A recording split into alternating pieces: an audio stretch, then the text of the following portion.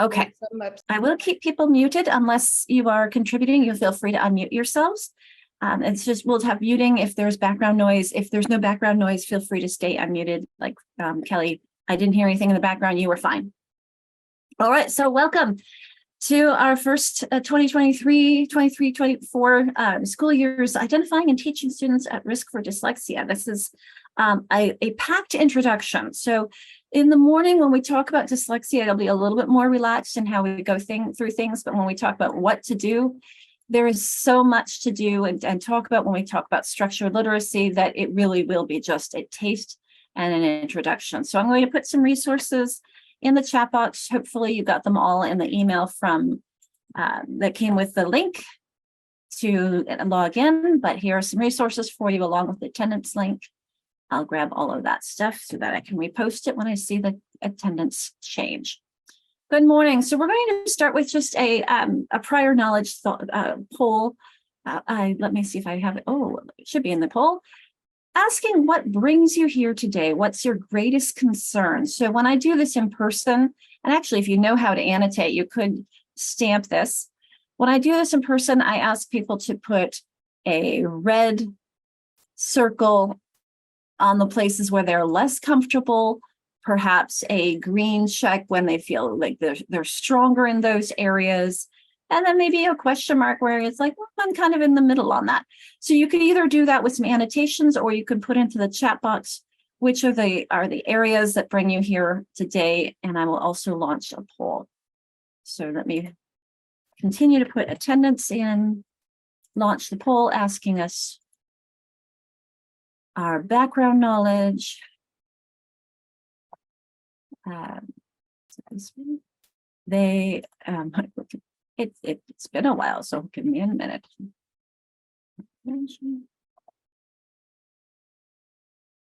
This one is not in here. So, but the background knowledge will be sufficient. I think this will be a good one for us to start with. So just asking about how much learning about dyslexia have you done prior to today? Lots of opportunities to engage. And I appreciate the honesty and the responses. It helps me get a feel for the group and who's in the room. I'll also put in the chat the resources for the sources for these two circles that really drive a lot of what I do.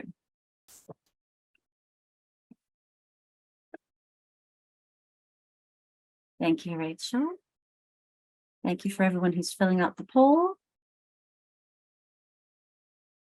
Awesome. We have somebody stamping in that comfort with common indicators and direct and explicit. Oh boy, someone's up early in Hawaii. Oh, definitely. Thank you for sharing that.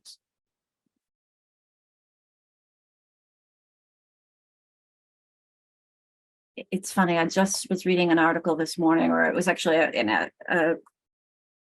listserv where someone is saying how that dyslexia has become a really catch-all, and I disagree. If it is really the word reading part of the strand, we'll talk about later, the strengths and the struggles. But I think that it's becoming more understood and more broadly recognized. I think that that's a good thing.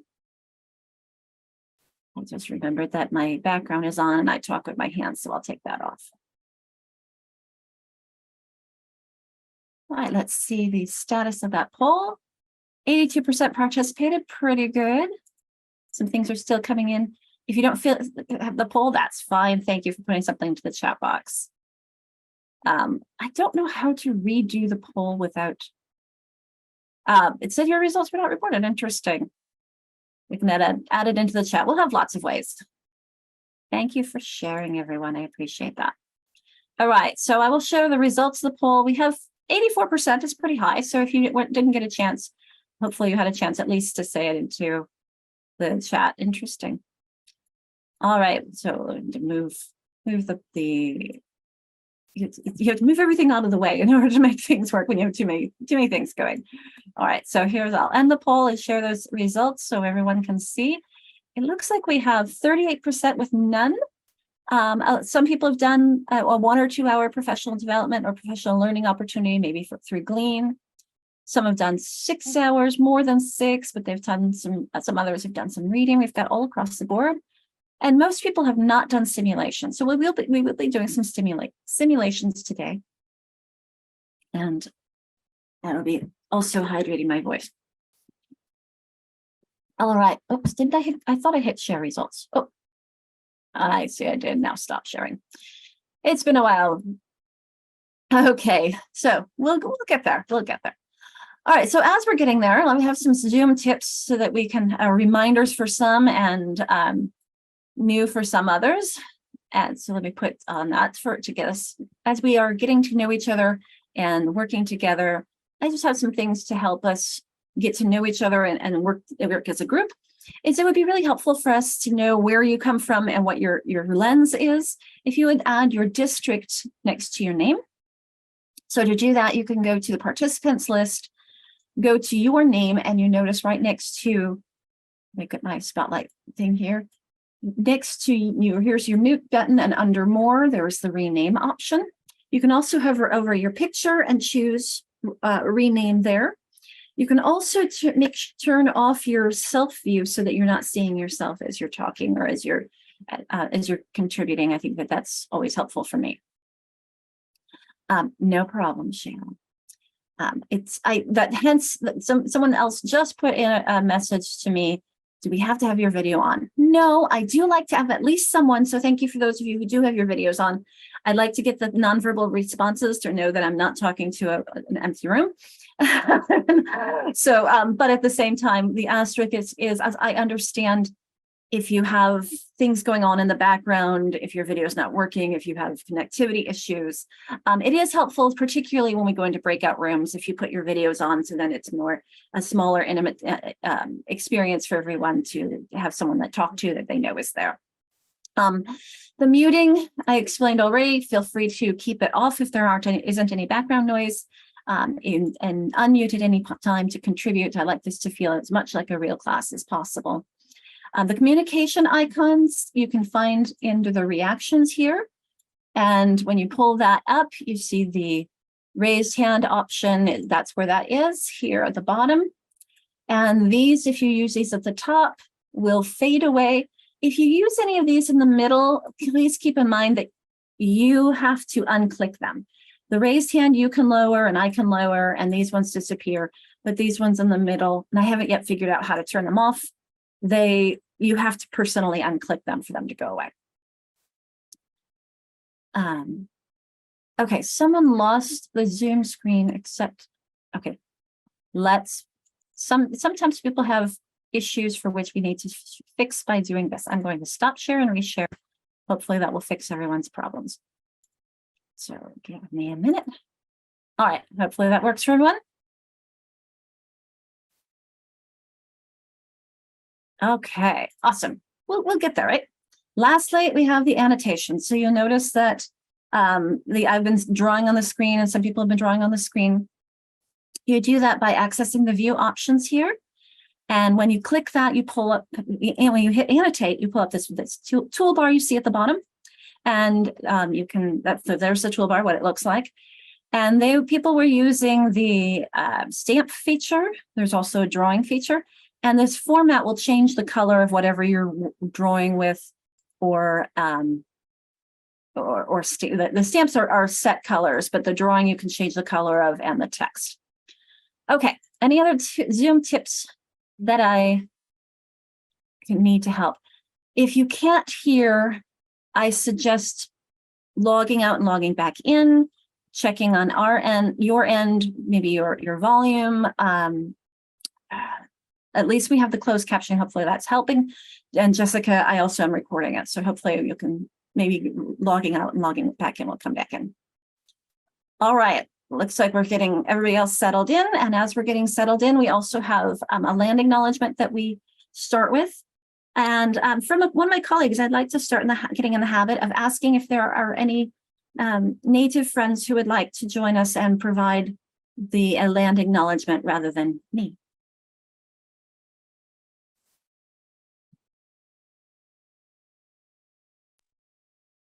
You want me just to read it? If you'd like, Rachel, or you can share your own land acknowledgement. This is the one from our agency, but if you'd like to read ours, you can, or you may share your own. I'd have to look it up. Ours is the Puyallup. How about I just read yours? Is that okay? Sure. That's just fine. Since time immemorial, ESD 113 is humbly responsible for serving the territories of many indigenous peoples, including those whose affirmation lies outside of U.S. federal recognition. Both prior and during colonial occupation, the migratory histories of native diasporic people have meant life on and stewardship of these lands, air, and waters as sites for human activity since time immemorial.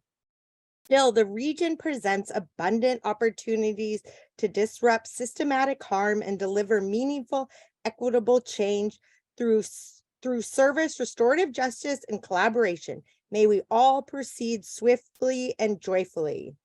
Thank you so much. That's a hard, the words are really big. Especially diasporic. Exactly. This is one a new one. I try to change it up every now and then, and I love the image. It's beautiful, but thank you for powering through some of those tough words. Fun choice for Dave learning about dyslexia, isn't it? Yeah, exactly. That was my simulation already. Thank you, Rachel. I appreciate it. Sometimes you just need to Skippy Frog anything that you're reading anyway. So. And yet, though, Sarah, we can't Skippy Frog the meaning of diasporic. That's an important word. I'd have to look it up anyway, so whether I can pronounce it or not doesn't matter. Well, I know that the IC has to do with an adjective, and that I think that thinking about the diaspora as people moving from one or being evacuated or pushed away from their land or going back to their land. I can't remember. It's one of those two, going back to or being pushed away from. So it's, but you can make a connection morphologically.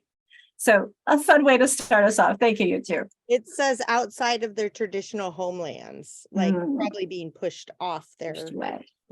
I remember, I think diaspora I've heard in terms of movement of people. Exactly. So there we go. We also like to recognize, and this is from my colleagues at OSPI, is the pain and trauma resulting from, I need to change that to over 400 years of racism in the United States. And we pledge to stand with our communities of color, particularly those who identify as or are categorized as African American. It's a commitment to leading with racial equity. We offer a moment of silence and honor the space for people from communities of color to respond to this acknowledgement first. And you may use the chat box if you prefer. I do also have a resource in the chat box.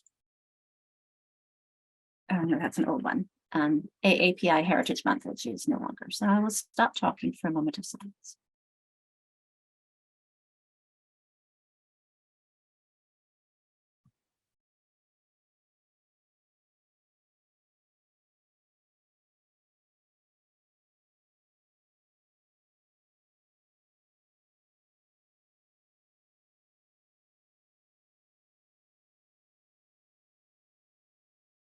All right, thank you for your contributions. I also share and start off with the teaching and learning beliefs of my agency. If you'd like, you can add into the chat box or annotate something that stands out to you or that you connect with. I share these to ground us in best practice and hope and the reality of really what's important in our work and what we do. And I think that, so I've changed color to and bolded the words that stand out to me. And in fact, this is an older version. On other ones, I took this off because while that's important, so are these relationships. The relationships that we have with each other, that we have with our communities, our families, our co-teachers, our paraprofessionals, our administrators, everyone, all of those relationships are important for impacting positive change. So I maybe instead of drawing through it, I should put in parentheses and say yes and. I'm a very yes and person.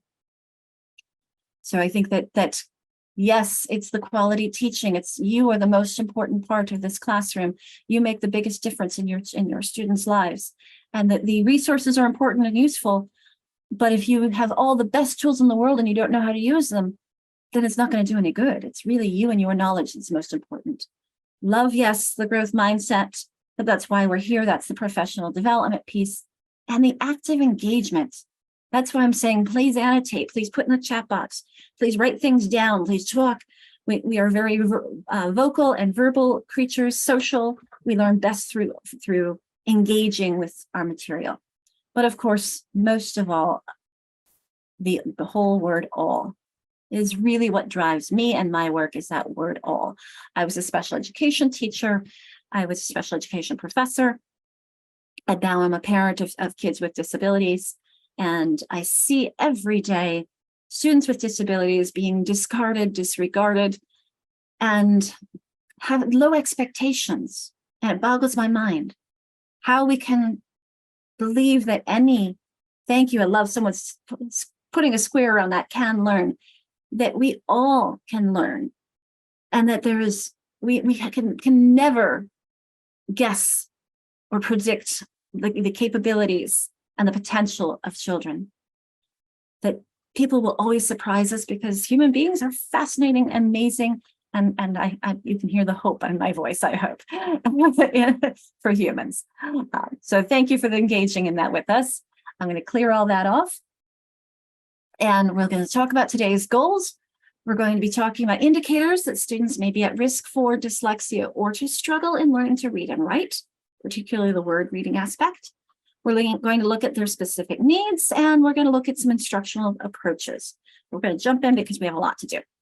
So here's our agenda today, approximate with the content. I'm going to try and stick to the times. However, I do always give my groups a choice if they want to have, as you see here, a full hour lunch between 11:45 and 12:45, and to get out at 4, or we could shift this to a half-hour lunch and be done at 3:30. So I'm going to just put that out there as an option. If there's anyone who would, if there are people who would prefer that, you can put it into the chat box. If there's anyone who can't do that and needs that full hour for lunch, please put that in the chat box and we'll stick with that. I'm just seeing that everyone's saying half hour. If there's anyone who cannot, please put it in and I will stick to it. Looks like everyone's saying let's do half hour. Okay, so in that case, let me, I have my notes on, I have a sticky note with the noon times, but I also, here are the alternate times for us. So if you want to take a note, we will still be having our 15-minute break at 10 o'clock. We'll have our half-hour lunch from 11:45 to 12:15. And we will take our next 15-minute break from 1:45 to 2 o'clock. So if you want to take a note of those, no worries, Brenda, I'll have it. If you're okay with that, I'll just record it. I just want to make sure that everyone is, if that works for you. Okay, sounds good. All righty, so that's our plan. Now we all know what we're moving forward with, and if there are people who are coming afterwards, we'll just catch them up as well. And okay, so let me also grab the resources and attendance list, because I saw someone coming in after I said, I see the attendance number has changed. All right, so a few more requests, just two more slides, and then we're going to jump in. I ask, as we've already talked about, engagement, but also how we work together, that we listen openly, share openly, expect and accept non-closure. This is lifelong learning. I'm constantly learning more. Yesterday I had a table full of books, and I think I'd read maybe half of them. Others I'm still in the middle of. There's so much more to learn. And then, of course, technology enhances our learning, and most importantly, that we give ourselves and each other grace. Many of us are still on vacation or coming off of vacation, or still, got a lot to do getting into the school year. So hence, we're at home. I hope you can see through your kitty, Christina. We give ourselves and each other grace. Oh, they're always entertaining. That's part of being in the Zoom world. It's a different world, and it's okay. It's a new way for us to engage with each other, and I think it's a beautiful way for us to be able to connect across distances. So thank you for joining us. All right, so these are our guideposts. I'm trying to stick to these and move to them as often as possible, but sometimes when you're busy, you don't get it all in. So if there's something I'm missing, please call it out and I will try and fix it. So these are guideposts to help us see the notations for when there is a handout that you can go see and have a takeaway with you, an activity for you to engage with, some opportunities for you to pause and reflect upon what we're talking about, a practical strategy that you can use with your own students, and then resources are usually electronic websites that you can go to. So the practical strategy of this is that kids with dyslexia really benefit from having things visually as well as auditorily. They benefit from having a routine to know what to expect.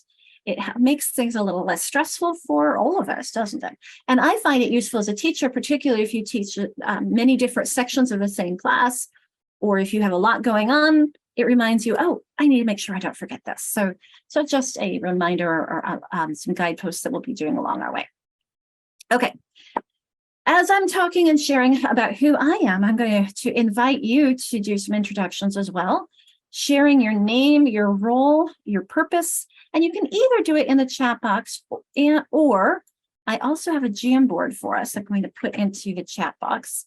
If you have two screens or if you want to just toggle between them, I will demonstrate the Jamboard for us, and then I'll go back to my introduction slide and share a little bit about myself for those of you who don't know me. So the Jamboard, when you write, you go back to your mouse. So the Jamboard looks like this. And if there are too many people accessing it, because ironically the Jamboard can jam up, then you can just go back in later. So the first frame here, we have a parking lot for questions and points. I did find a summary parking lot for us. Looks like it might be somewhere in mid-Washington, doesn't it? And then this next frame, frame 3, is a place where you can put where you're joining from, and maybe you can also put your role, what you do. And so to do this, if you've never used Jamboard, there's a little place where you can put a sticky note. You can change the color of your sticky note. And I will just put my name here on this, cancel, because I don't want to make another one. And I can resize it this way, scroll it down to Olympia, where I am. And I know we had one person joining us from Hawaii, Kalakina. So I will put you way over to the left of our map here, Kelly. There we go. And so sometimes you see we have to, if you accidentally do a gray one, you can just go click here and click edit, and then you can actually write on it. So I'll put Kalakina way over. Oh, there we go. That's probably yours there, Kelly. Okay, and then we also have some other engagement pieces later on that we'll be talking about those. So these are just the first 3 for us. Okay, so thank you for sharing a bit about yourself. For me, I've been teaching kids with dyslexia teaching about kids with dyslexia or teaching about dyslexia since 2001.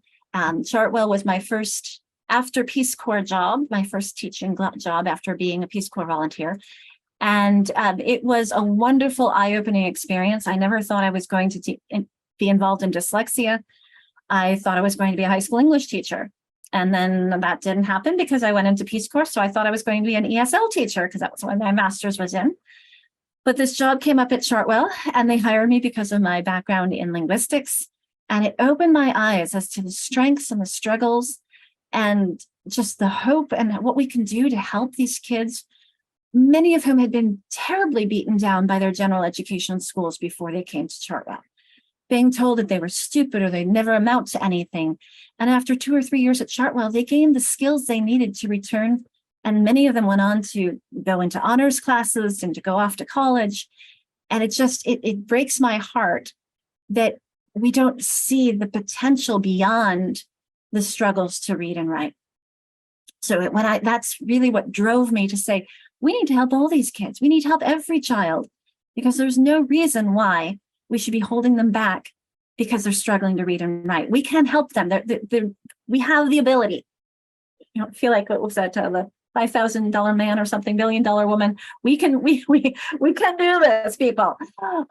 So then after working at Chartwell, 10 years later, the young lady in the middle was born.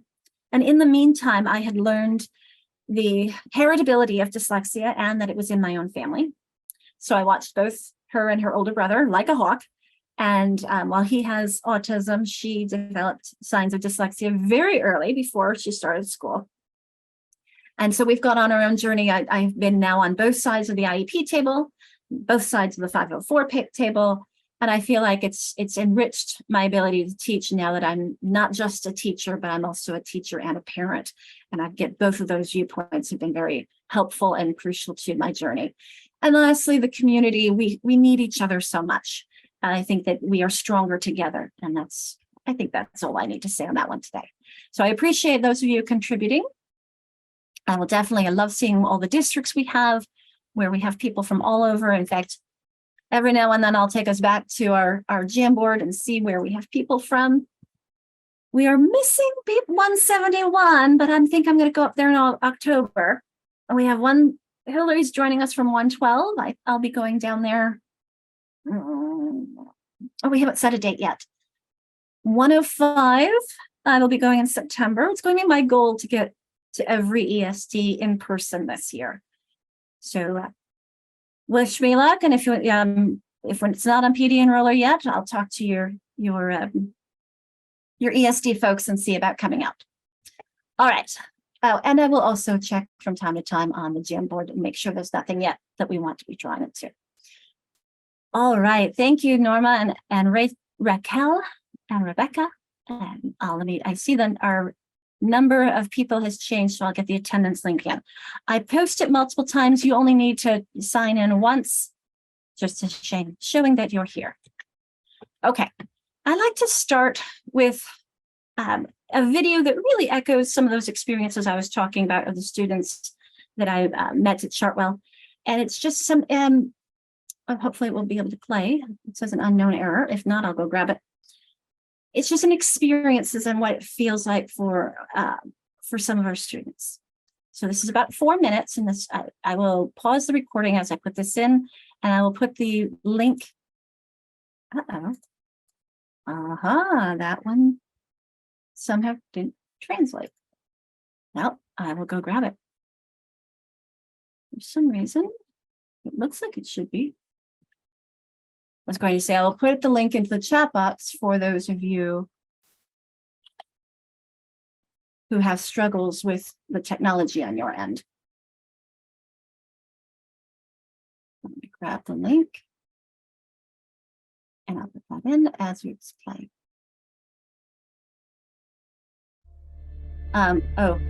Ironically, there is no talking sound. You have to read it. So if you can't hear, it's just music in the background. Yes, and sometimes teachable moments come out through these conversations. Thank you, Tammy. Okay, so who would like to share out about your discussion? We had more rooms than we'd have time to get someone from every room, but I'd like to hear from a handful anyway, 2 or 3, depending on how long of a conversation or how much we share. Alicia, sorry, I'm sharing Zoom bandwidth with my daughter today. She's doing this Pierce County job interview thing today. I'm from room 7, and we actually there was really good sharing going on.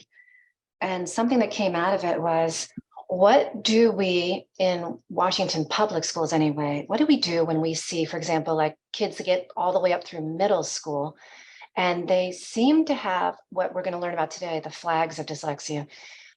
What do we as classroom teachers, for example, do? Who do we go to? And the second thing was, does Washington State even have through legislation or a law that says public schools have to do screenings for dyslexia, like to catch these kids before they get to middle school or high school? So there is a law we'll be talking about later today, Danielle, that addresses screening in kindergarten, 1st and 2nd grade.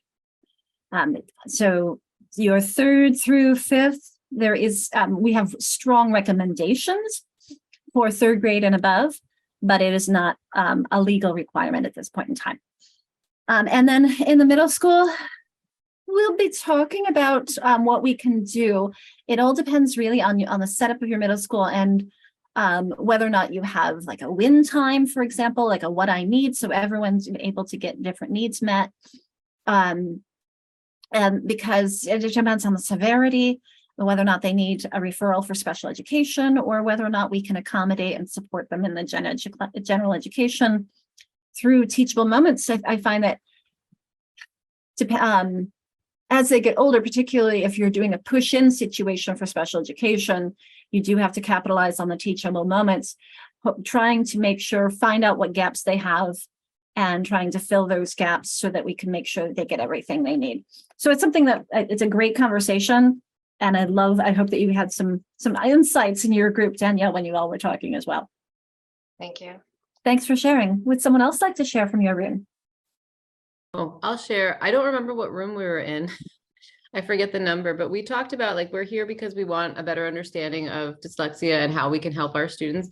And we kind of had a good conversation about how to create an environment in your classroom so students feel like they can make the mistakes instead of saying like, I can't do this, I'm not going to try. So like, I will make mistakes on purpose and let the kids know like, oh, we're going to move on. It's okay.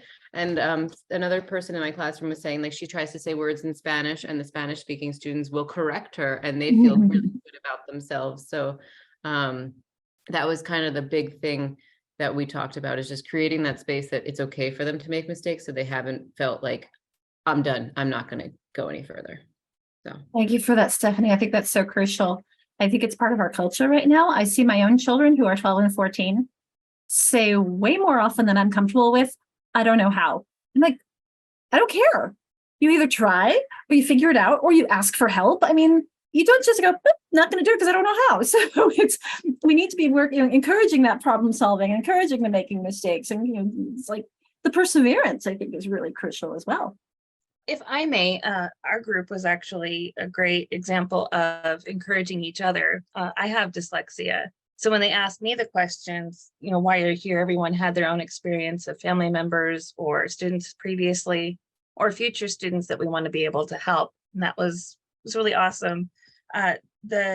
The video, I had a really different response, and I feel bad though.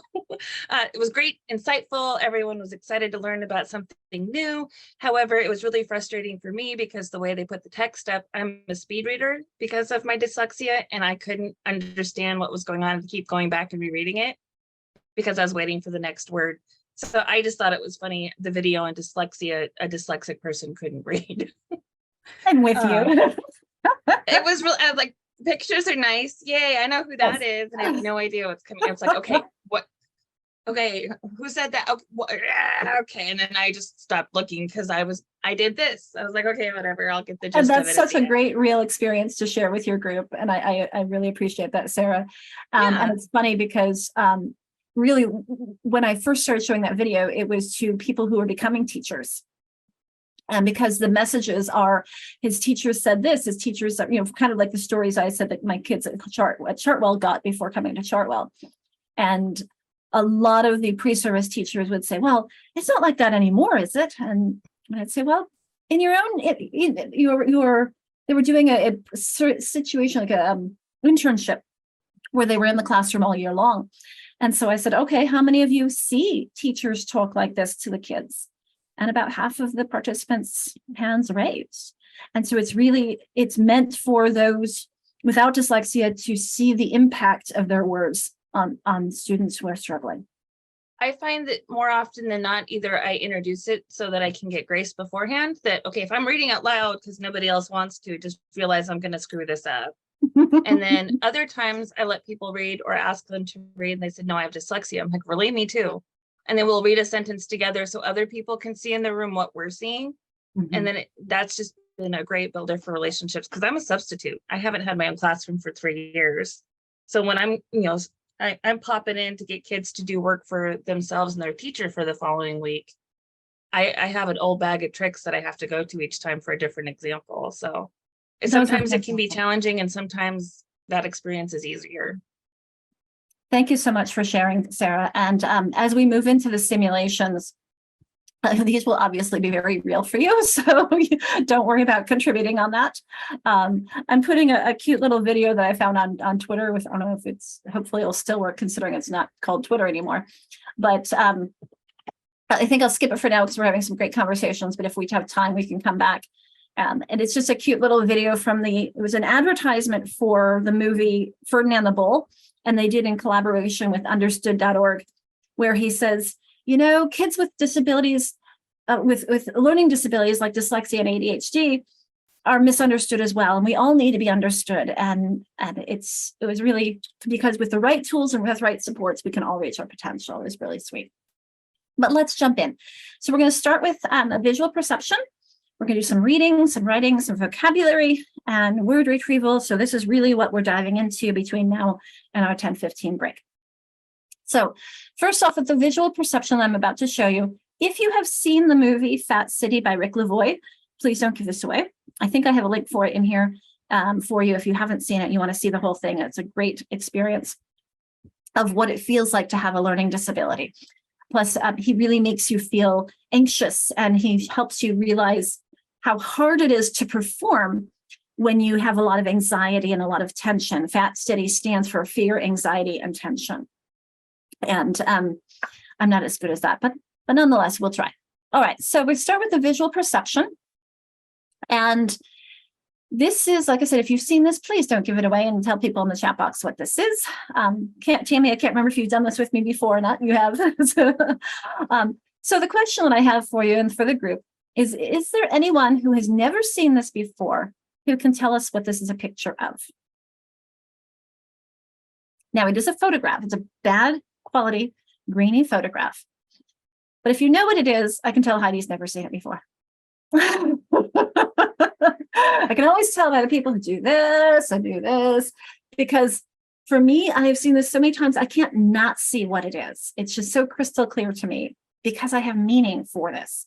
But just like your early readers who look at these squiggles and curves and have absolutely no meaning for them, most of you have no meaning for this as well.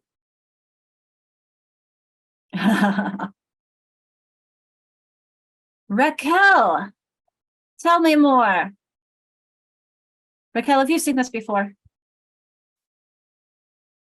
So it's me, Norma. No, I've never seen it before, but when I looked at it, I could see the head of a cow, the ears, the eyes. Keep going. She's right. Here's one ear. Yeah, Yep. I didn't see anything. I did. I saw it right away.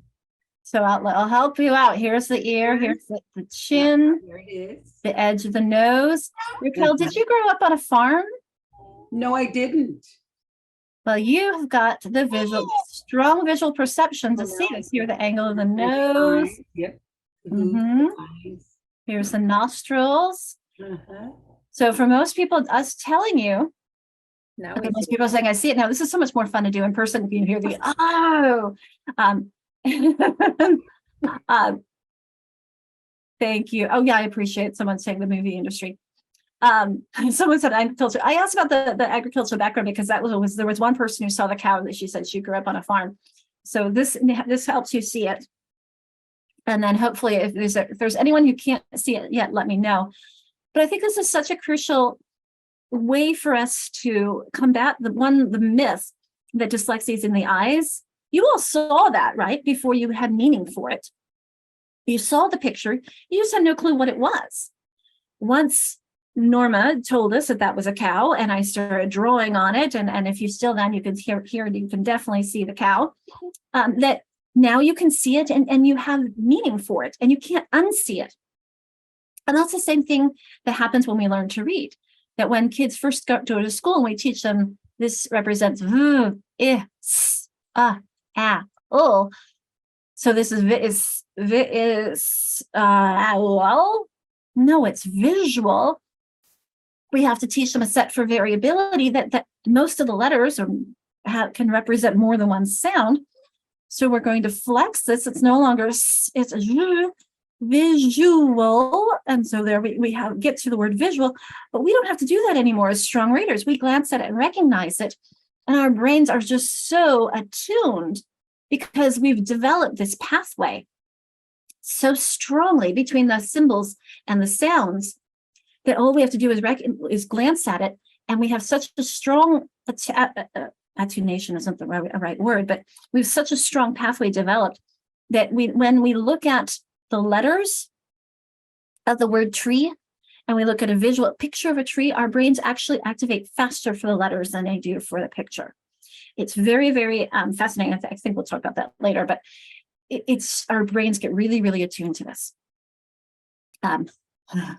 We can't not see the cow, exactly right. All right, so we're going to go on to a reading simulation. I will do need some volunteers to read this for us. This is going to be very hard to read, and I will give a caveat. This is not how it looks like necessarily for all dyslexic students. I have had some say that it looks like this for them, but I'm trying to make it extra difficult for you, including the transpositions and reversals of some particular letters that are very difficult, the B, D, P, Q. Some of my students said that felt like it was moving like this. What I would do for them is I would give them a blacked out card, or I would cut a window in a card so they would only see a little bit at a time. I always thought dyslexia missed me, but I do find that when I'm reading, sometimes my eyes, and I thought it was ADD, maybe it was dyslexia, my eyes will jump ahead to words that are in the next line, and I'll stick some of those letters in the word I'm trying to read when I'm reading aloud to my kids. And this is it's a visual crowding issue. So I'm like, if I could just read the word, I would have much more, as Sarah was saying, you're jumping ahead and trying to figure that out. So remember that we will be starting with the capital, and the first person will read to the period. I don't always start with that, and people get confused and they start up here. So I will help you out with that much. So can I get a volunteer to start us off? Who wants to give this a try? Come on, said Betsy. You did that too easily, Kaylin. Go ahead and go to the next period. We have to pick up the corn. Which corn? We have to just pick up, I can't remember, this corn. There you go. Excellent job, Kaylin. Let's take another volunteer for the next line.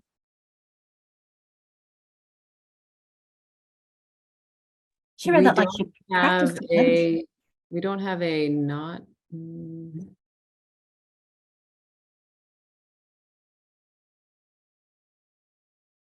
Remember your digraph TH, what sound it makes, Stephanie?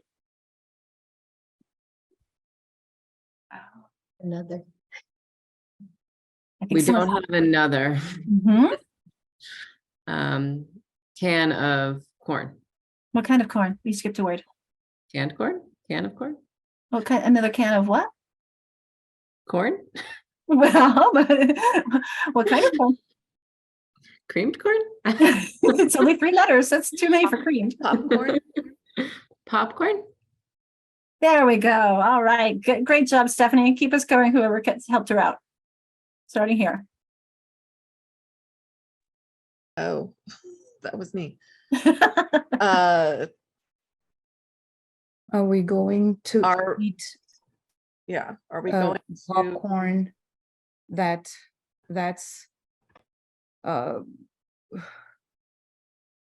not getting the other one on? I think it's becoming a group process here. I think I might have it. Okay. Are we going to eat popcorn that's been on the floor? Asked Susan. Excellent job, Julie. I was like, oh, okay. All right. So whoever's taking this one, be careful. We can wash it, Betsy answered. Excellent. Wow. You gotta keep going, Raquel? I can. Oh, Raquel, sorry. Raquel. Rachel, sorry. For Oh. some reason. Oh no, I might see there again. I mixed. That's a good Idea. idea, said Susan. Okay, now Rachel. I am very confused. I'm sorry. Sorry, I got to move my little screen thing. What? Oh, geez. We can wash it. Oh, okay. Geez, you guys. Why don't you try the next one? up and down, left to right, as if it was riding a wave. Oh my goodness. Sarah's giving you some support. Sorry, my screen is going, the thing is gone. Sorry. That's all right, no problem. We'll choose someone else. Do we have another volunteer for finish us up? Go ahead, Tammy. We can wash it. Come on, all of you. Help us quick or help Pick it us up. pick it up. Oh, give a round of Well applause done. to all of our volunteers. Wow. It's hard work, isn't it? One of the strategies that I shared with the group yesterday to help with this visual crowding and notice how we couldn't tell where one word stops and another word starts. One of the best ways to help with that, I looked to the person who hired me yesterday and said, don't kill me, is cursive. Huh. When you're writing in cursive, thank you for the nodding, Sarah. When you're writing and printing, you pick up your pencil between every letter. When you're writing in cursive, you pick up your pencil between every word. So there's a clear break between letters. It's where the letters are connected. I'm sorry, between words. So letters are connected within words, and then there's a break. You do most of your note taking in cursive. It helps, doesn't it? Because you pick up your pencil between the words. So thank you for that. Somebody's talking about dyslexic and English not being your first language. It is so, yes, so challenging. But so here are some I'm going to share a thought on that because it's super important. It's so hard for students who are ELL. It's my background. I just got a student who's been in this country since kindergarten. He is now in 9th grade, and he just got diagnosed with dyslexia from a doctor, and the school district wouldn't take the note from the doctor and required their own screening process. So it took the whole year to get him his support. We're going to keep working on that, Kaylin. We're going to keep working on making that better. At least I will say that I'm hearing fewer and fewer counts of districts not using the word dyslexia. So there baby steps, right? We'll keep on working, making things better.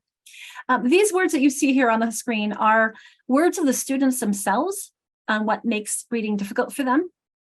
So I invite you, I'll read them for you so that you don't have to worry about reading. But I invite you as I read them to stamp any that connected with you that you felt, or you can also add in your thoughts into the chat box. Oh, William Van Cleve, he's so wonderful. Yes, I'm Tammy. I think you got that. Wonder if you heard about him from me. I love William. So someone's already putting stress from forming in front of others. Decoding words with unfamiliar letter patterns is a very common one here. Following along as others were reading, processing what others are reading, understanding and remembering what's being read. Who wants to take a test on that? Whose idea? What was wrong with the popcorn? What was the problem? How did we process that, or what was the resolution to it? And I love that so many people are doing this. I didn't call on you. I took volunteers. But this is really real for a lot of our kids, is that fear of being called on. Julia, if I do find it sometimes tricky to write with my mouse, there is a text section where you can type, and then it will be up there as well. All right, lots of contributions. We're going to get on to some writing, so I'm going to clear these off. If there's anything else you can add into the chat box, because we're going to do a writing simulation now. Because remember that reading and writing are two sides of the same coin. And we read to write and we write to read. So, and how many of our kids, especially in middle school and high school, somebody mentioned those, that middle schoolers, how we have to ask them to write things off the board and copy things off the board.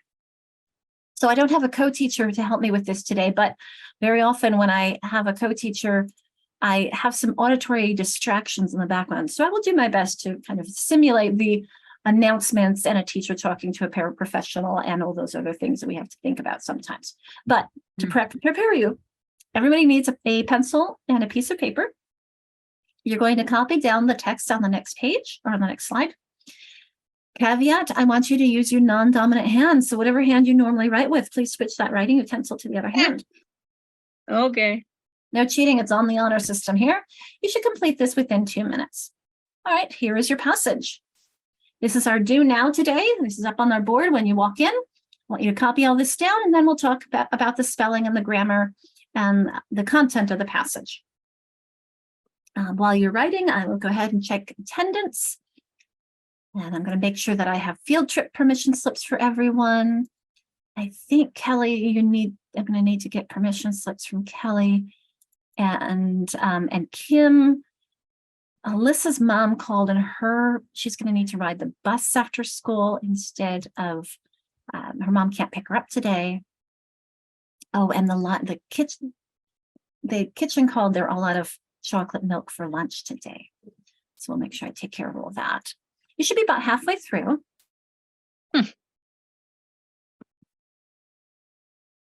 Let's see.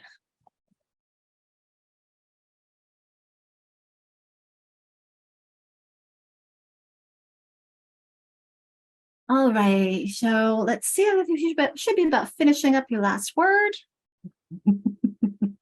You're right.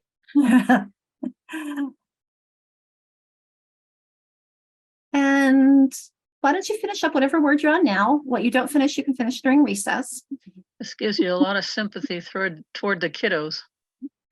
That's the idea. All right. Someone's saying I gave up already. Question, does anyone in here speak Gaelic? No, it's Welsh. Mm-mm. All right, finish up whatever word you're doing. You can stop torturing yourself. We'll go to processing. What made that tough for you? I think the biggest thing that I see in a lot of our kids is this one, the letter for letter transcription. And that's when I asked if anybody speaks Welsh, because you cannot just look at the word, read it, and put it down on text. You have to, so your decoding skills, poof, they're going out the window. They're not helping here, are they? And you have to go letter by letter, sound by sound. A lot of people are responding to that limited time. I'm sure that created a lot of stress. Reading from a screen for some, difficulties in that physical act because you're using your left hand, spelling and grammar and language patterns, listening and writing. I often try to use people's names to throw you off and like, wait, what's she saying? And how often do we do that? We talk to it, even if we think we're doing it quietly enough, it still can be very distracting for some of our kids. Any other thoughts you want to add on this one before we go on to a couple more things?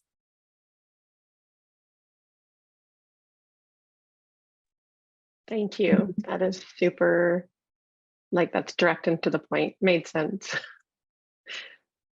Tina, I think knowing that my consequence that I can't get it done is taking my recess. So that's kind of it. I need my recess. And how often do we do that? Oh, don't worry, you can just finish it during recess. What? I need my break. Mm-hmm. Yes. And I love how, Rachel, you're saying that it's focusing on the task. One of the things I was bringing up yesterday and that Rick Lavoie talks about, it was in Fat City. He talks about the fact that there are two kinds of activities.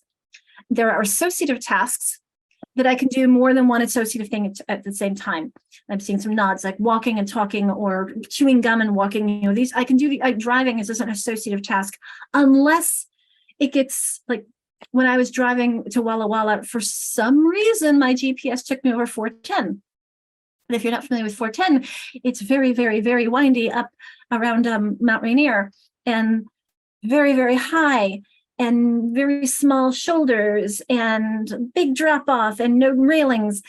And I had very little sleep that night. This was not on my plan. So at that point, driving was not an associative task for me. It was a cognitive task. I had to turn off the radio and focus just on that, because you can only do one cognitive task at a time. So think about, for many of our kids, these activities are cognitive tasks. Shut up, I can't listen to anything else, please. I mean, they would use those words, of course, but when you ask your kids to look at me and listen at the same time, for some of our kids, that's two things. I can't do those two. Give me I can do one of them, but not both of them. So we have to think about for whom something is an associative task versus a cognitive task. Tammy, you say that you don't want listens to words. Yes. When I do, and again, this is the ADHD because I'm going to pay attention to those words.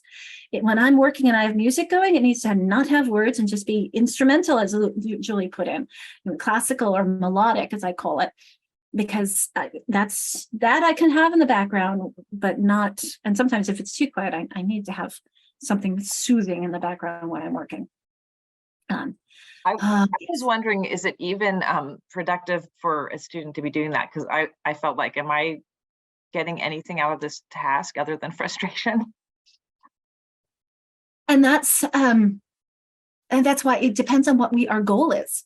I mean, some kids, they say they're able to concentrate better, but I think if there are words, are you paying attention to those words and not? And it depends on the brains. And if it's truly it's background noise for them, and I mean, for me, and again, it depends on each person. So I have a colleague who says, I want you to put your pencil down. I've had college teachers who do this too. Put your pencil down, close your computer, just listen. I'm like, oh, that's not good for me, because my brain will wander. I'm going to try really hard to focus on what you're saying. But unless I'm doing something too, I write copious notes, my brain's just going to be like, I need more stimulation with that than that. Other people, that works for them. They can just sit and listen. So it depends on what your strengths are and what your needs are. And I think that's where we need to be cognizant of the neurodiversity and recognizing those different needs and being open to the flexibility to meet those different needs. Yes, I love it. That's how people are. Okay. If there's no value about given what they're writing, they will be passed up. So again, that's what's our goal in it. Yes, thank you. Okay. Let's move on to our next one. Oh, I do love getting the chat, looking at the chat. Okay, the next one we're going to do, I'll clear this off for us so it's not in our way, is we're doing a vocabulary one. And I put this in between because I want, and I'm actually, I have a link here for some more reading simulations and attentional ones as well. Some of them don't work anymore because it's Flash Player, but there are still some good ones on here from PBS, misunderstoodminds.org. Okay, so but I needed a divider here because the next one, the vocabulary, I feel like is really good to counteract the myth that we build, how do I put this? That reading comprehension is just based on vocabulary. In fact, I was at a reading conference years ago. It was an international dyslexia conference. Big name came up and she said that vocabulary, knowledge of words, is a proxy for background knowledge. And I'm like, I have to disagree because of what we were about to experience, and you'll see why. And so I raised my hand and I brought up this point, and she said, good question. She didn't have an answer for me. She said, what do you do about so? So this is something to think about, that yes, you need to know the words, but that's not all you need. So in this next passage, I'm going to show you, we have everything cleared off. I want you first to take a look at these words. And please be honest. I'll read them for everyone. And I want you to please be honest about whether or not there are any of these words that you don't know. Are, between, consists, continuously, corresponding, curve, draws, variation, graph, if, isolated, known, making, only, often, with, one, points, relation, set, table, values, variables. Are there any words here that anyone doesn't know? Okay, so you know 100% of these words. We often teach that if you know 95% of the words, you can understand the passage, right? You tell the kids, if you get to 5 words, put it down, it's too hard. Well, you know 100% of these words. So the assumption is if I give you a passage that uses these words and only these words, you will be able to understand the passage, right? Let's try this.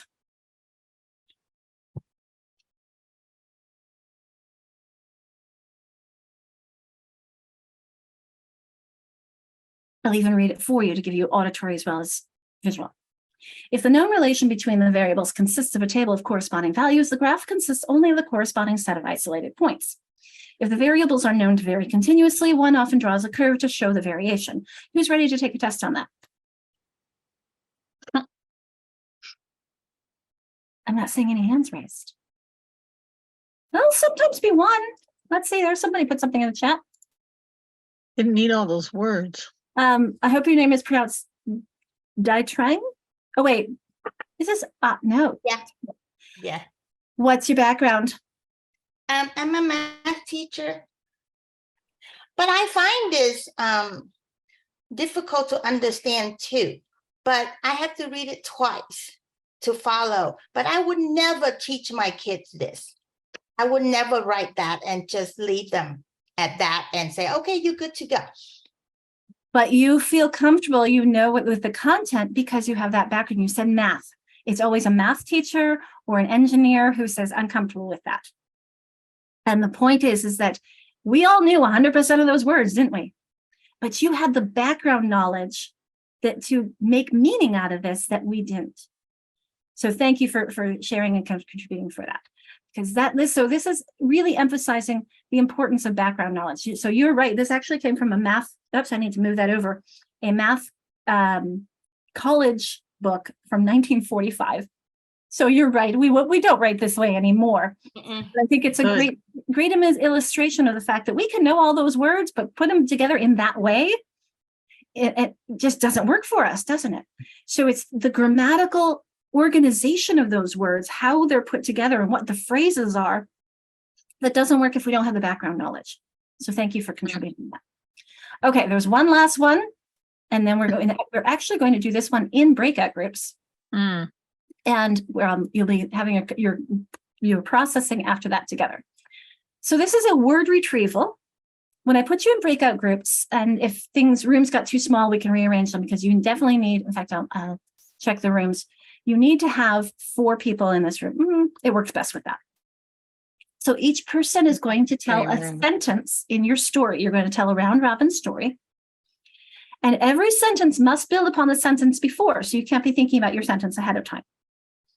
So you'll pick who goes first, and that person tells a sentence, and then each sentence adds on to that.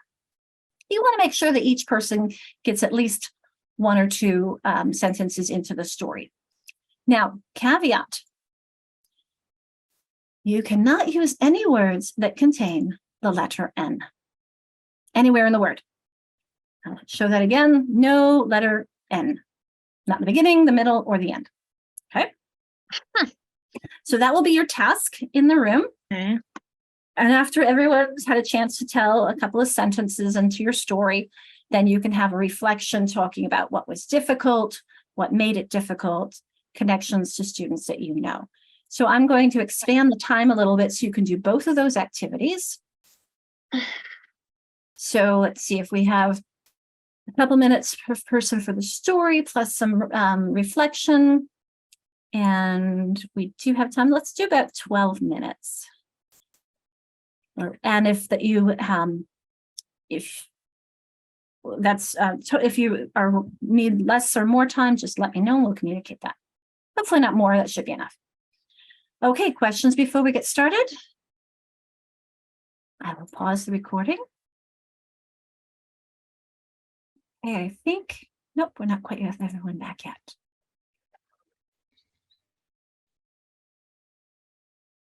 All right, breakout rooms are now closed. Welcome back, everyone. Okay, let's hear from some of the groups. What were some of your experiences with all of the simulations we've done? What are some connections you've made? How is that simulation of what's called dysnomia, where you get the wrong word or you struggle to find the right word? My daughter and I both struggle with it, and I put in her 504 for teachers to ask for clarification before assuming she doesn't know what she's talking about if she uses the wrong word for things. That's one of the things. Her brother used to get so frustrated when she'd mix up he and she. He'd say, that's a girl. She's like, I know, she just used the wrong pronoun. Or she used to mix up, especially meal names very often. She'd say, we're having breakfast. No, dear, and it's dinner. Or she just used the wrong word. She knew. She knew what we were doing and where we were, but was just using the wrong word.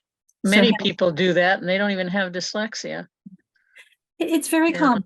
Some of us have to think a little bit more than others. One thing that I think is common is that all 3 things take much longer to do that way. And we need, one thing I get frustrated with, I have a child on a 504.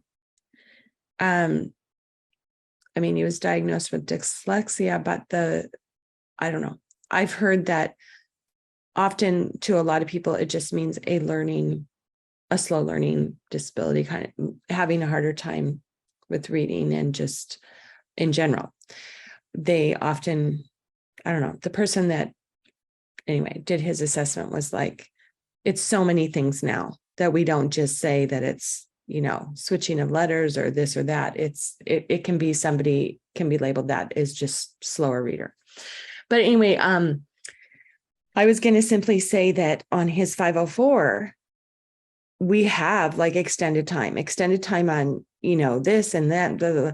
But then the district puts in these weird things to 100%. And then when they interpret that, it means like, okay, 1 extra day. I'm like, what? Okay, if he has a paper to write, 1 extra day, that's a huge project. So it depends on what the thing is, how much additional, and I can't get them to like understand what I mean. It's like, there just needs to be a flexibility. Thankfully, lots of times he's in high school now. And when he went into middle school and high school, lots of times now I feel like the teachers, thankfully, are just gracious, and if I talk to them, and now I try to get him to talk to him, but then that's a whole nother can of worms with your peers around. And it's like, he doesn't always say it. So then they'll be like, well, he only had till this day. I'm like, are you kidding me? Like, so I don't know, any thoughts on that? And I know it's kind of off track with what our class is like focused on, but is there language, or if there's somebody put it in the chat box, if there's language that I can teach my district. It's frustrating. I'm kind of like, what? I write IEPs, and I usually say extended time allowed with if the student advocates, time and however long agreed upon between student and teacher. So the student has to come to the teacher before the due date and say, I need more time, and then they'll chat about how much more time. So it's open-ended, but it puts a little onus on the student. Like, you got to come ahead of time. Don't say like the day of, oh, I couldn't get it done. You come a couple days before, say, I'm not gonna be able to get this done. How long can we extend it for? And also, Cheryl, talking about the self-advocacy, this is one of my favorite resources. It's from the Oregon branch of IDA, and I'll be sharing some more of their resources later, that they actually made once business cards for the kids that said, hi, on the front, it said, hi, my name is so-and-so, and I'm dyslexic. And on the back, it had a few of their accommodations. And this one is one where you can, notice how it's saying my strengths, my challenges, I want you to know. And here are some things that I need, whether it be, some alternatives to standard print and lecture, some where I'm sure we're going to find here's distraction, extra time and reduce distraction. So they could check off what their needs are. And I think it's a step toward being able to verbalize and advocate for yourself orally, is to hand them something in writing. It's a step on that. But I think, that self-advocacy is crucial. There are so many great resources on this. I'm going to put this chat in the site in the chat box. This is under accommodations, but I'll go to the home site because they also have, for learning more about dyslexia, this dyslexia guide, which is in both Spanish and English. They've done beautiful videos and resources. So some handouts, which, what is dyslexia, how to talk to your child about it, how to talk to your school about it, accommodations, what to do if you think your child has dyslexia. So this is, I used to be on the branch in Oregon. I'm now on the branch in Washington, and little by little, we continue to try to change the world, don't we? I think from my child anyway, he would be very uncomfortable around peers presenting something like that. And so I think a lot of his communication at the age he is through emails and things. And I know they need to be advocates, but sometimes when a child is flooded with a project, I find that I'm helping him with just kind of being an advocate for himself. And okay, get up your email. Let's, what do you want to say? Sometimes he'll put it on, the speaker, so he's not stressing, and I'll just talk into but it's just, it's like, okay, you're talking about a kid that's highly stressed. Oh, yes. On top of that, they're supposed to remember how much in advance that they got to give a warning, and then all this other stuff. And they're flooded with maybe 3 classes and who have I asked and what. It just, I don't know. It's a challenge, you know, and this is a lifelong journey for us all. And like I said, little by little, we're trying to make things better. I'm so happy that OSPI is providing the funding that I can make these classes freely. That's awesome. And little by little, you know, there's when you're talking about your son, it also made me think of these bracelets. They used to have a place where you could fill out your information and they would send a bracelet to any kid anywhere. And you'll notice, I'll go back to the other image of it, where it says you are not alone. And that was so, again, it's so powerful. When I came, here it is. I came back from one of the conferences with that for my daughter, and she read it. She said, "You are not all one." And I said, well, that's how it used to be, but it isn't. It is alone. And when I told her it was the International Dyslexia Association, she said, "That's about me. That's for me. I'm dyslexic." And, it's just so powerful for them to know I'm not alone. And for a while, we had a student group here in Olympia area that I had started for the kids just to meet each other and have positive, fun experiences and getting to know their strengths and powerful opportunities. And as you could say, Oregon also does a student empowerment group with, they have a panel, they call it the student panel, and they learn to self-advocate. We'd like to do it here in Washington as well, but we haven't gotten that off the ground yet. So I will put the Wapita site on for people who want to see what's going on here in Washington. We are going to have a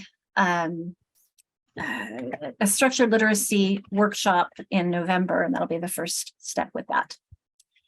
So that was a little bit, thank you for all of that, Cheryl and Stephanie. Is there somebody from another group who would like to share about your processing, your discussion, your thoughts? Something that came up that you'd like to question or bring up to the group? I'll share that in our group, we talked about, we very quickly figured out that we didn't want to do it orally. We wanted to type it in the chat because it was too much to try to hold on to the words you wanted to say and to try to figure out if those words had ends in them, and then also to figure out if they matched the story. And so we very quickly were like, can we just type it in the chat to one another? And then even still, I think all of us, at least at one point, maybe just 2 of us, did put an N, even though we were trying really hard to not, and we were like proofreading it. And we were just thinking about like either the old round robin reading style where you would like count the number of people ahead of you and you'd be thinking ahead and not really paying attention to what was going on. We were all doing that. We were trying to think ahead to when it was our turn, like what could we say? What words could we use? And yeah, we were just doing a lot of that like mental gymnastics to try to make it easier for us and accommodate for ourselves so that we were successful. That's so funny you chose that, because so often when I do this in person, people say, if only I could have time to think and write down first. But you don't know what the person before you is going to say. So you have to wait until they say it. And so, and that again goes back to slowing down the process. And it's hard, isn't it? And it's so funny when I do this in person, I can go around and listen to the stories, and you hear stories about cats and birds, some boys, but it's hard because you can't use the word and, you can't use the suffix ing. It's challenging, isn't it? In our group, in our group, we felt like it didn't make sense, you know, putting all those words with no ends. You know, we needed that and or like ing. So, but it was good. Thank you, Norma. Go ahead, Amity. We wrote our story down because it was hard to not be able to like think about it and write it down. And we also revised our story. We came up with quite a great story, but it is about a bird and a dog. But it was very challenging in the beginning to not have very simple, very simple sentences. We got better at it towards the end, I feel like, but it's hard to think of words that don't have an N in them when you, like we had to just even on, we came up with a top instead. It's a real, it really makes you think about just everyday language and what it must be like for other people. Well, and think about a second language learner who doesn't have the vocabulary, and they have to do what in the ESL world we call circumlocution. They'll talk around the concept or talk around the word because they don't have that exact word. So we have lots of other words that mean. So you're saying, well, we can't use on. You used, I think I said on top or a top. A top. That's a great one. I once heard a group use the word delicious. I was like, wow, because again, it's often, it's so hard to think about paying attention to content when you're also paying attention to form. And that's the challenge for a lot of our kids. So it is 10:15, so I'm going to pause the recording. We have our breakout time, our brain break from 10. Oh, whoops, it was supposed to be 10 o'clock to 10:15. My apologies. I wasn't paying attention to my notes correctly. So we're going to still do our 15-minute break, but instead of 10 to 10:15, we'll do 10:15 to 10:30. So I'm going to pause the recording. I'll put the attendance link back in again for people who came in later.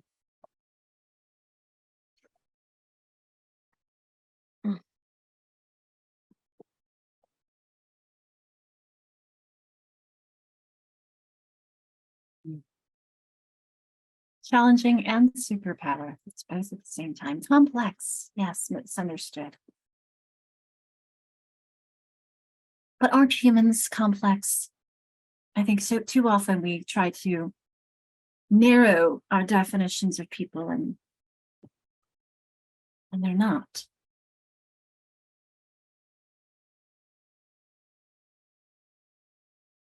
Frustration, overlooked, misunderstood, struggle, challenging.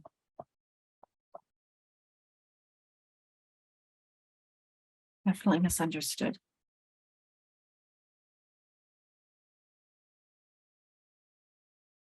We want to normalize. Definitely can impact child self-esteem. I think my books are in the car, but there's a fantastic book by Jonathan Mooney, which I think is in my book list, called Normal Sucks. And I'll just put up here. If you go to Normal Sucks XYZ, you'll get reference to his book. And he also has a short video. I think it's 10 or 20 minutes. I can't remember, about the invention of the concept of normal. And we need to be embracing the beautiful variety of humankind, including the neurodiversity that is pretty normal. Not his definition of normal, not the way the school psychologists define it, but I think that it is more common to have differences than to think that of even having everyone the same.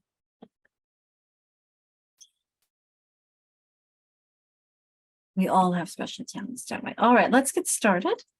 We're going to start off with, here's our reminder. We're going to talk about some definitions and characteristics. We'll get into the screening, the Washington law. Thank you. It's definitely, we have to find our different ways. Appreciate that. Okay, so we're going to start off with some of the things that I've heard already this morning with that there are many reasons why we might be struggling in our reading experience and our learning experience when it comes to reading and writing. May have some weak verbal abilities. So oral language is the basis of everything we do in learning to read and write. We have to be able to speak. We have to be able to understand when people speak to us. So those are very crucial. And so that's that top one that could contribute to reading difficulty.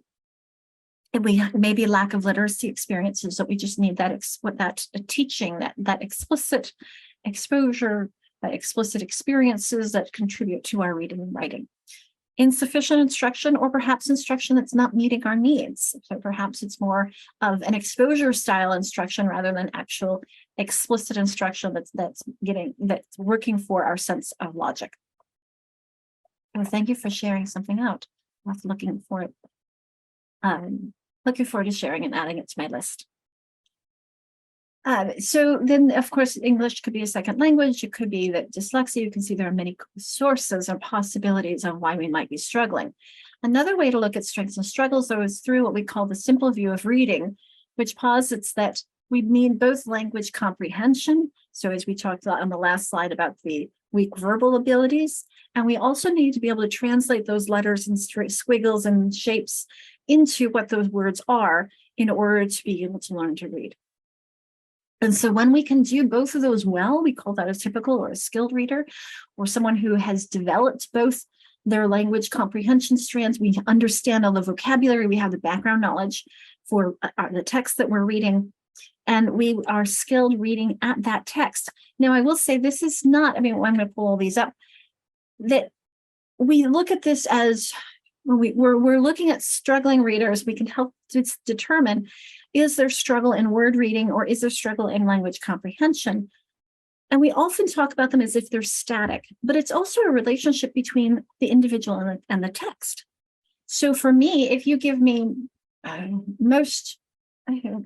lot of books, I would be in this top category of a strong language comprehension, strong word reading. But if you gave me a book that I could sound out all the words, perhaps Shakespeare or engineering or something on protein kinases, I could read all those words. I might not know what they mean, and I might not know what they mean in that context, in that order, so the vocabulary. So if you gave me those texts, you might say, oh, she's hyperlexic. She can sound all those words out, but I have no clue what I'm reading. However, there may be others that I've never seen those words before. So I'm less likely to, I mean, I can sound out most things, but for example, epitome is a hard one. It looks like epitome. So if you don't have the language comprehension, you're not going to be able to determine what that word is. So it's really a strong relationship. You need both and able to be able to read. So this is just a glance at the strengths and the struggles. I did have some kids when I was at Chartwell who were both, but I've really added this piece on the emerging reader, is that we need to develop both our language comprehension skills and our word reading skills in order to be strong readers. So I think this is a good framework to looking at those two skills that you need. When we look at dyslexia, though, and some people ask, okay, what the compensator? This is a term from David Kilpatrick as the compensator. Those are the kids who slip through the cracks for a while. Maybe they have a strong auditory memory, and so they hear others and they can join in the conversation, and they can mask their dyslexia for a long time. Or maybe their dyslexia is not so strongly, they can sound things out and they can make the connections between the sounds and the symbols, but they do it at a slower rate. And I think my daughter has gotten to that point where she just needs extra time for her fluency. She can get there, but not automatically enough. And so it's a slower rate. And that's particularly in the older kids. Sally Shaywitz will really stress that we see it most in the quantity and quality, not whether or not they can do it, but how much work it takes for them to get there. And that's in our older students. You could call that a compensator, where they've got the compensation, but it's just going to take them a while to get there. Okay, so this is the definition of dyslexia that's been recognized here in Washington. And I'm going to put this link into the chat box. I'm going to read it to you, but as I read, or after I read a sentence or words, I invite you to either put into the chat box or annotate. You can underline, you can highlight, you can stamp words or phrases that stand out to you. So this is a definition that was adopted in 2018. It's very similar to the IDA, International Dyslexia Association. In Washington, we defined dyslexia as a specific learning disorder that is neurological in origin and that is characterized by unexpected difficulties with accurate or fluent word recognition and by poor spelling and decoding abilities that are not consistent with the person's intelligence, motivation, and sensory capabilities. The vision and hearing is just fine. These difficulties typically result from the deficit in the phonological components of language that is often unexpected in relation to other cognitive abilities. Secondary consequences may include problems in reading comprehension and reduced reading experience that can impede the growth of vocabulary and background knowledge. Christina, you have a little bit of challenge with that kitty there. All right, so I'm seeing some reactions here. a couple of things that I will draw attention to. So number one, the word disorder. When I first started teaching this definition, people asked, why disorder? Why not disability? And I went to the WACS on special education, and I found that the terms disorder, disability, and impairment were really seemingly interchangeable. And one of my colleagues, who is a school psychologist for many years, and now he's a special education director. That's a good question. Why not difference? It's a very good question. So a specific learning disability is one that is recognized as one of the categories for being qualifying for specific for IDA and IDEA, sorry, the other one, for special education. But his point on a disorder instead of disability is that it seems to be a bigger spectrum. So that may or may not be severe enough to be considered a disability, and therefore, that's an interesting point, Sarah. Interesting that disorder can be corrected. That it's and there are things we can do to rewire the brain.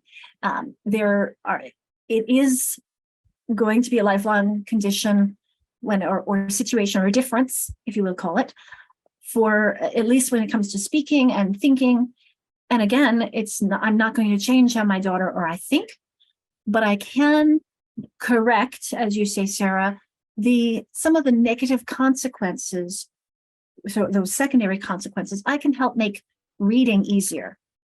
Speaking and thinking and all those, that's different, but I can help make the reading easier, and I can help draw someone's attention to their strengths and accommodate their struggles and help remediate, so that we don't have as many negative social and emotional feelings, and the emotional difficulty does not have to be so much.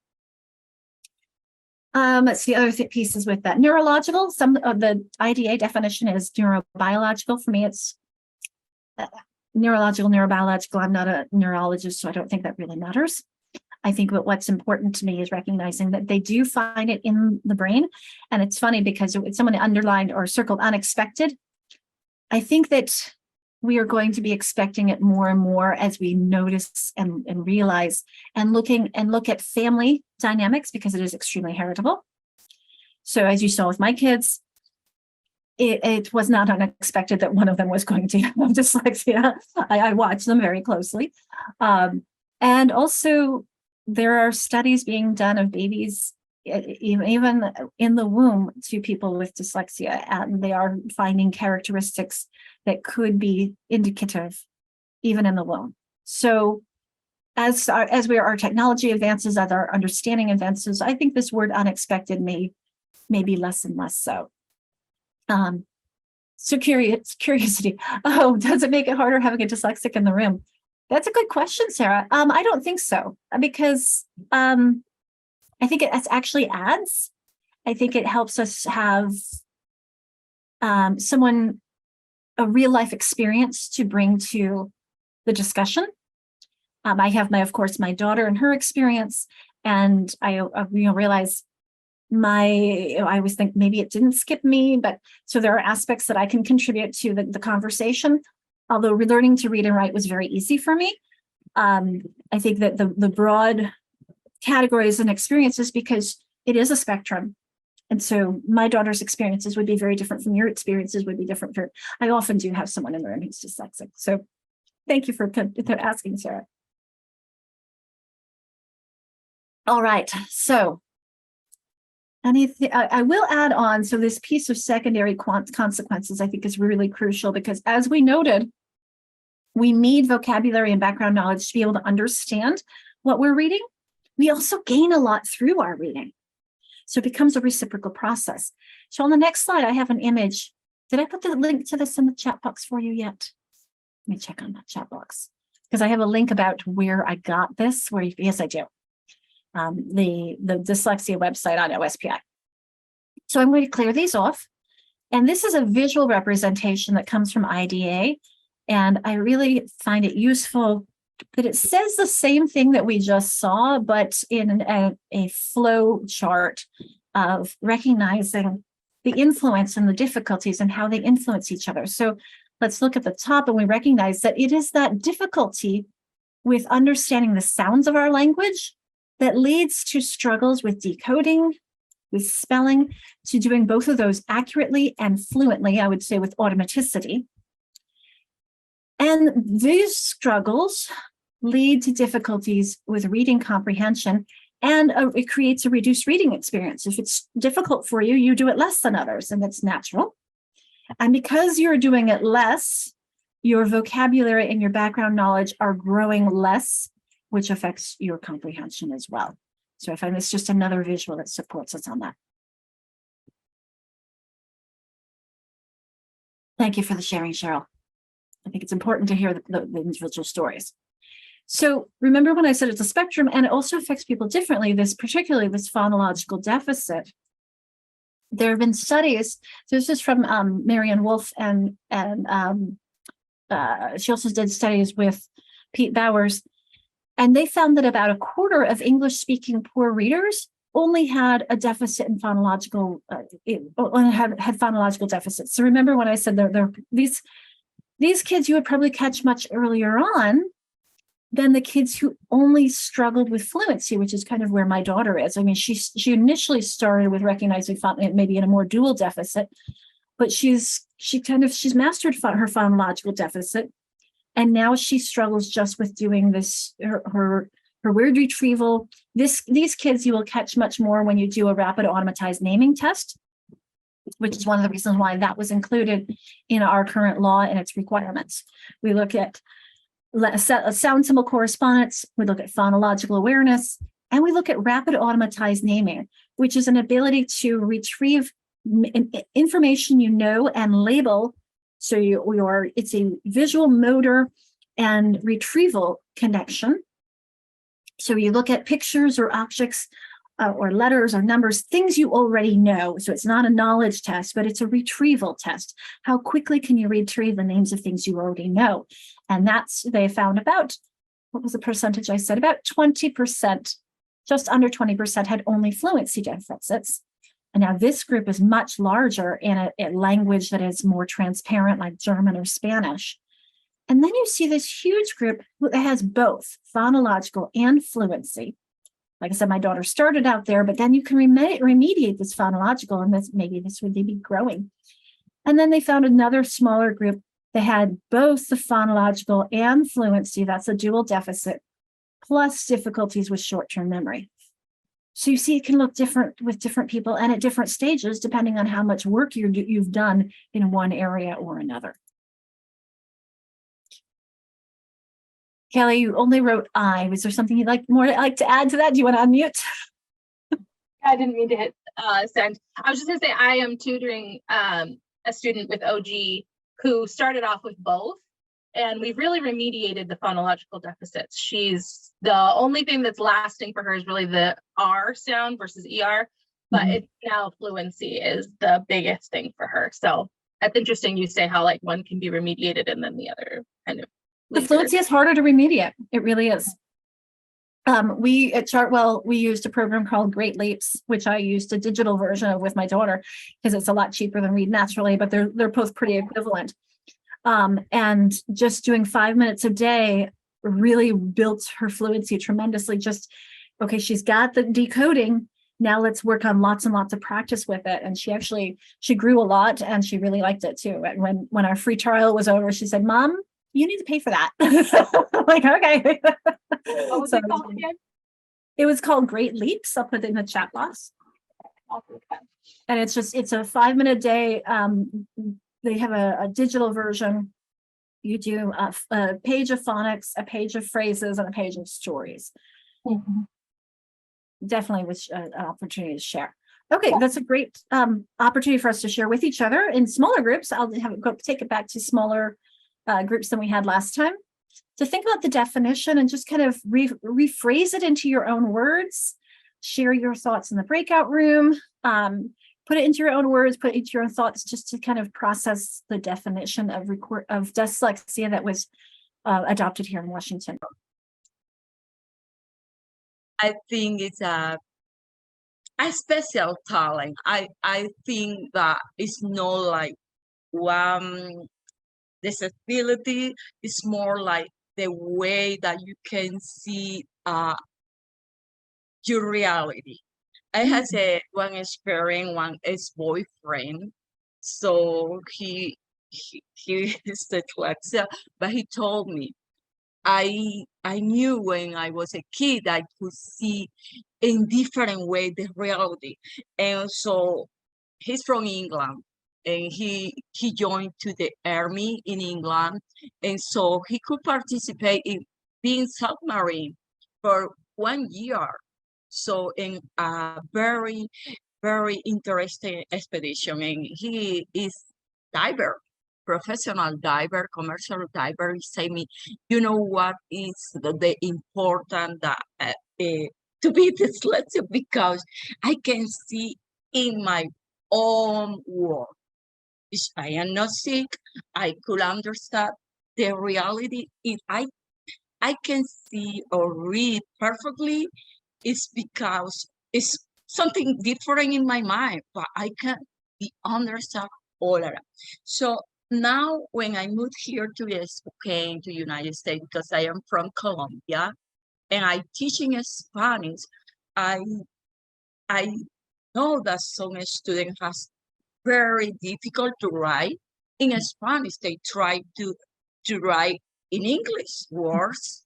So because we always try to teach connect word that is similar between English and Spanish.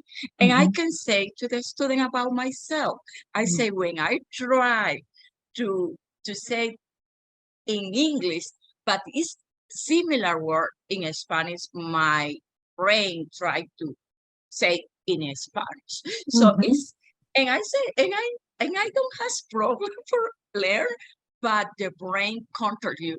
And I say to my husband, he's American, all my family has just only speak English. I say, I know that it's a similar word, Spanish English, but my brain just only try to say the fear word I have in my brain. So, and I think this is class helped me a lot for understand and how I can teach effectively with my student, you know. So, and I'm very happy to participate in this class. I am sorry because I have problem with my sound, because I am not very good with the technology. So when I try to listen the video and I come back to your own sound, I got difficult. No worries, Lucila. What district do you work with, Lucila? Well, I work in Spokane International Academy. It's a charter school in Spokane, Washington. Thank you. I'm gonna put that in the chat for you. Thank you. Sorry, in your name for you. Spokane International Academy. Yeah. Thank you. I appreciate that. Some people have added some things into the chat. Someone, Rhonda mentioned about executive functioning. And this is, it made me think of the book, and Jonathan Mooney. He, I don't think it was in the book, but when I saw him speak, he talked about what he calls strategic mating. He married his editor. So we find people, when I had a co-teacher yesterday, I said, I really need you here for executive functioning support. Help me remember everything. We say at the very beginning, especially if you get me in a clicker and I'm moving around the room and I set the clicker down, I need someone to help me know where I put it. Yeah, totally. So we have to recognize, and you'll find someone whose strengths counter our weaknesses and vice versa. I mean, as human beings, we all have strengths and struggles. Yeah, and totally. So we have to embrace that, the complexity of being human. So I appreciate that. Thank you, Lucila. Is there another representative who'd like to share before we move on? I wouldn't mind sharing what our group kind of discussed a little bit about.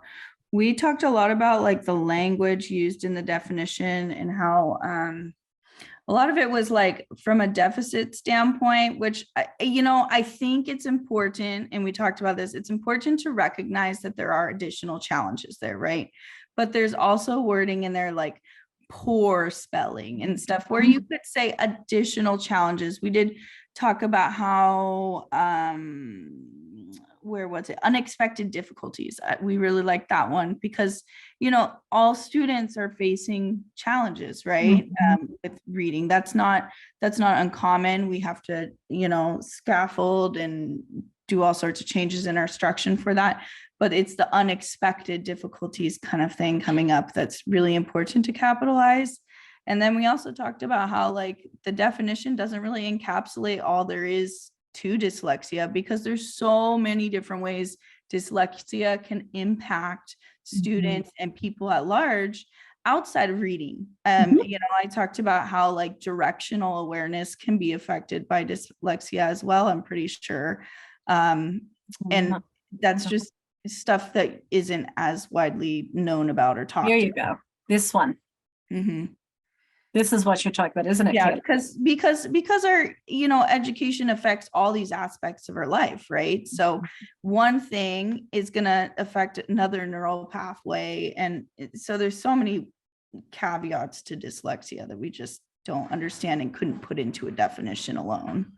Tremendously. I mean, the motor control, the left-right confusion, I mean, the spatial confusion, difficulties with time and organization, and as someone mentioned, executive functioning, and it's very complex. And when it comes to telling time, I'm much better on analog than I am with digital, because if I look at digital, I have to calculate how much time I have left, or I might transpose the numbers. So I see 7:13, and I think I'm late for a 7:30 meeting.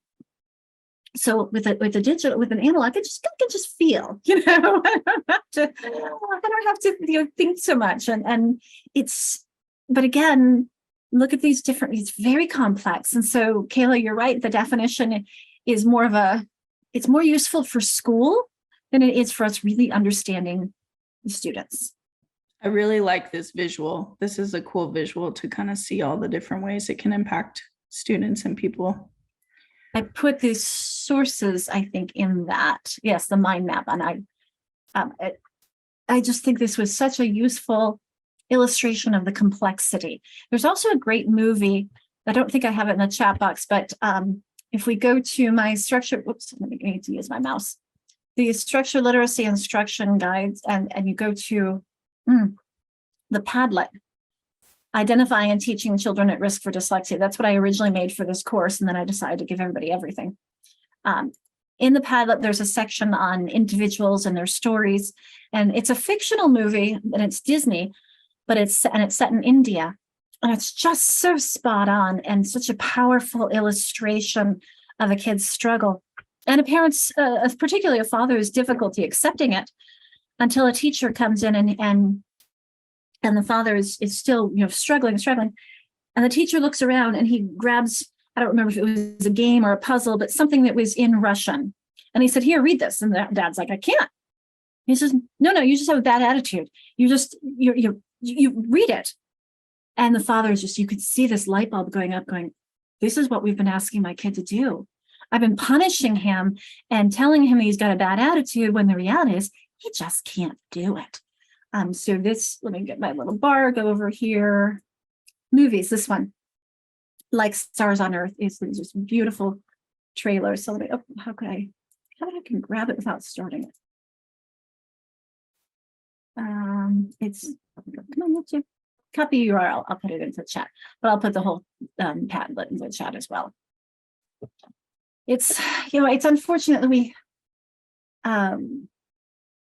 that we misunderstand so much instead of just looking at and believing our kids and accepting where they are. So it's definitely a journey, isn't it?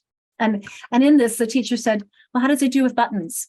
Or how does it do with like catching a ball? And you just some of those things that, as you saw on that complexity, you know, this isn't something that every kid is going to struggle with, but it may. I mean, like when you look at the writing one, I had one student who all of her sentences when she was writing, they started at the margin, but every subsequent line started further and further over. So I had to work to get her to come back and start everyone down there.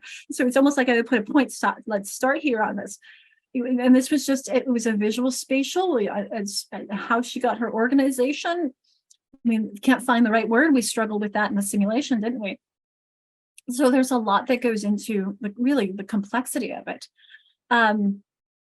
I skipped over some causes. We've already talked about the heritability, so I don't need to spend a lot of time here, but I do want to point out the percentages here.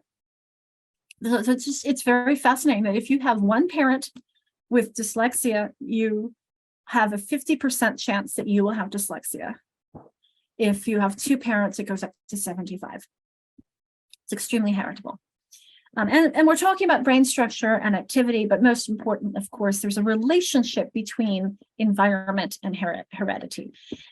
If you've ever seen Hugh Katz speak, he does a fantastic job talking about risk factors and resiliency factors and how you balance those out.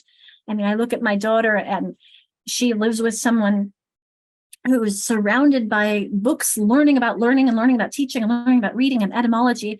And we talk about the origin of languages, all words all the time. And I think about her trajectory versus someone who had the same biology, but with a different environment and a different, someone who didn't advocate for her as much as I did and call the parents when she would call school, when she was coming back with stomach aches and headaches and we didn't want to go to school. That's something I noticed. And I did something about. Would the school have noticed her struggles if it hadn't been for me?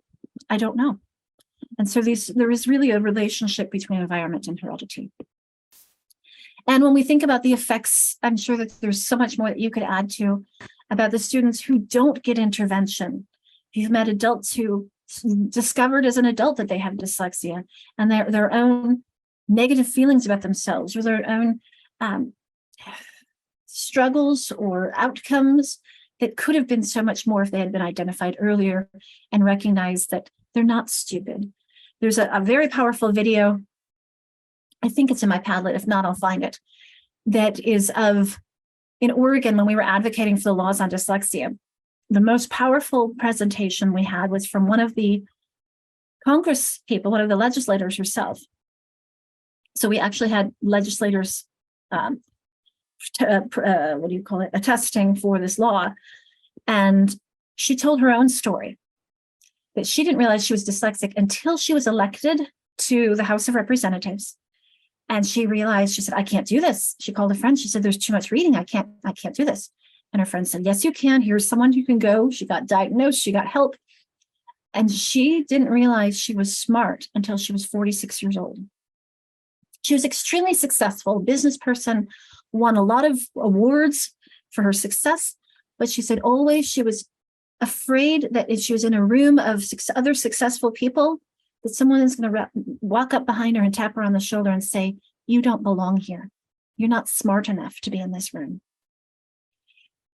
And that goes along with this quote here you see from Philip Schultz, who was one of the faces you saw earlier, a world-renowned poet, that dyslexics are conditioned by their environments to blame only themselves for their learning difficulties.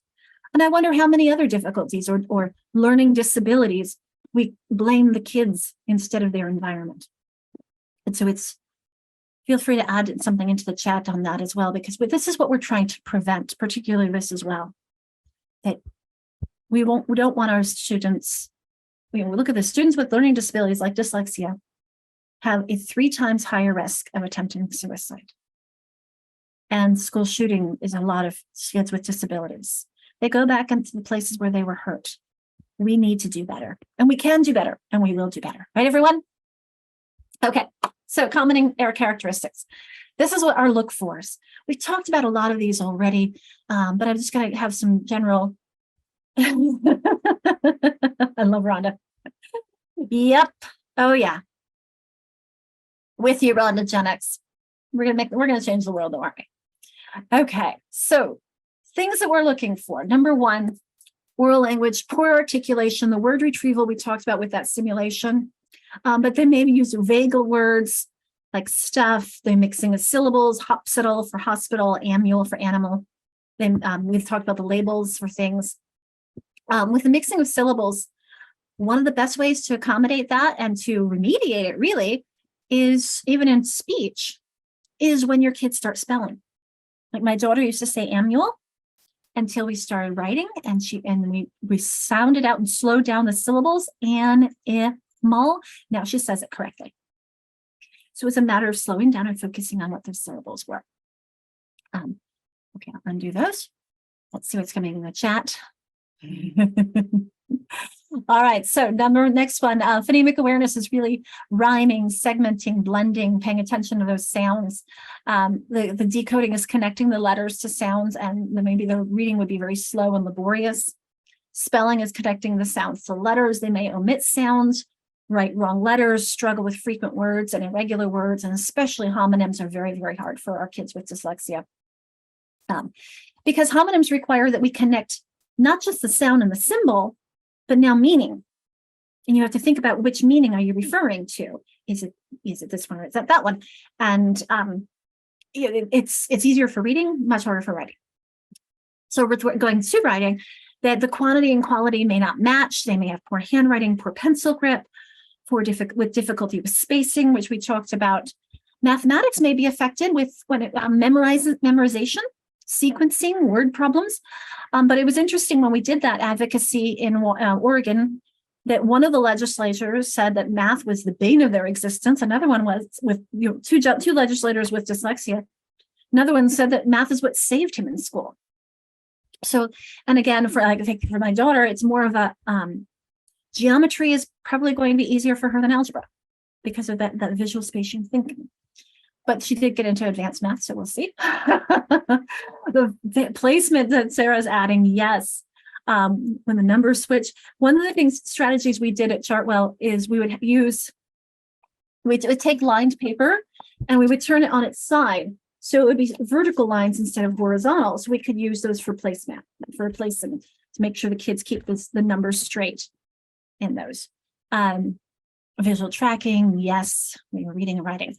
Organization of time, we've talked about materials, space, sometimes that backpack, difficulty with remembering your homework, prioritizing time management, and then of course the social and emotional. If you're not getting enough success, it's really going to affect you emotionally, because a success is like a vitamin, and it's so crucial for our self-esteem. So I'd be curious, Sarah, when you asked about having somebody with dyslexia in the class, how your journey was in the current confident women we see in front of us, and whether or not your struggles learning to read was difficult, created a difficulty for you. I know it did for my daughter.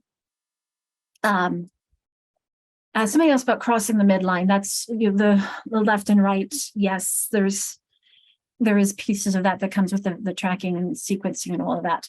But I will say, going back to the self-esteem piece, when my daughter was in first grade, she asked me to find a video to show to her best friend, so that her friend understood why she wasn't reading the same kind of chapter books that her friend was. So I will share with you what we found, because it is one of my favorite videos, and we're not going to have time to watch it. I think it's this one. Yes, my favorite kid-friendly video on dyslexia. And it starts out with, your brain is amazing, and everyone's brain is different. And one way of brain organization is called dyslexia, and it's really kid-friendly. She and I actually, I took it into her second grade classroom. Her teacher let us. Your brain is amazing. There we go. I'll put it into the chat for us. Okay, so some of the look fors. Let's go back to that. And of course, you can always add your resources and thoughts into the chat as well. Emotionally, this is a great one to think about. Is we were just talking about self-esteem. Look at how some of the effects that we could be trying to prevent by reducing those triggers. So look at some of those triggers: reading aloud, a time test, homework, something that you struggle with when your expectations are not matching your abilities. That's when we are caused with stress. And so we need to build their abilities so that they can be meeting what we're expecting them to do.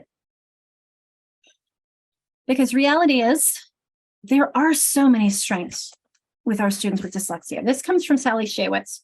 Sorry, the citation is, I'll have to move it over. That she talks about dyslexia being an island of weakness in decoding and in word reading, surrounded by a sea of strengths. So this is your verbal reasoning, your comprehension, your knowledge, your problem solving, your vocabulary, creativity. Yeah, I've got a whole list of strengths you often will see. I will say, I heard one person speak once who said, all kids with dyslexia are very empathetic. I'm like, be careful. I don't like the word all. Because I watched her thought, you haven't taught 6th grade boys who just discovered their dyslexia. This is where I say possible strengths or common strengths. So you can see you're very, very good at learning. Excellence in writing if you're thinking about content versus not spelling. This actually comes from improvingliteracy.org, has a great brief on what are some of the effects of dyslexia. Maybe one of the other sources. I'll not get some of these. Let's see. If you can think about the logic and understanding instead of rote memory. I love that we're moving this direction with math. I think it was Marwa. No, it wasn't you who mentioned math. Somebody, I'd have to go click through to find who had talked about being a math teacher. Oh, it's Dai Trang. That now that we're thinking about how did you get to your answer, and not just memorizing facts, but understanding. We're moving toward that with math. We need to do that with language as well. Not just memorizing why things are that, not memorizing spelling, but think about the logic behind it. Why is it spelled that way? There's a reason for it. Let's really understand that, because that's where our kids with dyslexia thrive, but so do our kids with autism, and so do all of us. If we understand the why behind something, we're going to remember it better than if you just ask me to memorize it. It gives us something to hang our hats on, to the Velcro it sticks to. So that it's outside the box thinking, resilience. And a lot of people ask, are these because of dyslexia, or is it within the kid naturally? Is it an effect, or is it something that's co-occurring? Who knows? Who cares? We have to find the strengths and foster them and really support our students. Okay. I do have some myths we're going to go next. I love it. If a student is not afraid to misspell turquoise, I think that's pronounced that correctly. Colors will always be more creative than blue. There's one of my mentors told about a story about a kid who went to a friend's house for a weekend, and or a party barbecue, and they made shish kebabs, and he was all excited. He was telling her all about this, and she said, "That sounds great. Go write about it." And he wrote, "We ate meat." Who on earth can spell shish kebabs? I'm not sure I could. So we have to really embrace our kids and really help them in our focus on what's strong with them. Including their artistic talents, their music, athletics, dance, etc., where they might have their gifts and talents. Recognizing that they might also have struggles with some of these other co-occurring disabilities. And ADHD is extremely high at co-occurring, about 50%, 70%, depending on which direction you're looking at. If you have ADHD, do you also have dyslexia? Or if you have dyslexia, do you also have ADHD? So it's very, very highly co-occurring. And when we talk about the prevalence, how prevalent is it? It's quite. We're talking about 1 in 5 has some indications, some symptoms of. As you notice, it may include slow or inaccurate reading, weak spelling, poor writing. Not everyone needs an IEP, but some, as you can, my own daughter, she had an IEP, now she has a 504. It's again a spectrum. Yes, thank you. We don't want, we need to help everybody where they are. Yes, thank you for that. So we look at about special education is about 13 to 14%. Most of them, it's because of learning disabilities, and most of them, it's because of reading. So this is really, really an impact. And here in Washington, I've pulled the data for our reading level in 4th grade. This is according to the NAEP scores. About 65% of our students in 4th grade read at or below basic. So that's not proficient. Proficient's those green books. This is a typical classroom, about 24 kids. Those red books are the students who are reading at or below basic. So not even proficient. So this is an issue. And then if you add in the layers of up to 20% of the students with dyslexia, notice most of them would be in the red, but you may have someone up in the green zone who's doing well and is proficient. And you want to watch them and make sure that they're not slipping through the cracks and having difficulties in other areas like writing or spelling. So you want to try and find everyone's needs. All right. So let's get into some common myths and truths, and then we'll give you another processing time. So common myths and truths. I'm going to give you a moment. I'll read these. And these are the myths. You can put into the chat box a number, or you can annotate ones that you've heard or that you've thought about or that you think is pretty common. And then I'll put the truths up. So number one, dyslexia means writing letters backwards or upside down. It's very common, but this is a learning progression that confusing shapes of similar looking letters and words with similar letter patterns. Number two, students with dyslexia read words or text backwards. Well, remember that cow is not in our eyes. It's in the brain. Some reading backwards reading is developmental. Dyslexia is caused by vision problems. Oh my goodness, I hear this all the time. Vision problems can create challenges for learning to read print, but it doesn't cause dyslexia. Dyslexia is auditory, and it's orthographic, really. Dyslexia is related to intelligence. No correlation with intelligence, high or low. And then when it comes to more boys and girls, when we say slightly more, we're about 51%.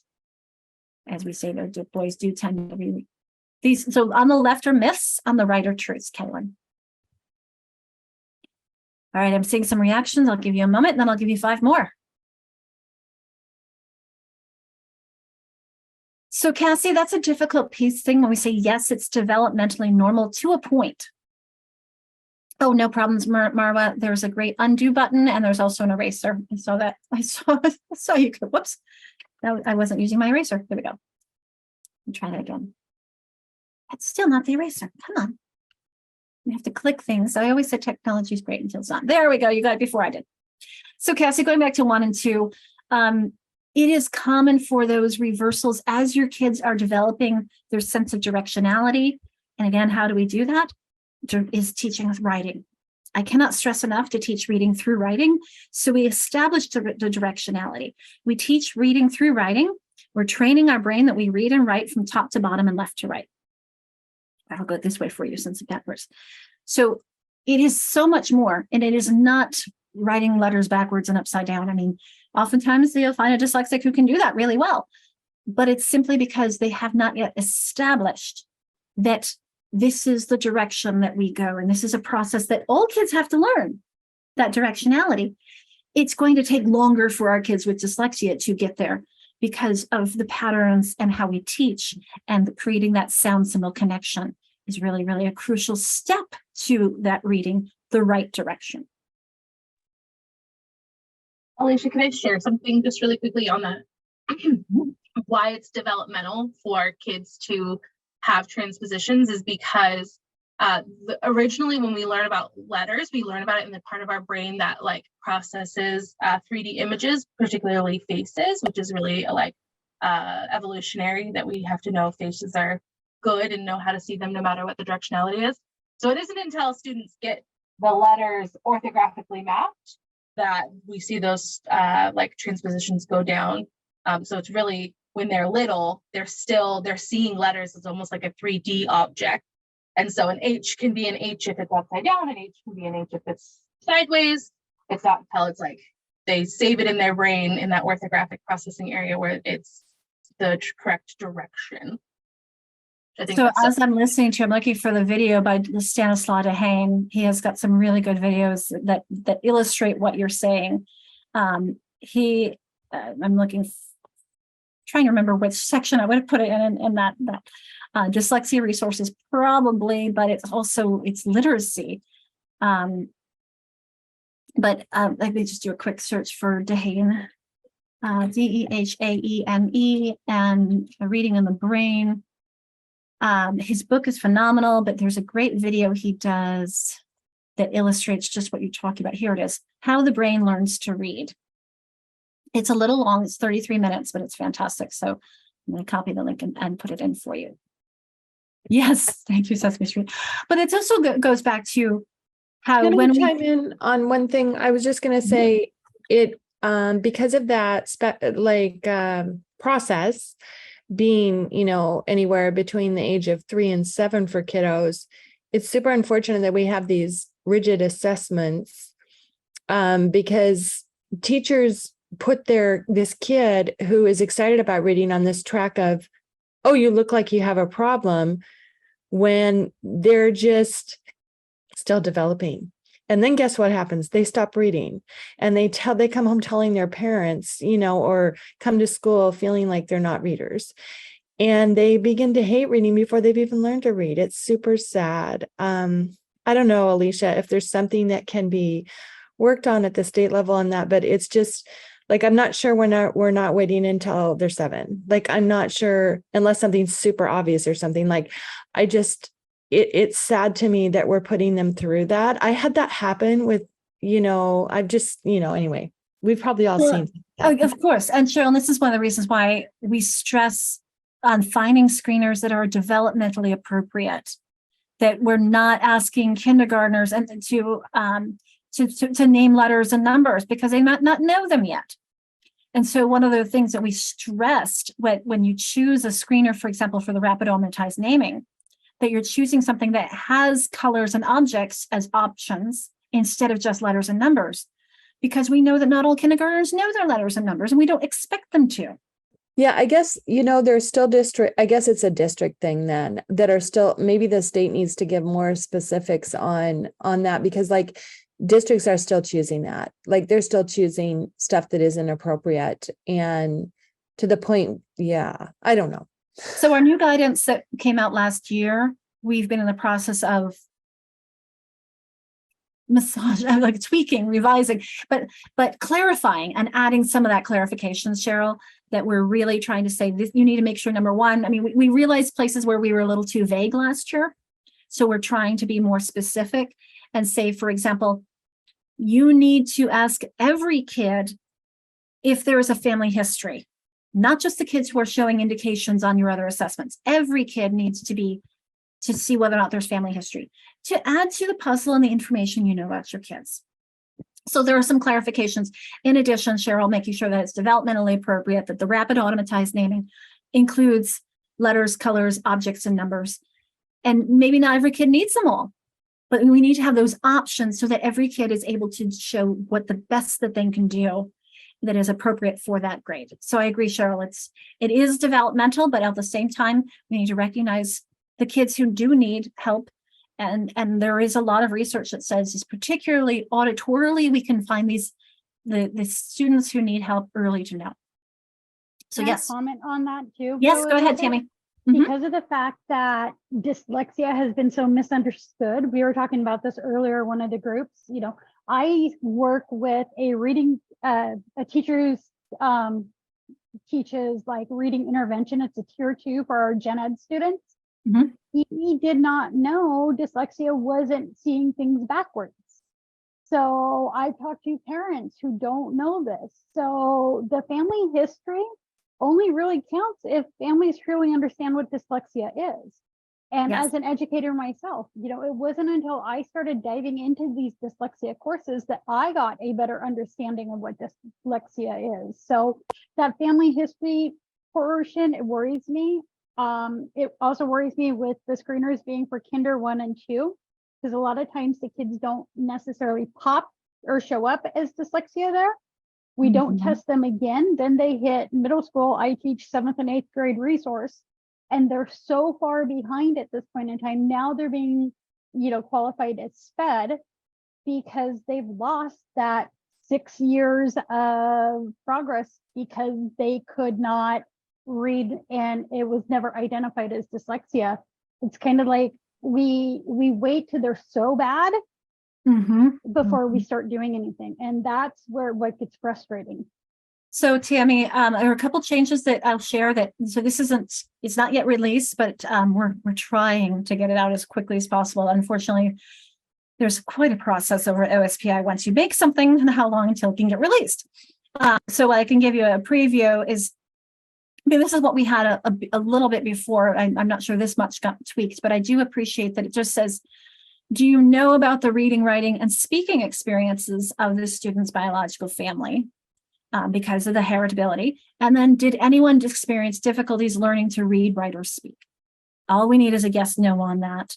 And so that's, and again, as you've heard me say, keep in mind, no one factor guarantees or even predicts a student's literacy development. This information contributes to a deeper understanding of each student's literacy strengths and needs, which will be leveraged in the process of providing interventions and supports. Go ahead, Ms. Dawson. Okay, so sorry, I have a question about this. Okay, so this is the family history that we're looking at, and this is a precursor to a screener? Well, no, it's part of the screening process. Okay. So I'm going to scroll down to the new version of the table of when. So here we go. Maybe make it a little smaller. Now the new version, so this isn't the final version. The new version, I think we took out the, whoops, you can see I have some typos still. We took out the bullets. It's a little bit easier to see, but the point is that here we added family history as part of when you do the WA Kids, let's also ask family history then. And then we said in first grade, if you don't have a record of the family history, ask that as well. And same thing as second grade, if you don't have the family history knowledge, you need to make sure that you ask that of the kids at some point. And so that becomes part of your knowledge about the kids. Does that make sense? It does. It's that's interesting to me only because of my child's education career in the last 5 years. But if I think about like a school that I'm in, and they're the younger ones, teachers, they have all kind of complained about how they. Oh, you muted yourself. Can you hit the unmute again? So it's almost like the kids might go through this screener, then admin does what they do. They may do run a full diagnostic, or maybe not a diagnostic, but they'll run their tools, their assessment tools, and then they can come up with a beautiful IEP, and then the teacher gets it and is like, well, great. I've now got MTSS and UDL on my plate. How am I going to, without any real specific training in dyslexia, how am I going to be delivering any of this service? And even our buildings reading and literacy coaches, they don't know that much about dyslexia other than what was taught through the curriculum that we had, for years, the Lucy Calkins. So I feel like we are like, I don't know, just years behind. And so it's interesting to the question that came up for me was like, we're asking families their history, but then even if both parents say, yes, we have dyslexia and ADHD, and I knew that my child had ADHD and dyslexia when she was like 3. It just seemed like extraneous information that nobody was going to do anything about anyways. So, and even if they could do something, you don't have tools. Yes. Do you mind if I call you by your first name? Maybe I'm just a downer. No, but it's Angela, extremely sorry, universal. yes. Angela? I thought so. I couldn't remember from a previous time. So Angela, you're completely right, which is why I see this as a first step. The next step is to get the trainings that we need, to get everyone informed about what to do, because we do have this knowledge. There's no reason why everyone shouldn't know what to do. And things are changing. There are a lot of districts that are embracing letters, that are embracing the science of reading. We do have a science of reading overview that we created. I'll be sharing that later this afternoon. And a lot of districts are really appreciating and embracing it. Not everyone, but we're working on it. This change comes slowly. But it is something that you are right. It is so important to include the what to do next. And so that's another piece that we've really focused on throughout this document. You notice this is page 15 of 37. This is not just about the screening. It's about the entire process where we screen, we intervene, and we communicate. Those are the big three that we're really focusing on in this law. And as I talked, Tammy, you'll notice that it said, I think you mentioned that third grade, above third grade. Notice how we're saying that our students in third grade and above should still be screened at least annually as part of your MTSS to inform your instruction and your intervention. I hope that helps, Angela. It does that, and I really appreciate your years and years of advocacy in the state, because it's so important, so necessary. Little by little. I mean, I have been doing this for a long time, but I do have hope that we are moving in the right direction. And I know that it's frustrating the speed at which this happens. 5 years ago, when we started the Dyslexia Advisory Council, and we had people on the council who were very frustrated that we weren't moving quickly enough. And the response that I very often gave is, do we want a quick decision or do we want a good decision? And if you're going to have everyone at the table and bring everyone on board, it takes time. It really does. So we're moving forward, but it does take time. I'm taking a look at some of these wonderful things that are coming into the chat box. Thank you. Thank you for sharing with each other and for sharing with all of us as well. So yes, third grade and above, let's make sure that we meet everyone's needs. Okay, where were we? I put up the rest of the myths and truths. That's actually not 1 through 5. That's this is actually 6 through 10, but we'll call them 1 through 5 on page 2. So let's see if there's anything here we want to address. That before third grade one, I would get people call in and say, well, I know my second grader, it's awfully early to look for dyslexia. I'd say, no. You're awfully, Kelly's nodding too. That's awfully late. We want to be catching them and noticing as early as possible. Notice how we say we can identify accurately as early as 4 years old. When we know we have the right tools, we look at their phonemic awareness, we look at their rhyming, we look at their rapid ornatized naming. There are a lot of things we can do without even showing them print. So yes, thank you, Tammy. I agree. We need to have everyone attending my classes. It keeps me busy. And I need to have more people who have this knowledge to be doing training too. So it's not just me. I love how someone's saying without early intervention and appropriate instruction, or with early, we can prevent the failure. This comes from Jan Hasbrook's book, Conquering Dyslexia, which is a great light intro to dyslexia. A deeper one, of course, is Sally Shewitz's Overcoming Dyslexia.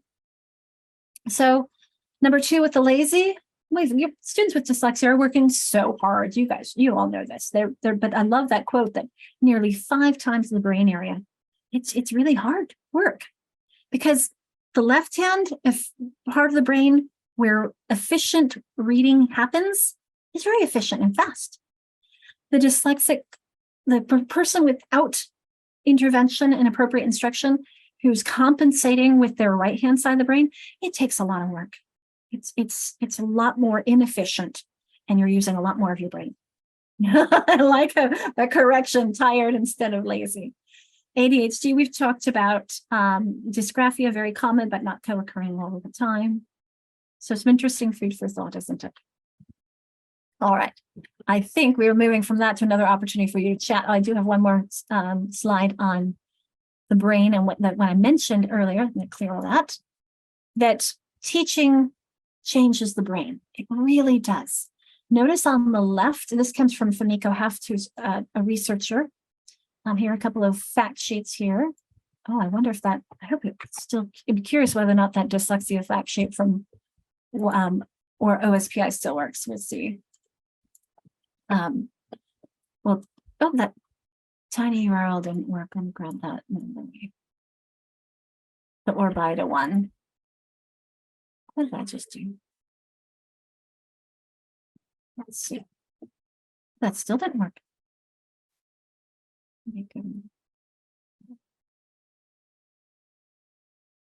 Let's type it up for you instead.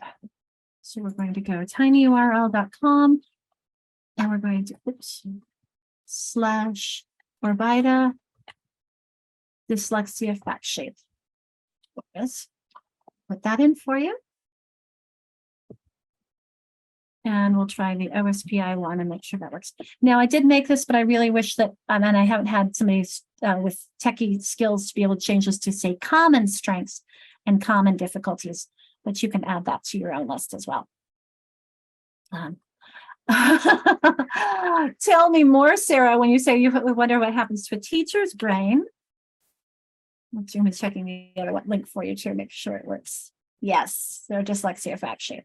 So I'll go back to that image. So this is, we're showing students with and without dyslexia. But the reality is that our brains do change through reading and through good instruction. So this is, remember I said on the left-hand side is where all this is happening. So notice a lot more activation back here in the back. This is where we can connect the letters and the sounds. That's what we call with the orthographic processing. And then the blue is phonological processing. This is more when we're so this is the letters, this is the sounds, and then we put those together. And then the red for compensation up a little further.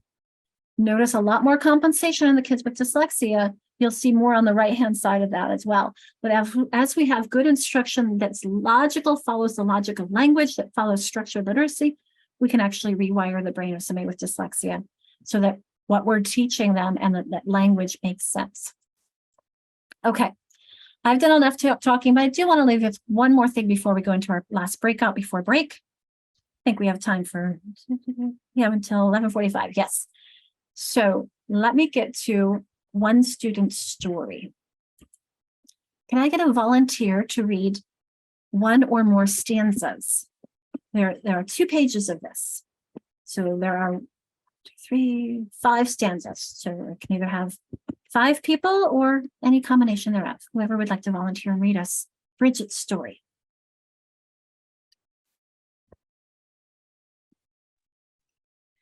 I can read. Thank you, Rebecca. Oh, normal, right? Oh, this is Rebecca. Oh. Sorry, there's 3 of us. To my people who've been told they weren't smart, who struggled to form letters into words, express themselves on a page, those kept in from recess, cubbies and folders of unfinished packet work, endless worksheets, you are not alone. I don't see anyone else raising their hand to volunteer, so if you'd like to keep going, you can. Oh, I saw Tammy. To the teachers who patronize your actions, to the teachers who patronize, your actions have more power than you think.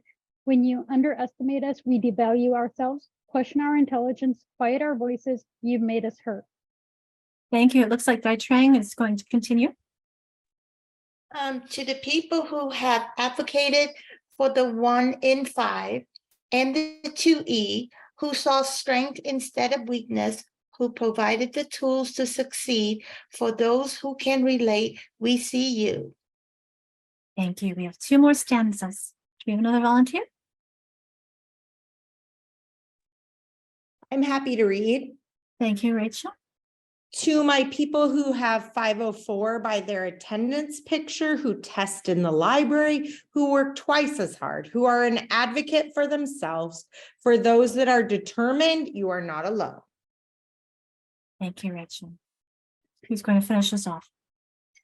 Let a new generation be educated, depart from tradition, think differently. Inspire us through creativity, thinking outside the box. Engage our minds, teach us, and learn from us. Thank you so much, everyone. I still get shivers hearing others read Bridget's words. She was one of the teenagers in the International Dyslexia Association organization, and that's Bridget there. So I'm going to put our pause and reflect up for us again, our prompt. What was new? What did you already know? What was reaffirmed? What connections have you made? We only have 3 minutes until our break, so our lunchtime. So what I'm going to do is I'm going to put you in breakout rooms, and you can either stay in or you can have your conversation again after. And we will do our whole group reflection when we come back. Why don't we go ahead and make sure that we get at least a good 5 minutes of conversation. So instead of coming back at 11:45, we'll extend that to 11:48. I'm sorry, 12:15. We'll do 12:18, and so that we can have our conversations. Thank you, Rhonda. We'll make sure you get the recording. So I'm going to pause. Some of the kids who they want to be automatic faster than they are. Yeah. And But it's exciting. There's so many changes that happen in first grade. Can be very exciting to see. All right. Well, we are back. Welcome back, everyone. We have most everyone back. Some people said they couldn't be here the afternoon, so hence we're recording. So now we're looking at screening and diagnosing needs. We've been talking about that a lot. But I'm going to start off. Actually, we're going to have a reminder that I do have a poll. That's an interesting thing. I guess we'll start with a poll. Give us back something to do as we come back. So let me pull up that poll, and that is useful for us to see where everyone is. Here it is. Memory for words.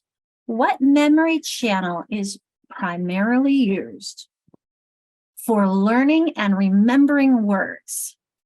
Visual, auditory, or kinesthetic?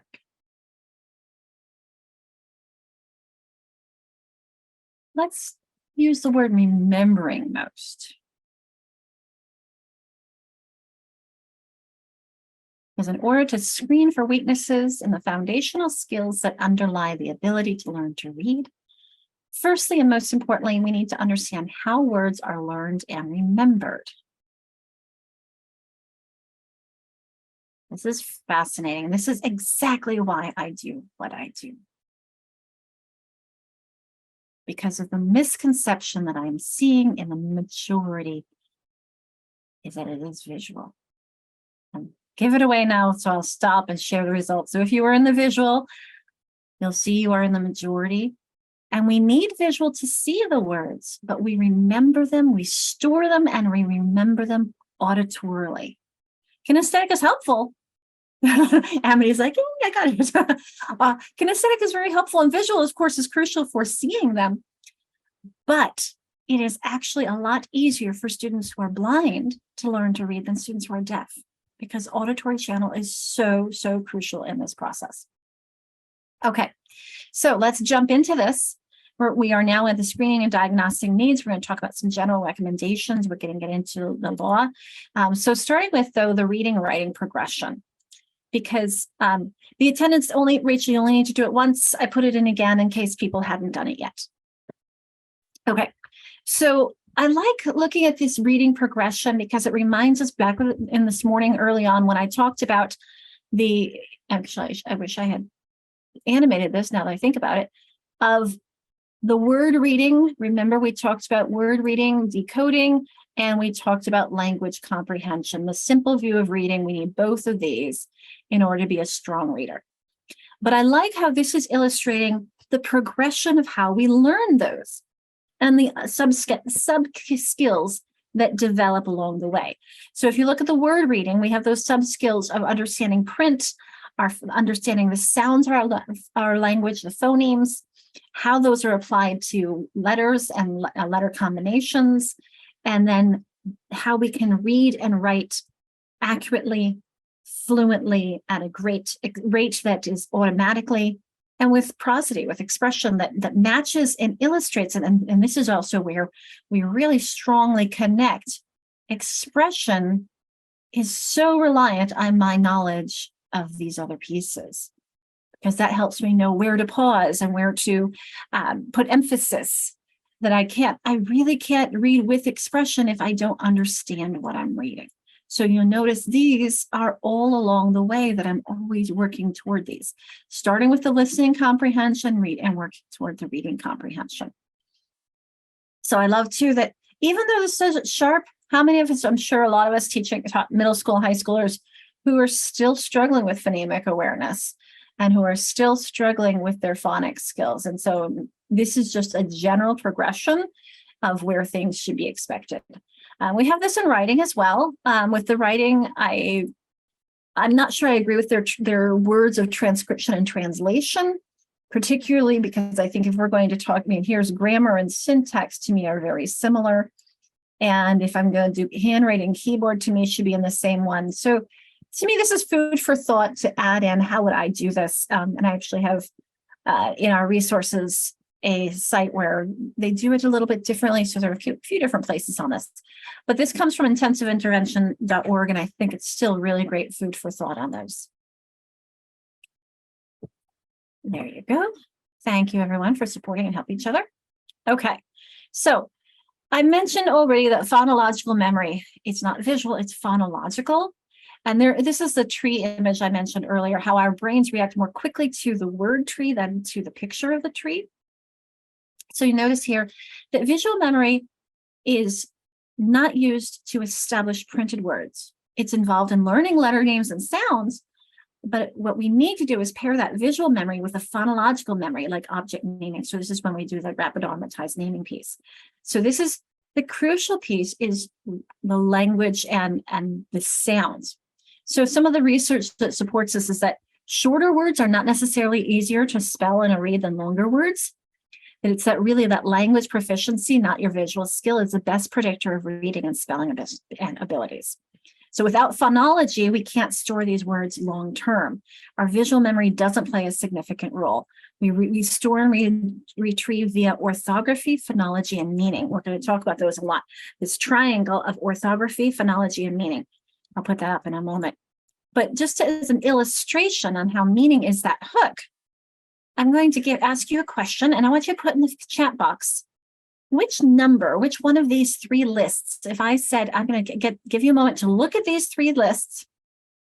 I need to make number 3 is the same size as the others. And which one, if I asked you, I'm going to give you a quiz, see which one you can reproduce the best for us. Which one would you put? Which one do you think that you can remember and respond and quiz on those?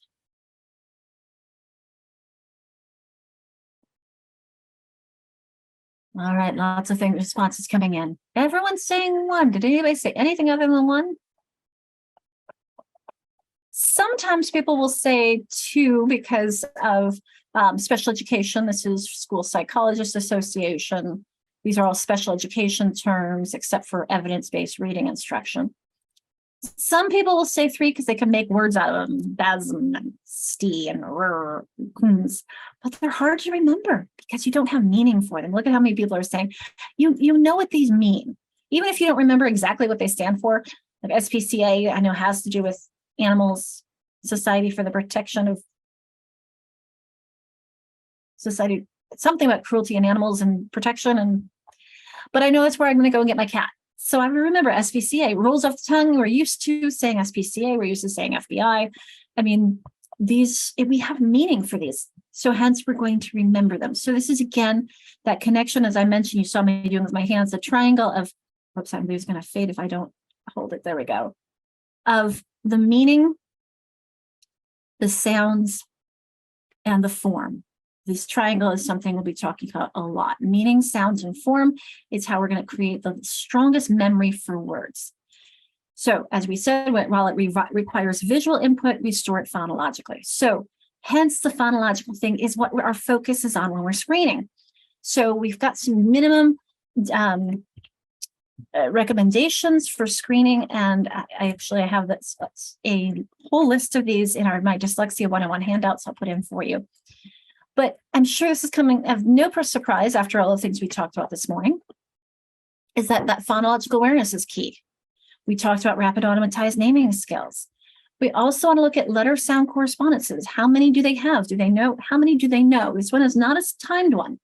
So when people use letters for the rapid automatized naming skills, I say, well, okay, that's one thing, but what if they don't know them all? Let's do an untimed, see which ones, how many they know, how many they don't know. And then, of course, we've talked about the family history of difficulty in learning to read. So then as we get older, we want to check in, how well do they read individual words? Particularly, so here's your word reading accuracy. I'm going to throw in some nonsense words in there because I want to see how do they attack a word they've never seen before. Do they have sounding out skills? Do they have syllabification skills? And when I need to put quotations on this one because I want to be very careful on the word sight word. That Is it high frequency word? Is it irregular word? Is it words that they should know? Because truly every word is a sight word when it grows up, when we were going to recognize it automatically. So when I see people say, well, he needs to know more sight words, I'm going to say, what are you talking about? Are you talking about irregular words, high frequency words? Let's be more specific than the sight words. But nonetheless, you want to be efficient in your reading, whether it be words you have to decode or words you recognize automatically. And then, of course, spelling is so crucial as well. Okay, Kaylin, I see your hand. So this is my multilingual learner brain. The family history of difficulty learning to read, does this translate as well to their language? So their home language. So like if it's Arabic or if it's, okay. Yes, definitely. Because that indicates whether they're struggling in the phonemes and in pulling apart. So for example, you use the example of Arabic. That was, I only learned about 2 weeks of Arabic before I switched to Berber when I was in Morocco. But nonetheless, I lived with Arabic women. And so we'd say Salamu alaikum and wa alaikum salam multiple times a day. I know it, I have meaning for it, but I have absolutely no idea how many words are in that term.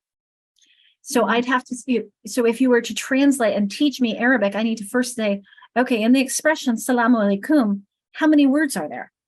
And then if I'm breaking down in the word salam, which means peace, how many sounds are there? And then translating that. So if I struggle to do that in my native language, then I'm probably going to be struggling to do that in my second language as well. Okay, thank you. It's definitely, but again, dyslexia does look different in different languages, whether the languages are more transparent or less. Arabic was very one for languages like Arabic and Hebrew are challenging because they don't write the vowels. So then there's another piece on that. So that it requires a lot more knowing the pronunciation and the possible pronunciation, since you have to know what the vowels would be because they're in writing. So we all have our challenges with our different languages, don't we? Okay, I've talked about the simple view of reading a lot. I'm going to pull it up as this version. You may have seen this called the reading rope. You can tell I've been busy the past few days. So I'm just going to give you a moment and take a look at some of these concepts. Now, I will say, while this really works for me, the red part at the top, background knowledge, vocabulary, this is where we're talking about understanding morphemes and the difference between untie and retie and mistied, if that were to be the case. So you've made a mistake on that somewhere. That with the word reading side, I'm going to make mine blue, I really wish that these had been, it looks like they're three separate things that are not dependent upon one another, when in reality, we really need to stress the phonological awareness. That's the base on which I build my decoding skills. And when my decoding skills get strong and automatic, it leads to the ability to recognize words seemingly on sight without having to decode them. So it is more of a building process on this part. Maybe that's why they're braided versus these are more integral, and they connect and they're important, but they don't build on each other like the ones on the bottom do. Okay, so you may have seen this before. I've mentioned these two skills a lot, the language comprehension and word reading. What I like about this image, though, is that it emphasizes that this is a multiplicative equation, not an additive. That if either one of these two sides is 0, your outcome is 0. You really need both. You can read the words. There's a great example I've heard at a workshop where a young boy and his grandfather, the grandfather was German, spoke no English, and the young boy spoke no German, but could pronounce it. So the young boy read, and his grandfather couldn't read anymore. He was too old and his eyes couldn't read the text. So the young boy read to his grandfather. So he was doing the word recognition part, and his grandfather, who was listening, had the language comprehension part. So then the question became, who's doing the reading? And the boy was technically reading, but he was not understanding. The grandfather was understanding, but he was not actually doing the reading with his eyes. He was listening. So it's really, you need both if you're going to be an independent reader who's going to understand. Okay, so how does this develop? We've talked a little bit. Here's that equation. And I mentioned earlier that it's not static. This is just a picture of Katerina when she was younger. So let's move on from that to another simple view of reading. This illustrates too, I actually talked about this one, so I'll pull the whole thing up, about, whoops, went too far, about how someone can be strong with language comprehension. So this is here, your strong reader up at the top. But then this would be me, that same kid, with a text that I don't know the background of. So a protein kinesis or engineering. So I still have my strong word reading skills, but because I don't understand that text, my language comprehension is weaker on that text, my resulting reading comprehension will be weaker. And then we have our kids with dyslexia are typically very strong in their language comprehension. They understand you auditorily. It's just reading it on the page, which makes it difficult for them, getting the word reading aspect. And so they end up with a weaker reading comprehension unless we give them an auditory that they can be listening at the same time. So tell us more. So yes, Tammy, the reading aloud. Yes, the reading aloud is a really crucial piece. So I'll go back to the reading rope because that's how we develop. I think it was this one. Yes. Through our reading aloud, we develop our language comprehension skills.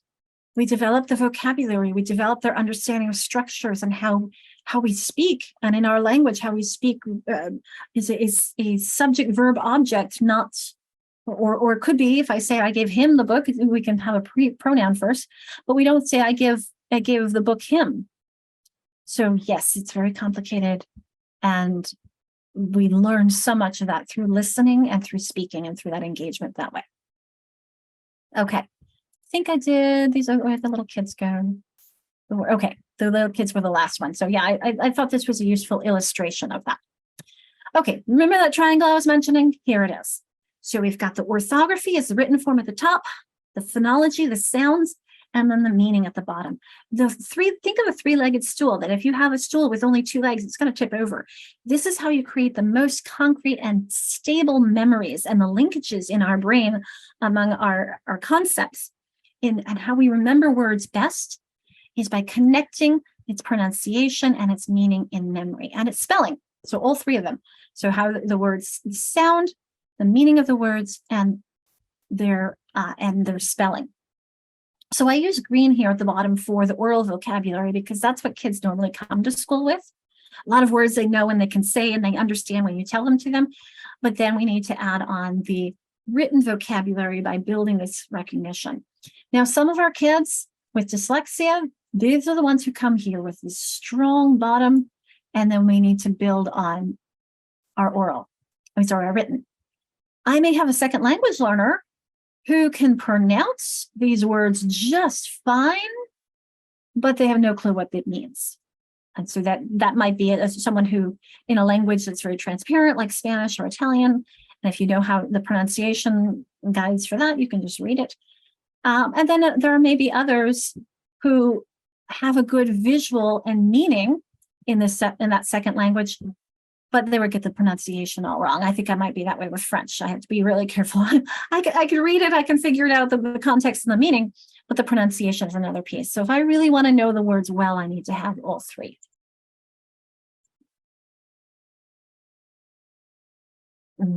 Thank you, Detron. Okay, so let's put this, we're going to shift it a little bit and put it into the 4 processing systems. This is a model that helps us understand all of the systems involved in reading. Notice we have the phonological, this was what we had in blue on the last slide, orthographic we had in red, and meaning we had in yellow. Now, what this is taking us a little bit further out and saying that the context is important as well. And this is because maybe, for example, if I sound out the word bat, I see the spelling, I sound it out, I'm using my phonics skills to sound out the word bat. And I think to myself, I know what a bat is. It's an animal that flies.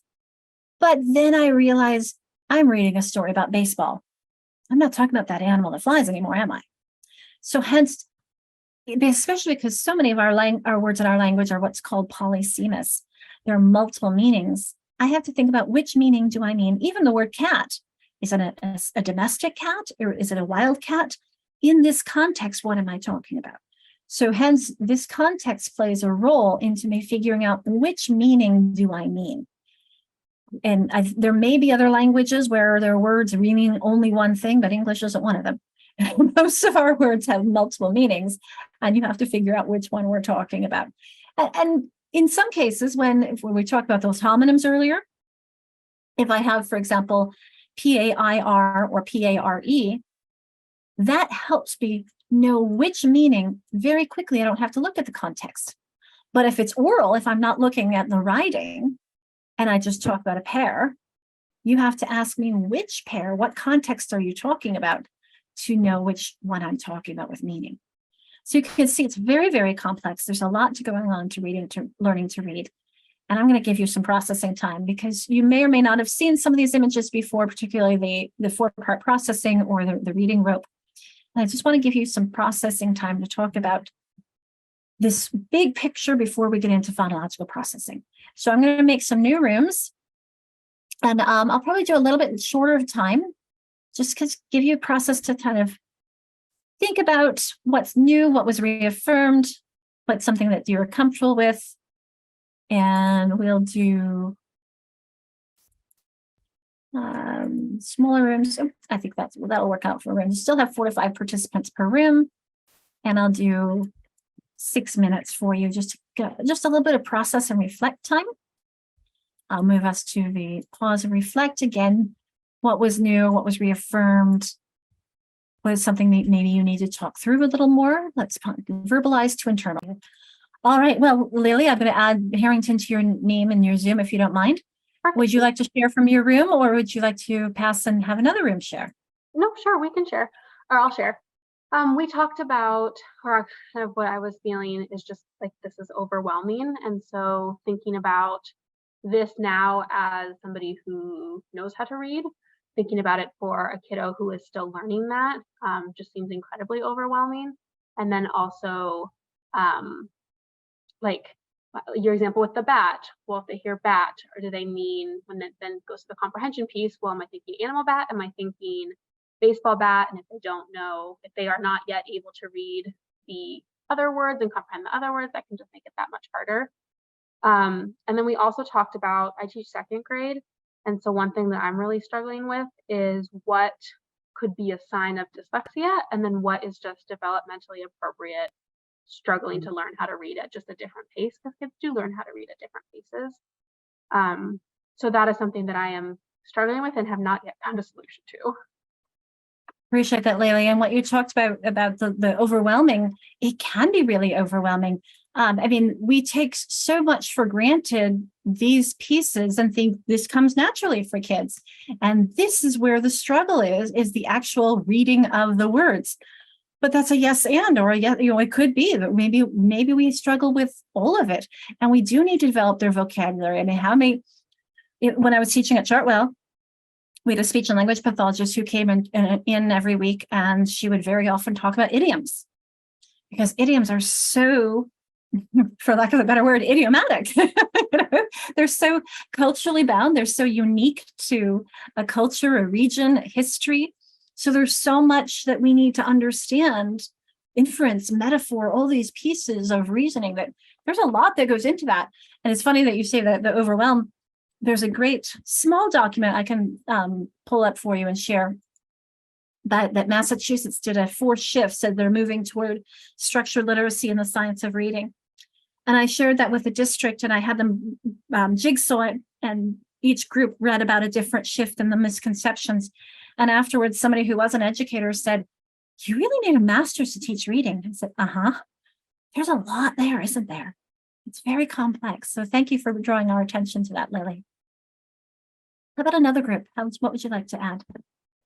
And while you're sharing, I'll go grab that Massachusetts 4 shift doc for you. Can I actually comment on what Lily said about it being overwhelming? I think for us, because we know how to read, it's very overwhelming. But for a student who's just learning how to read, they don't realize all of this stuff. So if we give it to them in bits and pieces and chunks, it's easier. In one of the earlier groups, we were talking about like it's the kids who don't get that instruction at the beginning. And our dyslexics who aren't identified until later on, and they created all of these bad habits. And then you're trying to teach them the right way, but they have to be willing to let go of that habit before they start learning the right way to do it. And that's when it gets harder, is when we're trying to do that reteach or the intervention as opposed to teaching it initially. Thank you for drawing our attention to that, Tammy, because you're right. Especially that language comprehension strand or so much of that, it's going on in the background. They're just living it and experiencing it and learning it. But it's overwhelming for us to keep in mind and remember all the things that they need to learn in order to get to where they need to go. I hope I just put the right link in for you. Someone's putting in an idiom one. Thank you. Yes. And Kelly's added in how Louisa Moat says teaching reading is rocket science. That is what she often says. But one of the members of the team that wrote the National Reading Panel, he actually was the one who coordinated it. He led the panel. He wasn't a reading teacher or instructor or researcher. He was a rocket scientist. And he said after working with them and learning and listening to them and all the work that went into the National Reading Panel, he realized Louisa Moats is wrong, that teaching reading is harder than rocket science. So it is such a large responsibility. It's a lot of work that we do. All right, well, let's get back in. If you didn't share this time, you will have an opportunity. Let's get into phonological processing. I actually, it's funny, I've had this slide for quite some time because I have this little kid with his eyes closed because, the reality is there are parts of phonological awareness that we can do in the dark. But when it comes to phonemic awareness, the individual sounds, you really shouldn't and can't, because there are some phonemes that are made and sound so similarly, like and or and that you have to see what my mouth is doing, which is, again, why it's much easier for someone who's, I'm going to take it back. That makes it difficult for people who are blind to hear the difference between min and nin. Let's not give them those kinds of nonsense words. Let's help them use real words so they can hear the difference and feel the difference and see the difference. And so you might have to direct them to know what the mouth is doing. So when we're talking about phonological processing, though, we're talking about a large umbrella. Remember, I said it's very complex what the phonological processing is encompassing. That this is, at its basic level, it's comparing sounds, manipulating them, pronouncing them, remembering them. But we can think of it as an umbrella, including phonological awareness, memory, phonological representation, phonological naming. So with the phonological awareness piece, it's really understanding what you see in that pyramid, recognizing that sentences are made up of phrases, which are made up of words, which are made up of syllables. We can break apart syllables into their first sound and everything that comes after, or the sounds before the vowel, and then the vowel after that's the onset in the rhyme. And then the individual sounds at the top of the smallest units, we call those phonemes.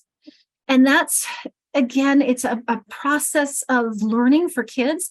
I mean, Tammy, as you said, our kids don't think about it. Think about Ramona in the past when she drew a strange lamp. And her mom said, "What is that?" And she said, "It's a Dawnzerly." Remember that? Her mom said, "Well, what's a Dawnzerly?" She said, from the song, "Oh, say, can you see from the Dawnzerly light?" So she was hearing, let me get my drawing pens here, the Dawnzerly light. She wasn't hearing the dawn's early light. So this was recognizing how many words were in that phrase, the dawn's early light. She needed to break that down. And so this is a listening, and her comprehension was affected by her listening and recognizing how many words that was. But then again, just like with my daughter and animal, if she were to write it, she'd have to realize that we need to break it apart, recognize each part, and then put it into writing. So this comes back to me saying teaching reading through writing is helping her recognize how many words are in that. Now I have to put those words down. And then how do I represent each of those words in print? So that's the phonological awareness, is recognition of that. And it's also being able to do things with it. It's to be able to manipulate them and change them. The phonological memory has to do with keeping sounds in your short-term memory while you do something with them. So for example, if you asked a student to blend the sounds s, o, I, p, they have to hold all those 4 sounds in their working memory before they could pronounce the word slip. So our students with dyslexia often struggle with holding on to sounds or using their working memory with auditory bits, we would call those sound bits, those phonological pieces. So if I ask them to repeat back the numbers 51, 32, 65, 73, and then repeat them backwards, you have to use a phonological working memory for that. You're holding on to those sound units, those numbers, and keeping them in your working memory so you can repeat them back. So that's phonological memory is something where students could be struggling. Oh, Tammy's used David Kilpatrick's past. Yes. Ornament is ornament. That makes ornament. And they're like, yeah, like a Christmas tree ornament. I'm like, no, it's ornament. And it was probably 80% of my students, when I do the one-on-one testing, every one of them would say ornament, and we'd have to go over what it is. That is fascinating. But you know, the n and the d are made the same way in the mouth. So ornament or ornament, it's simply they're popping it instead of just holding it. Yep. It's the same mouth movement though. That is fascinating. Isn't language interesting? The things that we do. Okay. So the next one we're going to talk about is phonological representation. This is that inner voice. This is I asked you, for example, if I were to ask you to say, think of your mother's name, you might hear a voice in your head state your mother's name. So this is called the phonological representation. It's that inner voice of phonological processing. We use it in our working memory, our long-term memory, when we engage with phonological awareness activities. It's that, think about when there was an example of, I think it was the electric company. And a little bit where the girl goes to the store and she has to remember that her mom wanted her to get a loaf of bread, a stick of butter, and a carton of milk. And she says those to herself over and over and over again. So she was using an outer voice rather than an inner voice. She could have been saying it in her head to stick it into her phonological memory. So she's trying to do that process of remembering, what was she trying to do? Oh yeah, a loaf of bread, a stick of butter, carton of milk. So she would say those things over and over again. Washington, yes, language is difficult. Oh, milk and milk, the at and it are very, very close. So it is very complicated, isn't it? Okay, and then lastly, we have phonological naming, another complicated piece. And this is the retrieval piece that we were talking about this morning. Like when we talk about rapid automatized naming, we're drawing upon your ability to name things you've stuck this into your working memory. You've stuck it into your long-term memory. How quickly can you retrieve it and use it? So this is, I'm using the image of a grocery store, because if you know where everything is, you're used to this grocery store, you can go in quickly and get what you need and get out, right? Until you go in and somebody's rearranged everything and you don't know where it is anymore. Well, I think a library might be more effective, because if it's your own library, you've put it somewhere, but then you might forget where you put it. So it's the retrieval system. It's like you have to go in and find the right word and bring it out. And that's one thing you were tapping into the struggle with when I gave you that word retrieval exercise, and you were having to tell the story without N, because you were having to go in and find a word, but the one you wanted wasn't there. So you had to go find something else because you couldn't use that one. And so that's the process with our phonological naming. And students with dyslexia often don't have things stored accurately or in a best place. They might have trouble recalling words, coming up with the best representation, words that represent their thinking. While they have information in their head, they might struggle to retrieve it. So these are some of the struggles of our kids that are very real with our kids with dyslexia. Okay, so that's the phonological processing. Now we're going to go into the levels of phonological awareness. So this is just our understanding of how complex this can be for our readers.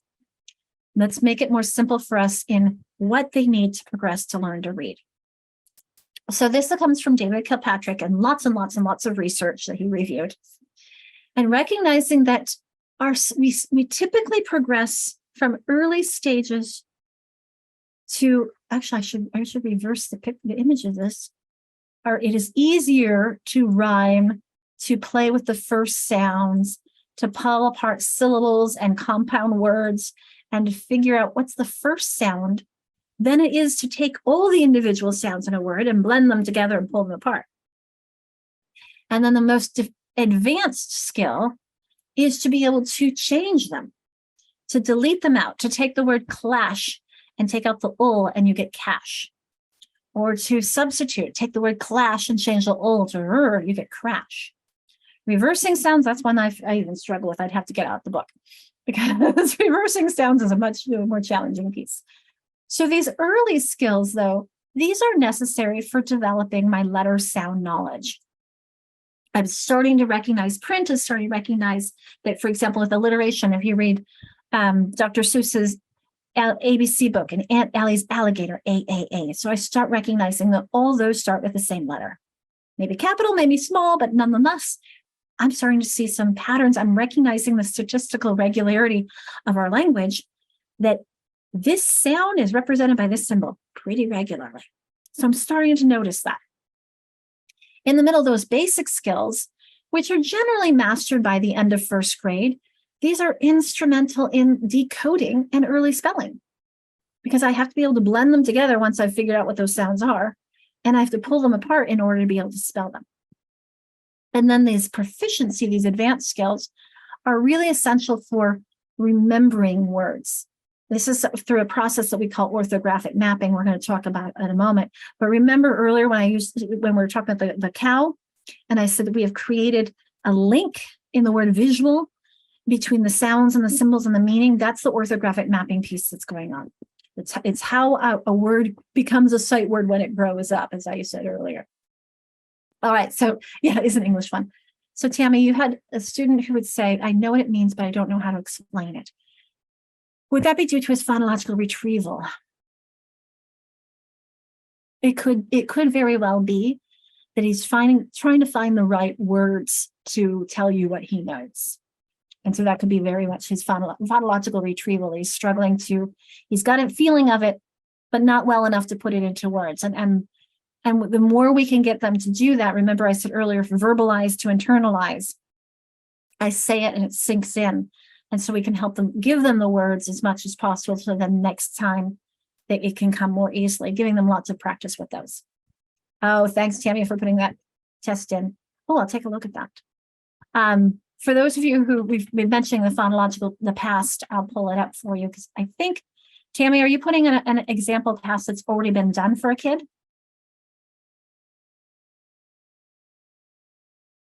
No, it's just a blank test. It kind of shows you. Patrick. Here we go. So it's like, say sleep. Now say sleep, but don't say. What is that? It usually just comes right up. I just have to. There we go. It's got to be on here. So here it goes. The past tense, the test. This was a great, as we talk about different tests that you can use. I used this with my daughter, and it was very illuminative because not only did it have whether or not she could get the types of items right, but how automatically she did them. So that's the past tense that Tammy and I have been talking about. Okay, so those are the let's go back to that. Those were the levels of phonological awareness. Oh, and the handout that I'm referencing for you, I'll show you how to get to that, is in our structured literacy handouts. So up at the very, very top of this document that I gave you earlier, if you need it again, let me know. There's this handouts, the tinyurl.com Dyslexia 101 handouts. Those are all ADA compliant. And click, here we go. When you open that up, there's one that's called Kilpatrick table, I believe. Yes, Kilpatrick chart, close enough. And I just clicked on something else, I think. No, maybe not. Kilpatrick chart. It's one that you can take with you and write on and remember what I have on that screen that you're showing. So you see there on the left, early phonological awareness, basic and advanced, like what we were just talking about. Advanced phonemic awareness, that's that proficiency. So you'll notice that these affect the reading development, which you see on the right-hand side. So that the effect is that, here we go, that letter sound knowledge, as I said, that how my basic and my understanding of alliteration helps me recognize and learn my individual letters, including their letter names and their letter forms, which then supports my ability to put those sounds together, to convert those letters to sounds and blend them to read real words. And then orthographic mapping is the opposite process. It's attaching sounds to symbols by segmenting those blended words. So I actually do have a poll that before I go into orthographic mapping, I want to ask how many people have already heard of it, because I think it's a fairly new term, and I just want to check with this group your familiarity with it before we go into depth.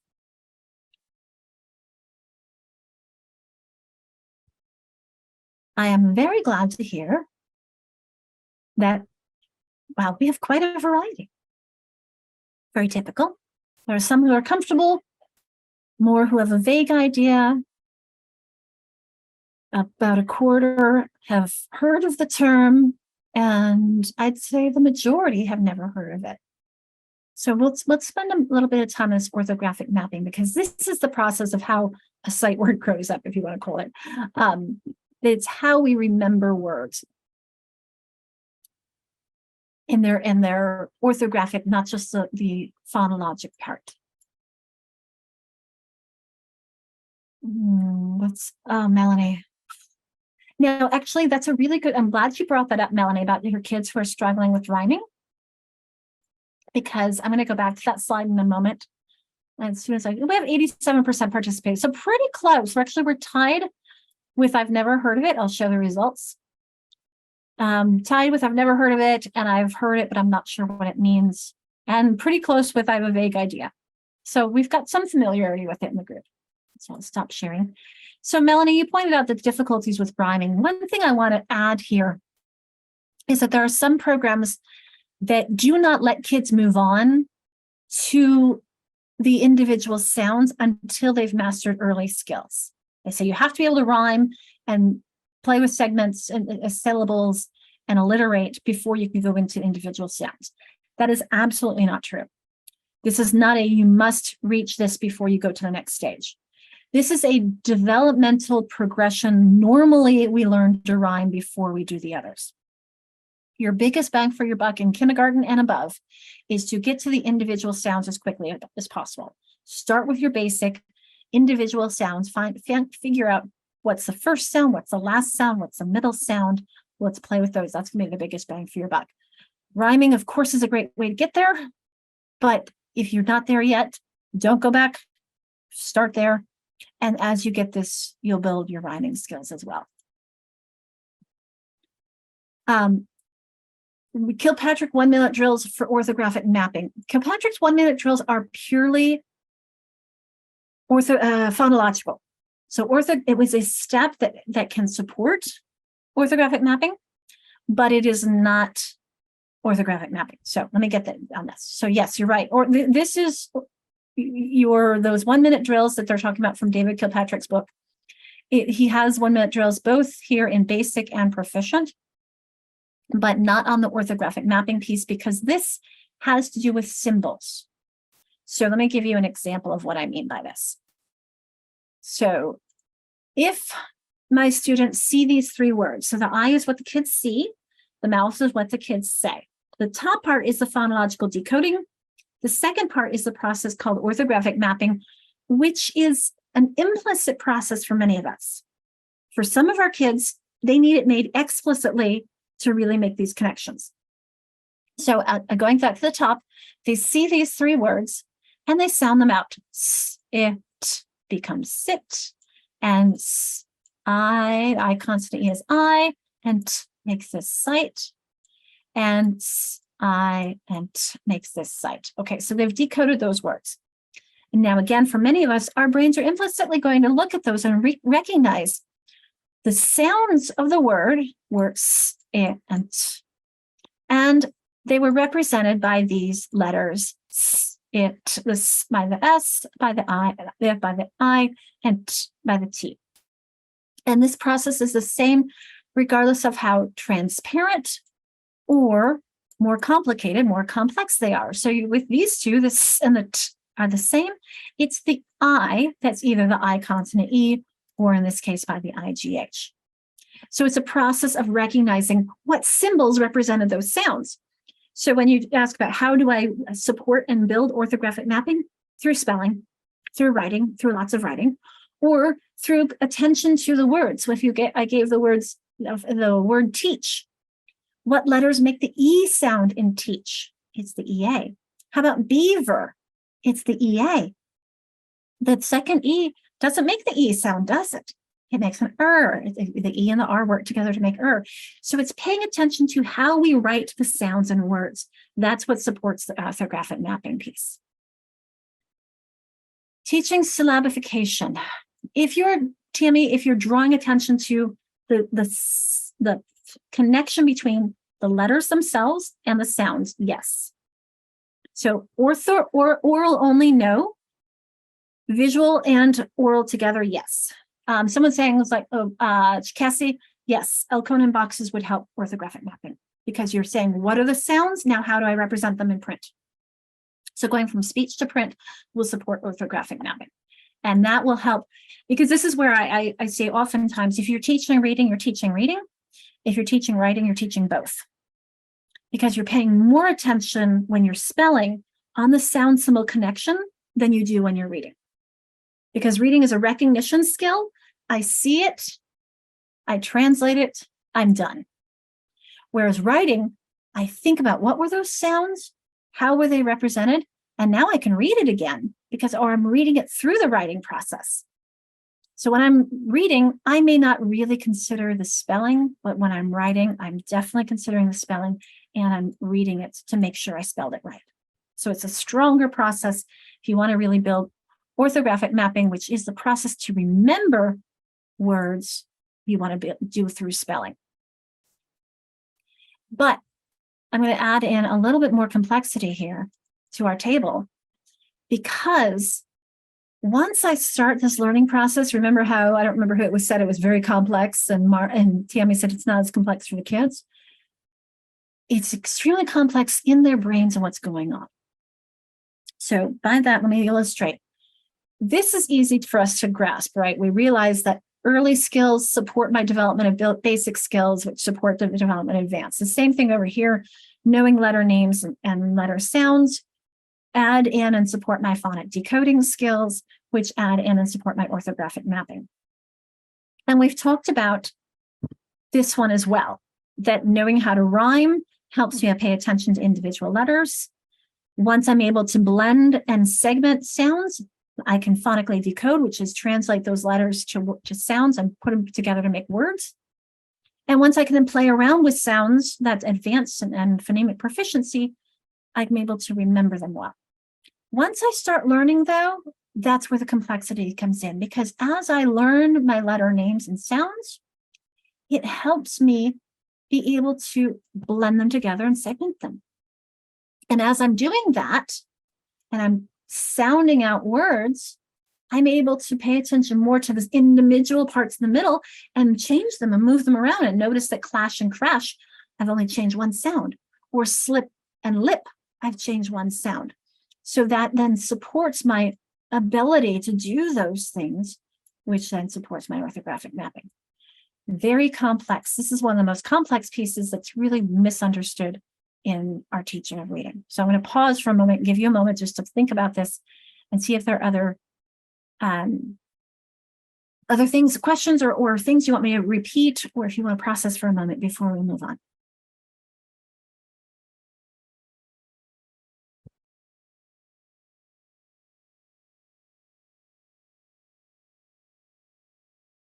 Okay. Danielle asks about oral group-led phonemic awareness lessons.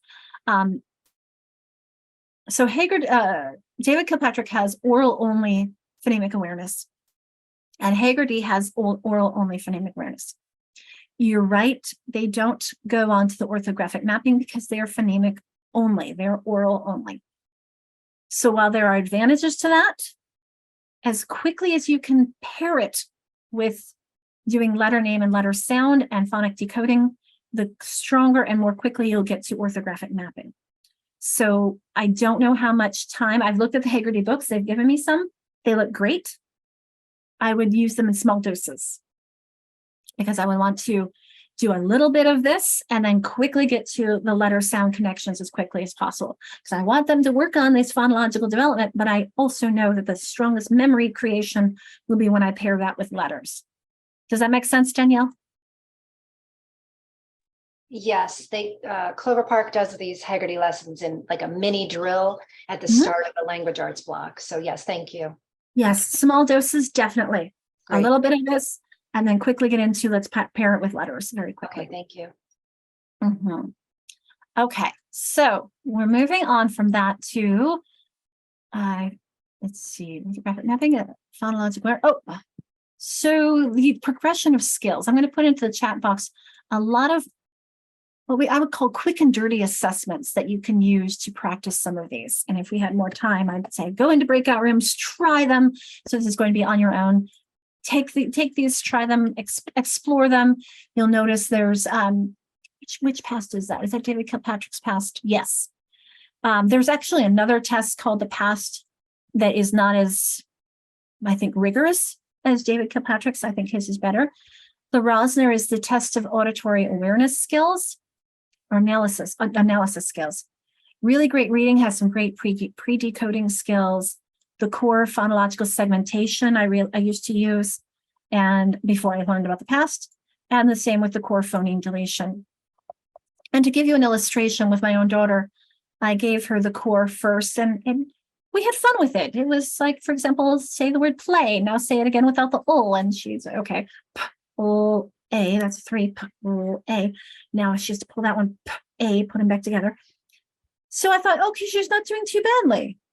Until we did the past and there was a timed element. Ooh, never mind. Because it took us a lot more time and work. And so I realized that in order for her to use these phonemes quickly enough to be able to do the orthographic mapping and to make those connections and really solidify her memory for words, she needs to go more quickly than this was illustrated. So these are just the development of skills that you want to look at when you're doing a screening. Can they blend? Can they segment? Can they manipulate? Here are some other assessments that we look at. We've talked about the rapid automatized naming. Letter sound correspondence is one that's very common, crucial actually. And here's some other practices. There's a foundational skills survey that's free through really great reading. I love a good nonsense word test and a good spelling test as well. And the San Diego Quick is one with whole words I used to use. So if you have suggestions, please put those into the chat as well. I use nonsense word tests all the time because or like I said, with high schoolers, or I would pick up Shakespeare or Edgar Allan Poe, something that I knew they don't know those words. So they've never memorized them, and they have to sound them out because I want to know what are your strategies for sounding out words. Okay, and then let's move on to just general skills, what we're looking for kids with dyslexia. So Kaylin, I love the Words Their Way assessment. I do want to have a caveat. I've seen Words Their Way activities and word sorts be used inappropriately. So I think that I've gone to some great Words Their Way trainings, and I've used it even in my own teaching. However, you want to make sure that it is an oral exercise. When I say inappropriately, I've seen teachers doing it quietly. You cannot do a word sort quietly and get the orthographic mapping piece. You have to be saying it and recognizing what letters are making those different sounds. So it needs to be an oral activity for you to do that. I didn't know that Letters has a spelling assessment. Fantastic. Kelly, that might only be accessible to the people who go through Letters training. They've given me the stuff to review, but I'll have to go look and see if I have access to their spelling assessment or not. It's free online. You can find it. Oh, thank you. I'll put that on the list to look it up. Letters spelling assessment. Is it similar to the Words Their Way assessments, Kelly? it's very similar in that you give the spelling assessment orally and then you grade it based on the features in the words. Thank you.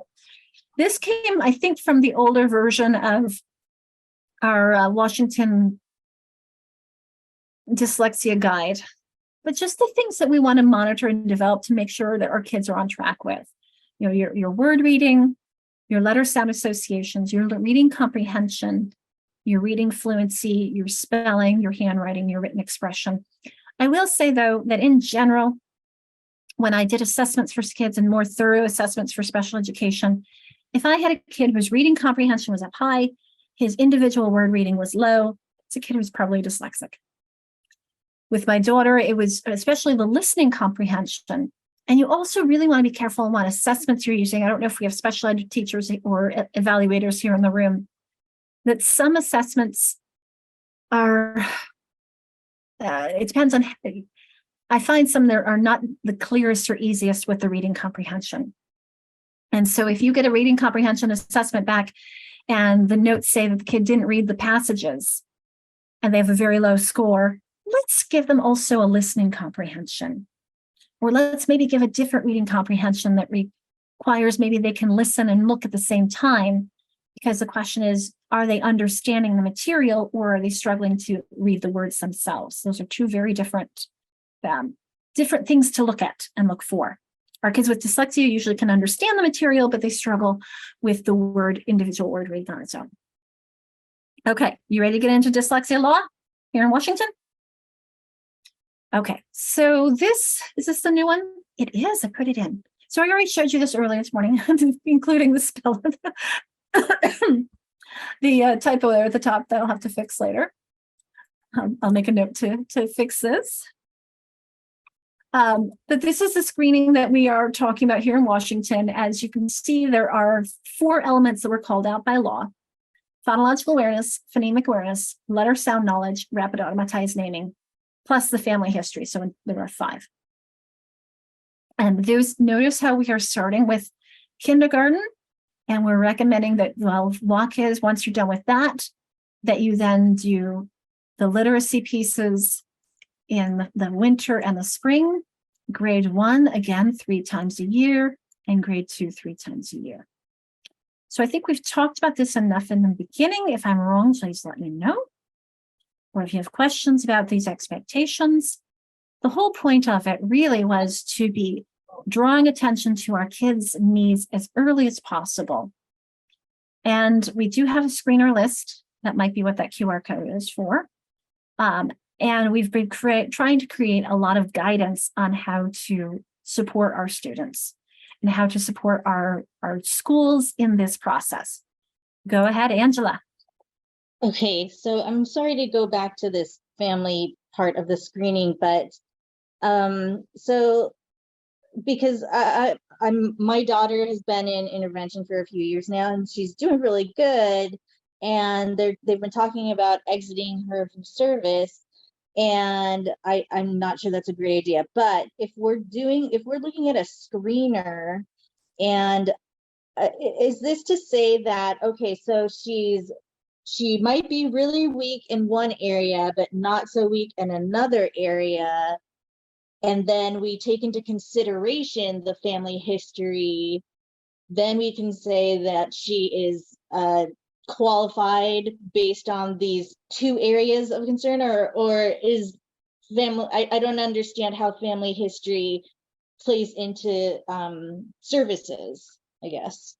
So it's a piece of the puzzle that when the law was written, I was not on the team that wrote it, but I do understand why a lot of teams who put these laws together include the family history. Is because too often families have said, hey, dyslexia is my family, or I struggled, or my uncle struggled, or my brother struggled. And schools tend to have in the past ignored that. And so hence the law saying you need to ask this and be aware and know that this is a piece of this puzzle. It's very heritable. Is it the driving force? No. Is the rapid automatized driving force? No. Is the literacy piece driving force? No. They all are.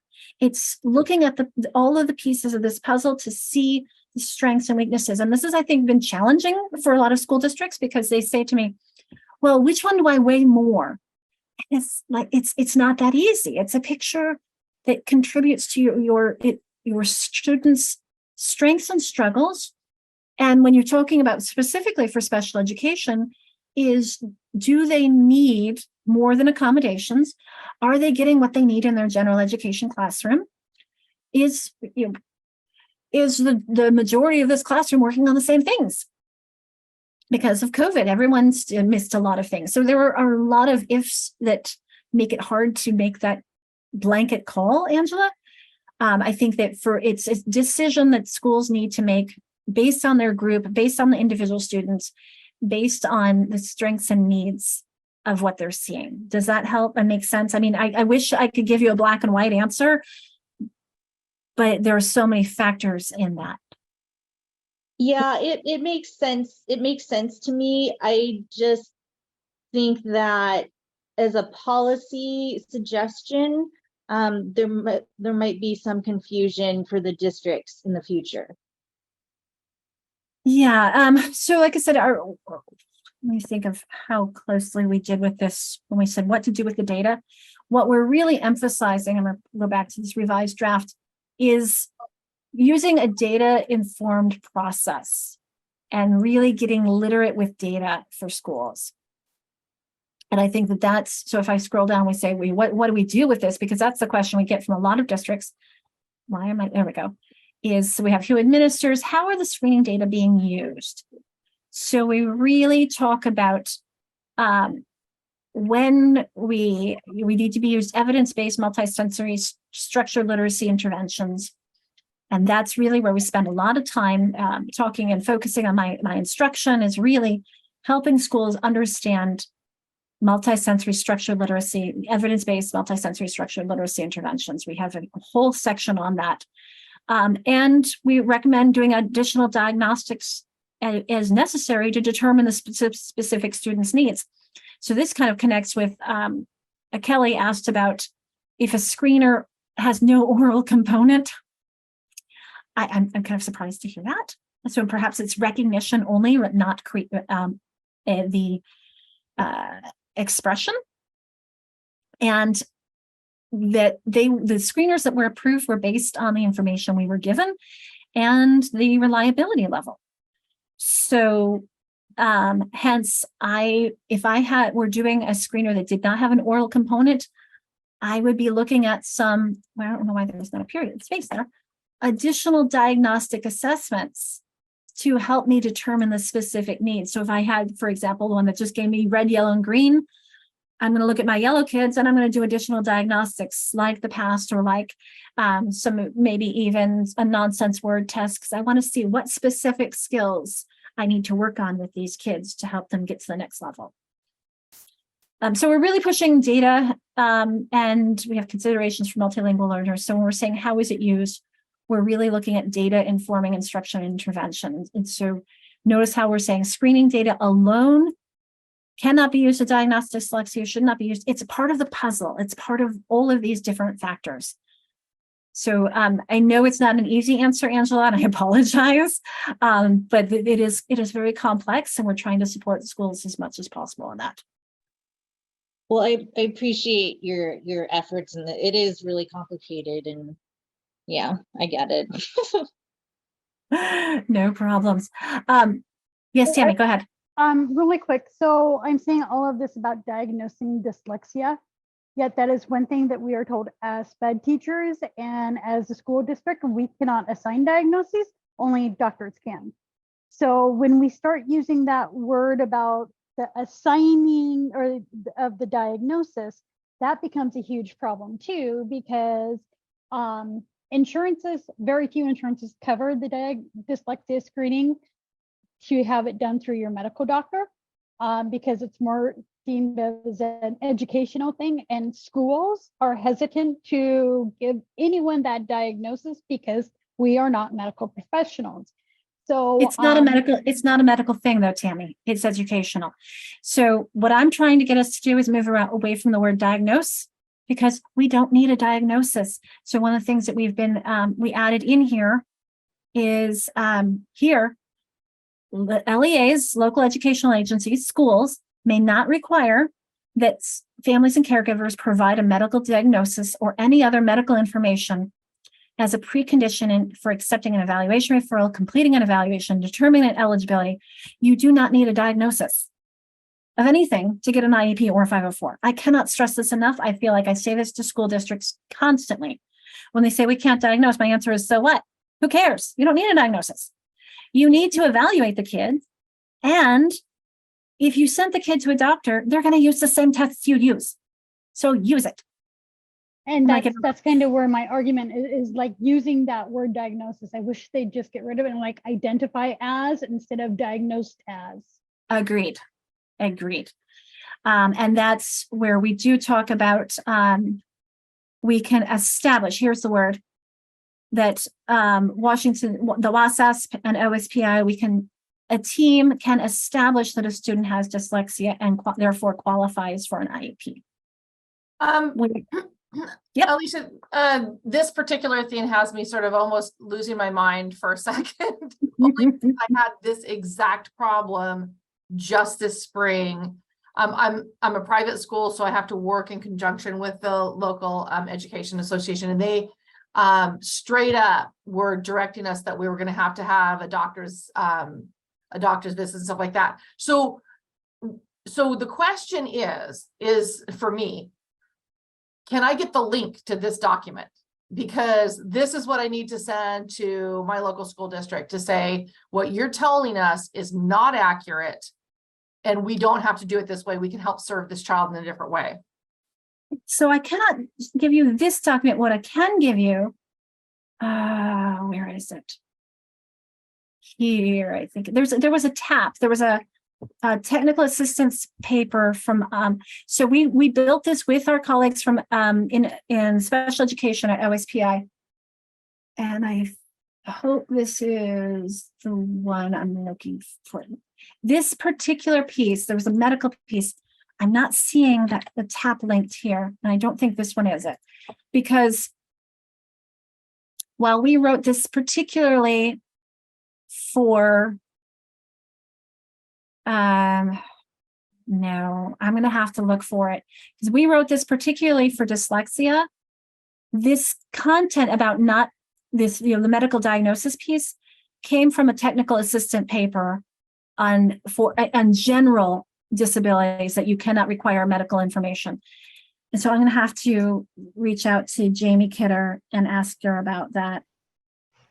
We've run into, I'm from Medical Lake, and we've run into this as well in the past spring. And this paragraph really, for me, explains what our SPED director was trying to say, in the sense that we don't need a diagnosis from a doctor, but we do need a disability category, which from what I've learned today and what our practice has been in the past, dyslexia is a specific learning disability, correct? Yes.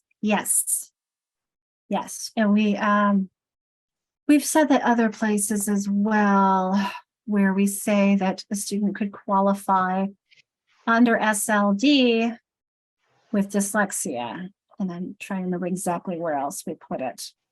I think it was what to do with the screeners, how it's data used. But the question that somebody else asked is this new that we don't need a doctor's note? No, it's not new. You never needed a doctor's note. But it's somehow, somewhere, this got translated in schools. And this is why we needed to change our guidance and to put this in here, because there's so much. So Arlene, when you asked about where can we get this, this is the document that's currently going through all of the approval process at OSPI. We've got it done. What you're seeing in front of you is not quite, like there were some typos that this was my copy as we were editing together and traveling, etc. And they have the most recent copy, and they're working on trying to get it out as quickly as possible. But we just finished the editing when we were at the MTSS Fest the beginning of the month. So it's not going through its process piece. But what I can do is when I send out, The Is link to the it, recording? if I'm talking though to my district and I say that I've seen a draft of the dyslexia implementation guide and it specifically refers to this, that's going to get them in the right direction, right? I should certainly hope so. Feel free to take a screenshot. Okay. This is golden right here, man. You have no idea. This is great. Thank you. And like I said, when I put in the video for the recording of this, I will also try to include the TAP, which is the SPED TAP technical assistance paper on medical diagnoses piece that where we got this. I thought it was linked in here, so I'll make sure that it gets linked as well. Perfect. Thank you. Yeah, on that final version. Say thank you. Like, you are doing so much advocating for all of this. And I can't even imagine some of the exhaustion and frustration around it. And with so many different opinions and so many different people coming from different angles of what they think the solution is. So I just want to give you kudos for working so hard and trying to get information out to the right people, because I do think that that is key and that there's a lot of confusion around that. And when the districts are all left to do their own thing in our state, that is exactly what they're doing. They're all doing their own thing. And they're using things correctly, sometimes incorrectly, whatever, right? And I have a quick question, just in my own understanding. When we're doing these assessments that are required, what I've seen often happen in my district is that it is to slap a diagnosis or a 504 or a reading group, and that is the full purpose. I don't see teachers saying, hey, I'm going to give this till the end of the year, and I'm going to up this area of what I'm doing with this child to see if I can fill in that, lack. I'm seeing it used as, and I think it is a misconception, just because with special ed and funding, there used to be such a big, this has to happen or you can't get, what you need. That now I think it's kind of just been over exuberated, that thought of, but what happens is, like we were talking about earlier in one of my groups, is it shuts down those kids that are just excited to read, because they are seen, they're pulled into this group and they're seen different by the teacher, they're seen different by the school. And if you think they can't, they are perceptive. They can feel that happening, and it doesn't feel positive. Like, there's hope, we're here to help, this is what everybody needs. It's more like you, right? So I mean, I've seen that happen with a couple of my own kiddos. So it's tragic. And then pretty soon they're like, I just can't read. I hate reading. And I'm just like, oh my land. No, reading is in my heart. Window. Do you know what I mean? For so much, it makes me sad. This So is why when we say instruction and intervention, we're saying all learners. Mm-hmm. And we say, we how does this fit into MTSS? We have, the MTSS triangles, and we're saying everyone, use database decision making for screening results. Let's understand, let's make sure that everyone is getting what they need. So Cheryl, yes, thank you. So sorry. Keep it up. Thank you. I did also see a question, or let's see, who was it? Nancy, you need to talk to Dina. You need to talk to Kristen, and you need to talk to Angie as a school psych. Kennewick. No, I'm thinking Richland. Never mind. Those people are in Richland. I can't help you with Kennewick. I don't have the resources yet. But have them reach out to me, because no. Thank you for all of you who are putting, yes, we are identifying the traits. We are modifying teaching to meet it. Who cares about the label? Yes, yes, yes. Not delaying, not needing to deny or delay. We just need to get kids with their help as quickly as possible. So Nancy, I am so sorry you were told you cannot refer without a doctor's note. It's completely wrong. In the comments section, the OSPI link I shared, it's addressed on the OSPI website under frequently asked questions. They have pretty much that same summary that you shared with us about how we can't require a doctor's note or a diagnosis from a medical professional. Who Right there. decide right there. Do I need a Yes. medical diagnosis? So I think that was the link that was on there. So I'm glad to know that that was linked already for us. Because no, you are not required. You just no. So, I'm sorry we're spending so much time on this, but it's just it's a very, very real situation for so many people. Like, okay. One Yeah. last clarification, if you don't mind, just from me, maybe, hopefully. And that is when we're doing these assessments, and we get that information back, how it looks like you're going into that right here, maybe, but how do you know if they're in the process of getting the skills they need in a normal, like, because as you showed with all those arrows, they can be constantly in and out of things. And what if you've caught them on a day when they're in this and they're not there, but it doesn't mean they aren't going on a normal track? How do you, okay, no, this is dyslexia versus, normal development. Well, so that's where we're screening, intervening, and communicating, and that's why too. If we go back to the document, and you remember going back up to the table where it said how often. That's why we're looking at them 3 times a year. Is we're checking. It's like kind of like checking your oil, or it's like going to the doctor and taking your temperature, or when they check your weight. It's not because they are checking to see whether or not you're obese. They're just checking your progression. Think of when you're children and they check your weight and height, and we're checking your progression. Are you on track to what you need? And we're not going to forget about you. So maybe you were on track you had a great day, and you're slipping, you're having a bad day or having a great day. We're trying to figure out, and that's why you're trying to stay in tune. And that's where I brought up this. It's that screen, intervene, communicate. Let's keep this cycle constantly going. I think another piece that would be helpful, and I am cognizant that we have 2 minutes till our break, is another piece that's coming in the guidance, is this of what to do for districts, is how to, look at number 2 here. If more than 20% of your students are displaying indications of low literacy development or areas of weakness associated with dyslexia, let's look at what we're doing for everyone. And we might need to make some adjustments for that. Let's look at individual student data and to determine our intervention groups. And let's communicate, let's deliver universal instruction. And one of the things that we added from, like I said, I don't have the most recent version. I said, we added an arrow going from here back up to here. Becomes a cyclical, so that we are not just doing this once and now we're done. It's a constant process of looking at our kids and trying to meet their needs. Does that help? I can only hope.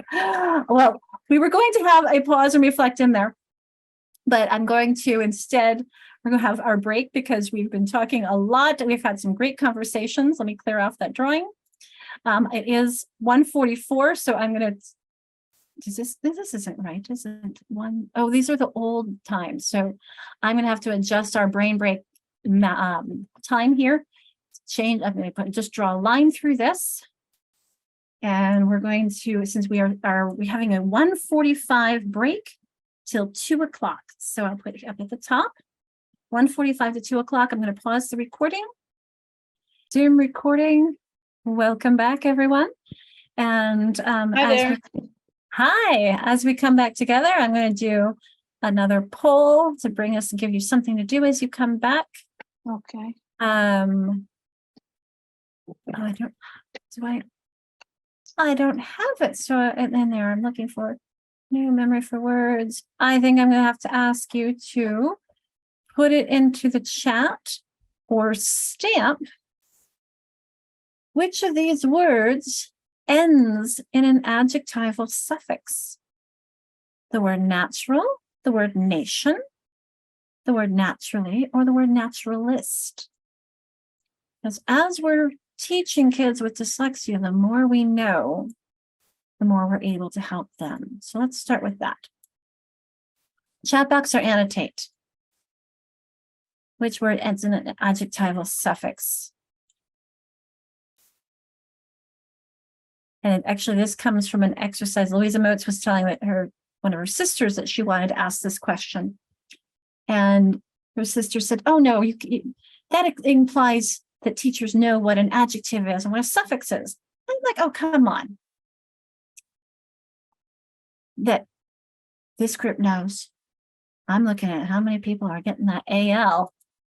You are all awesome. You're right, Kaylin. Naturally is an adverb, not an adjective. Natural is. Naturalist is a person. Got a couple people with naturalist. So that would be a noun suffix. The ist makes it into someone. So yeah, see, I think Louisa Motta's sister was wrong. She could have and should have, because look at this. You're fantastic. I totally get it. We have to think for a moment, but this is what we have to help our kids recognize is that what's an adjective? Okay, the adjectives means it's something, like if I say it is a natural occurrence versus a nation, this is a noun. A naturalist, this is a noun. I'm going to put my drawing one instead.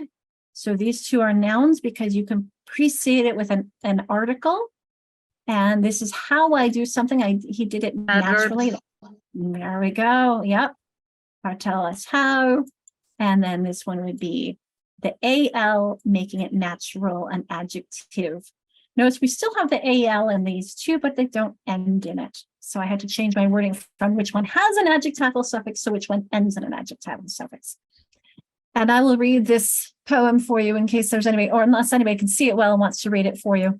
Some of the handwriting is a little bit difficult. I don't remember where I found this, but I like this. I am stupid. Nobody would ever say I have a talent for words. I was meant to be great. That is wrong. I am a failure. Nobody could ever convince me to think that I can make it in life. Now read up. I can make it in life. Nobody could ever convince me to think that I am a failure. That is wrong. I was meant to be great. I have a talent for words. Nobody would ever say I am stupid. Again, it's that hope that we want to draw. Okay. So I know I said we were going to put you in the chat rooms again for a little bit, but I think we have a lot to do. So we're just going to go into the natural chat room opportunities for this section. Welcome back. Hi, Tammy, sorry. So the T and the I.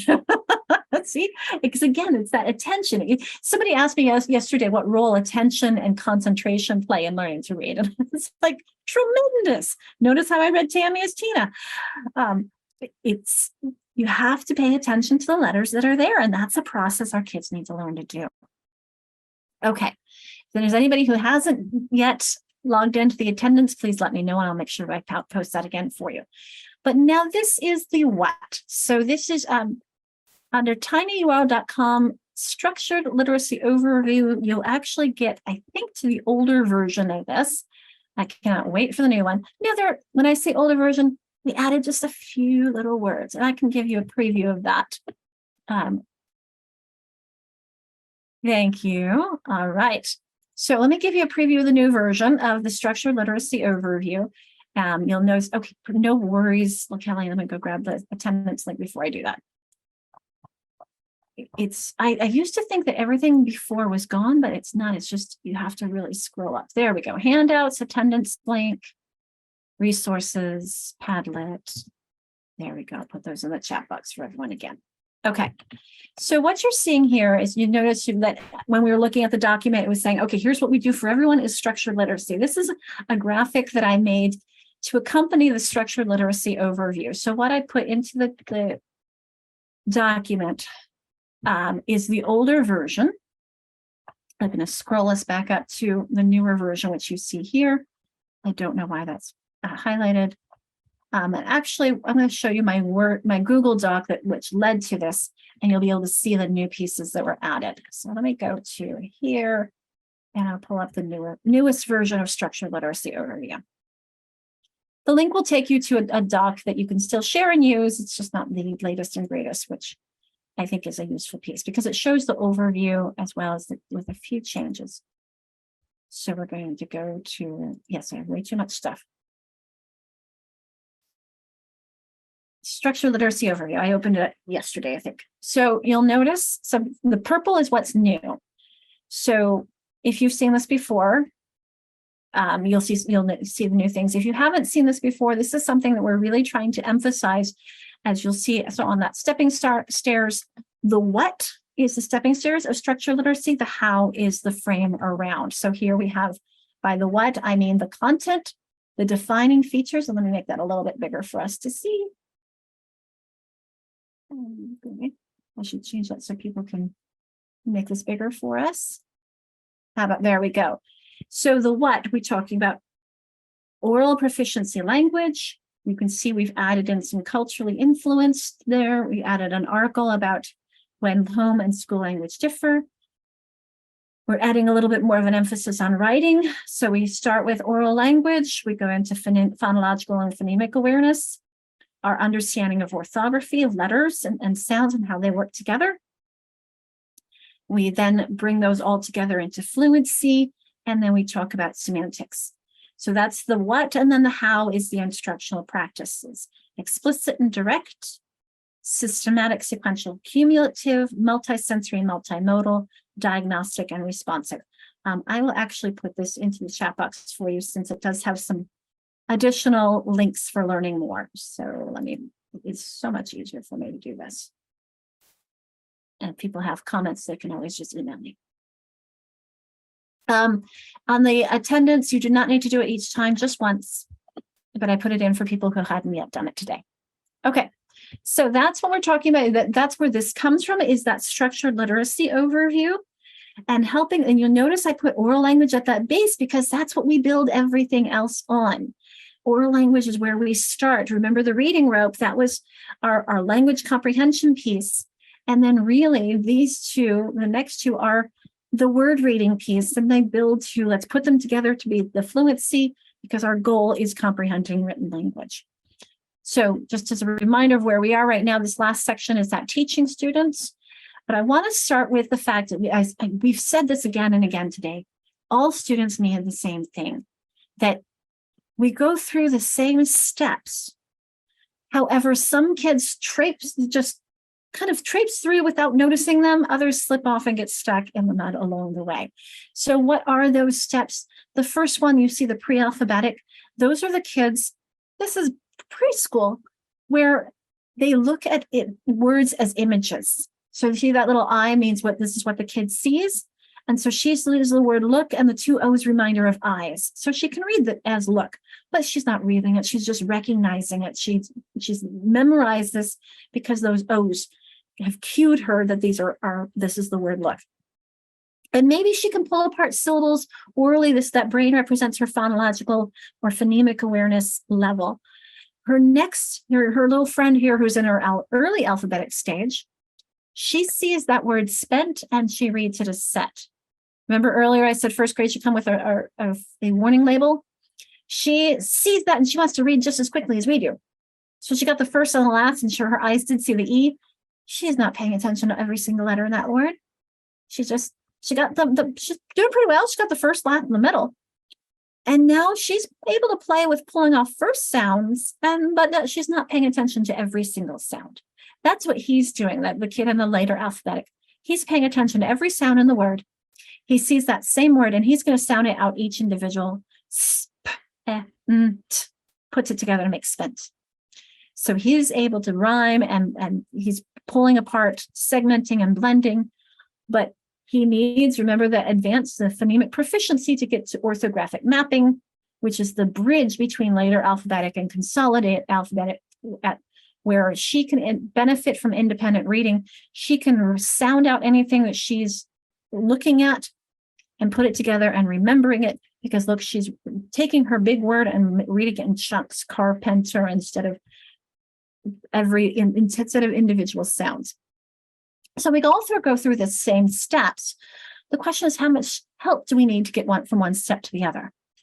You may or may not have seen this image. This comes from Nancy Young, and I do have a link to this because the other one was mine. I don't have it posted anywhere. So let me put this one into the chat box. Nancy Young, and I'm using with her permission, but you'll notice that some of our kids learn to read really, really easily up at the top. Some of our kids, learning to read is going to be the hardest thing they ever do. So those are our two extremes. And then we have everything in between. But everyone benefits from structured literacy where we learn about the logic of our language, how our language works. It just makes it clear and easy, and some can just take that and run with it, and others are going to need some more time in that explicit learning. So you'll notice where we say facets of a structural literacy approach are valuable. Yes, even all the way through to me. I wish that she hadn't taken that this is valuable for everyone, because that's the message we're really starting to say in our guidance. I'll go back to that, is that this is valuable for everyone. Whoops, that's the one on Google. Here's the one. Content of structural literacy. All learners across all grades benefit from instruction that is essential for all students with language-based learning disorders. And then we get into what is structural literacy. It's based on the science of reading and writing, and it includes knowledge of oral language, oral and written language, how it's learned. It's explicit, systematic, sequential, cumulative, multisensory, diagnostic, and responsive. Focuses on both reading and writing, which are reciprocal skills, with that goal for automatic and fluent application of language knowledge and decoding and encoding skills to enable reading for meaning and writing for communication. So my invitation to engage here. What color are most of your kids? Where would they fit in this? And where would they fit in this with word reading versus language comprehension? When someone tells me that their kid reads at a second grade level, I think, so do you mean decoding skills or understanding skills? Because that's a very vague sentence to say that they read at a second grade level. You can put into the chat box, you can annotate, and food for thought for your next breakout. Where are you kids in this continuum? The majority of the kids you work with. I think, Tammy, you're special education, right? So your kids are probably in the orange and red. I'll never forget when I had a sixth grader who she just needed explicit instruction. And we exited her for special education after she got it from me. It was so rewarding. She said to me one day, okay, I've got this. And she did. She didn't need to be in special education. She just needed that explicit instruction. He yells orange and red, lots of red, with some yellows. Lots of red in there in the chat box. Orange to yellow. So I like the gradations. Fourth to sixth grade, you probably have it all, don't you, Heidi? Yes. I like greens and nice and orange, the whole, oh, definitely K5, but librarian, yes. So I think that's important to recognize and look at those percentages. You know, we've got different amounts of need for us. And Tammy, we should not be waiting until grades 2 or 3 to get kids what they need. No, I'm saying it's like we do that through grades 2 or 3. We give them explicit instruction in the phonics and everything, and then we stop until they get so far behind, and then they qualify for SPED. You know, because even with the RTI services, it goes back to the whole, like, the knowledge of what should be in RTI. Like our RTI teacher, when I asked him what he does, he's like, well, I print off like these reading comprehension papers that they have to read and answer the questions for. And I have this worksheet and I have that worksheet. And I'm like, how do you expect them to answer the reading comprehension if they can't decode the words and fluently read the words? So you're right. I should come up to a carver, huh? But we'll get there. Little baby steps, right? Baby steps. I always say the big word yet. It's definitely. But what I think is just so fascinating is to contrast this with the last one we had, that we all go through. People say, well, everyone needs the same different things. Well, they may be because they're at a different stage. We all are going to go through those same steps. We just might go through them differently. Here's the research validated. I think that question is for Tammy, not me, Cece, right? All right, so great segue though, Cece, is what do we need to do for our kids? Preventative, we need to make sure, I mean, I'm sure this is no surprise considering all the things we've been talking about all day. We need to make sure that we provide them with phonological awareness instruction, that they understand how those phonemes connect to graphemes, that phoneme grapheme sound instruction, and they need opportunities to read connected text. Research shows it looked at many, many, many interventions as well as programs and said that if any one of these were missing, that you missed and you would not have the same bang for your buck.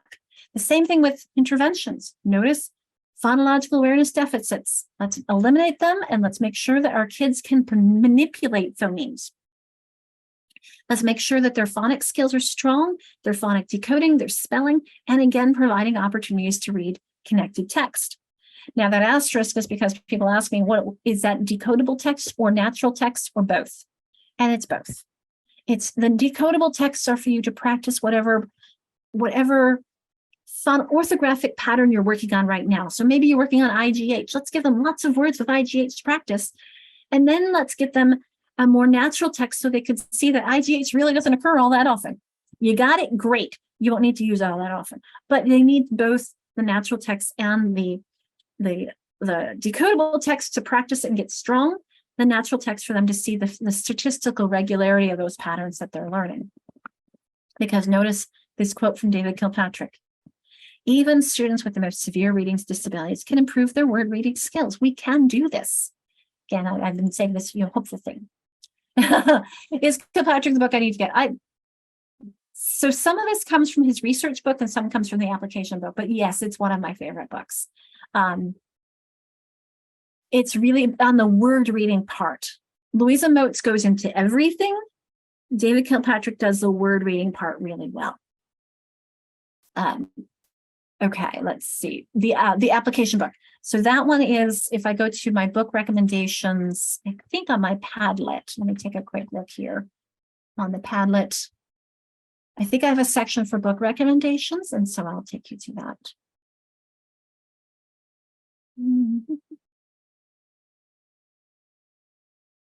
Scroll over book recommendations. Here we go. Love Uncovering the Logic of English. I don't like that she calls them all rules. Nothing's perfect, right? Let's see. Where's Kilpatrick? Equipped for Reading Success. It's this one here. It's the one at the very top, which, of course, technology is not going very slowly. So I'll just bring it up this way. In this, I'm sure you could get it on Amazon as well. This is his son, who's the author. And you'll notice there's the past, which he's offering for free. I mean, the son is not the author. His son is his publisher. Very applicable. In fact, he says in the beginning, very application is what I mean. In the beginning, he says, you're not going to find the research here. That's in my other book. This is the most important stuff from the research on how to use that and how to apply it. So that's really what you're looking for. There was one webinar I went to by CORE that I found was interesting, where they said, really, kids in tier 2 or kids receiving tier 2 services, we don't want to call them tier 2 kids, they need more of this, and tier 3 they need most. So this is one way of looking at it, but it's also they need the more diagnostic. You need to base it on their needs. So notice though, everyone benefits from a strong core program that has systematic, explicit, supportive, engaging, motivating. So I put that all in mind. So again, here's what we need: phonemic awareness, phonemic decoding skills. I'm sounding like a broken record, aren't I? Fluency, construction of meaning, vocabulary, spelling, and writing. This is a quote again from the David Kilpatrick's book.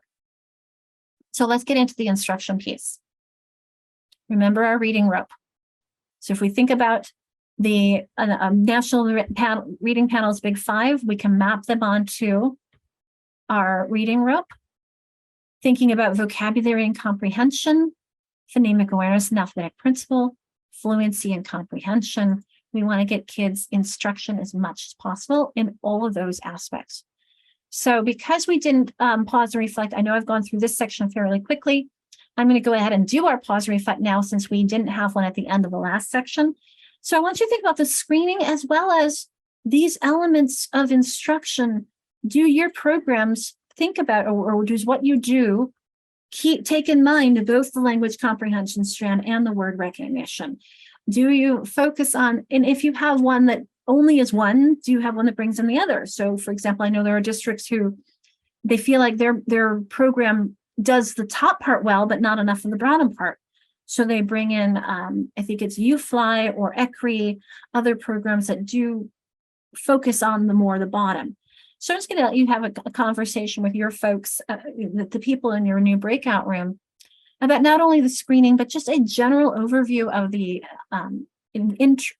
your tier 1 before we get into the interventions and really getting into those pieces of the structural literacy elements. There we go. Who would like to start off? Did you hear something in your group? So we haven't heard whole group yet. Now we've got you. Yeah, we've got so much support. I don't think Sandy's talking to us. I'll mute her.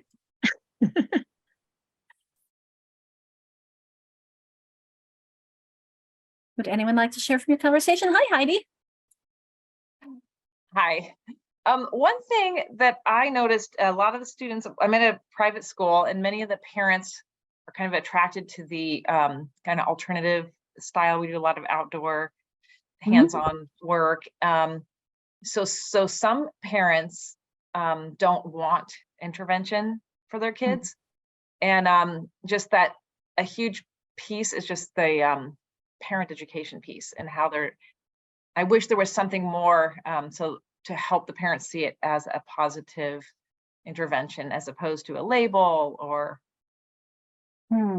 there's something wrong with your kid type of thing. Yeah, it's making me wonder if this image couldn't be helpful for us to say, we're all on the same trajectory. We're just helping your kid get to the next step.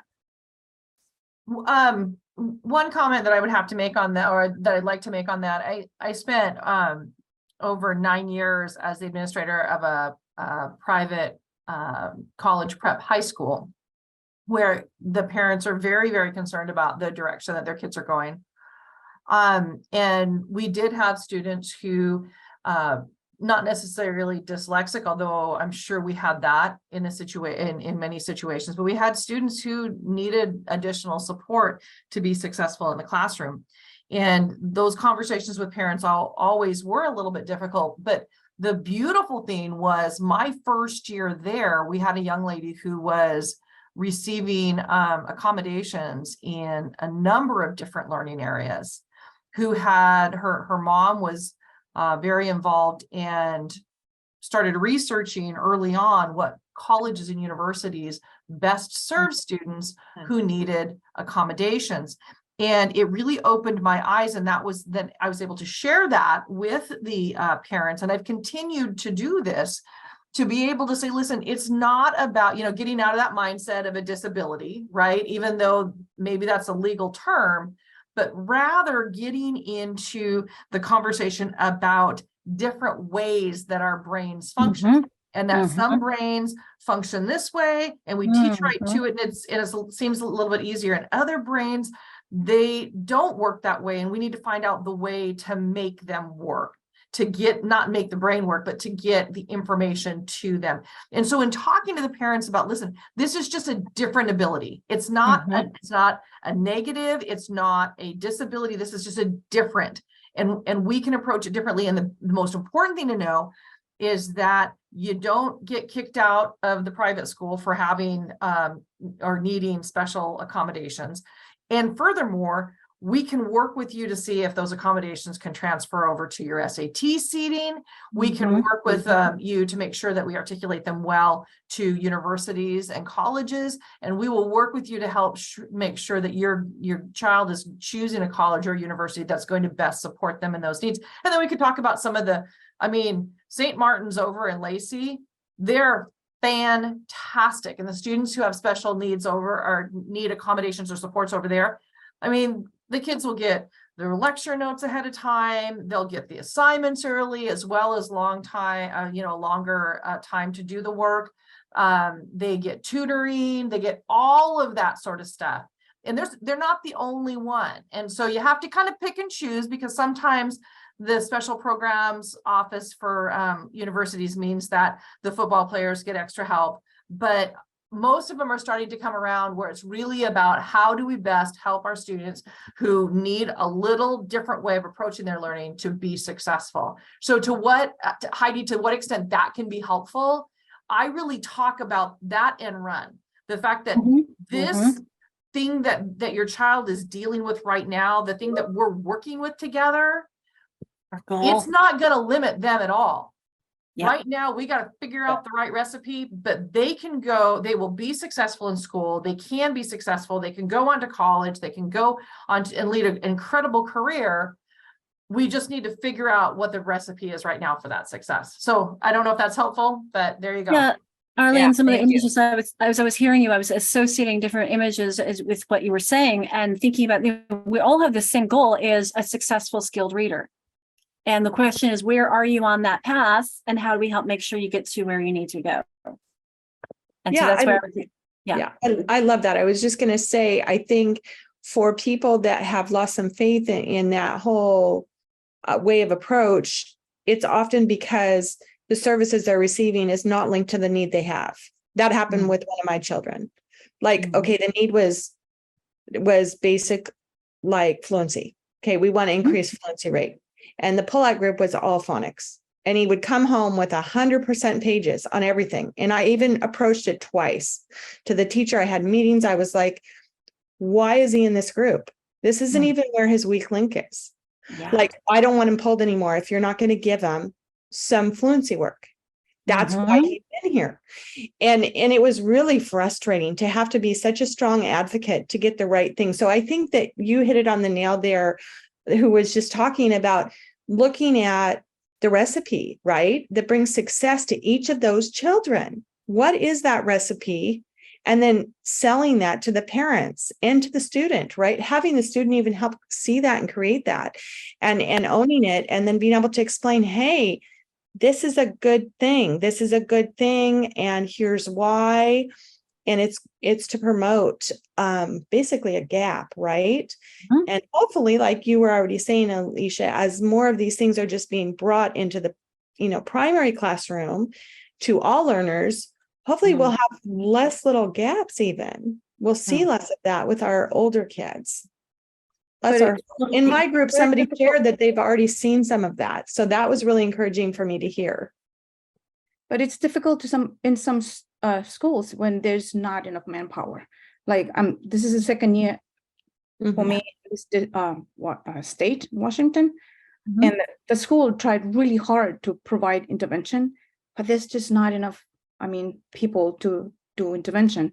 So basically, for me, my first grade class, I have to do with the only para that I have, and so you're right. And actually, Marala, that reminds me of a very good book, which I think is in the car. I might have another copy over here, and I don't think it's on my book list yet. So I want to bring it up. I'll pull it up here for us. It's called 10 Success Factors. I spell it right. Here it is. 10 Success Factors for Literacy Intervention. It's by 95% group.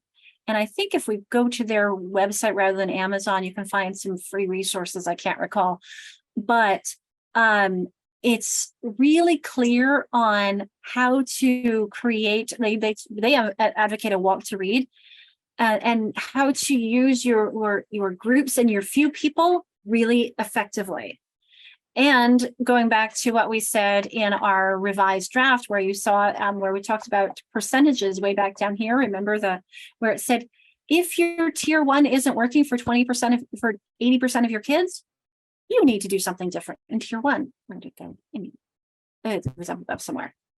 It was up here, right here. If more than 20% of your students are showing these difficulties, you need to do something different with what you're doing.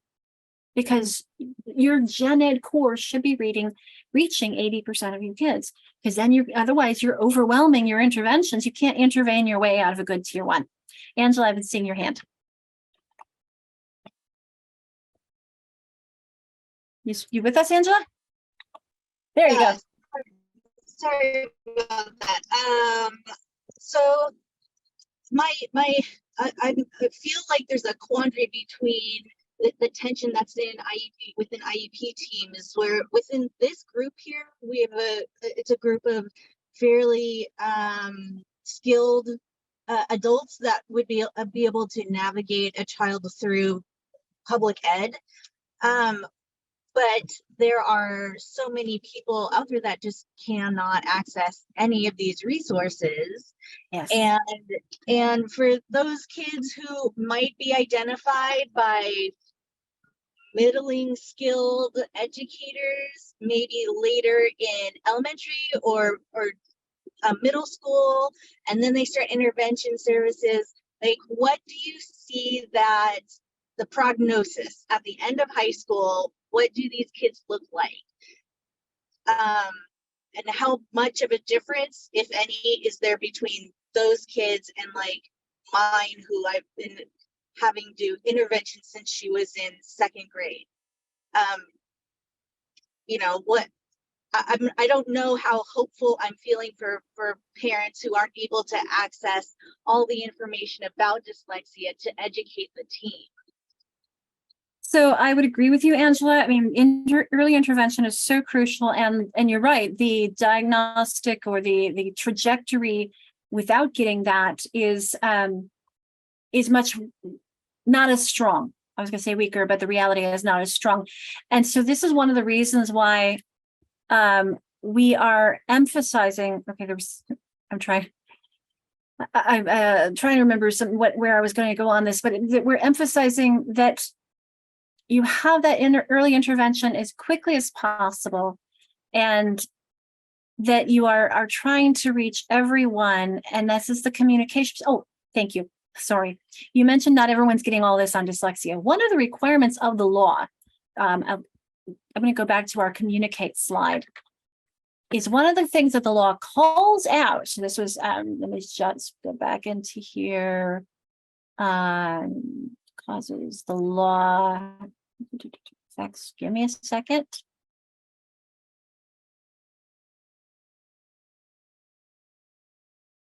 Seriously. So anyway, one of the things that's really spelled out in the law, I had a slide that was actually called the law. So it wasn't this one, it was before this. Give me a second, I know I'll find it.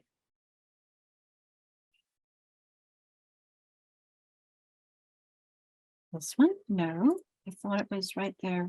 Oh, gracious. Law was passed a few years ago. Well, yes. Oh, here it is. This one. Remember? Okay, so it was passed when my girl was in 1st grade.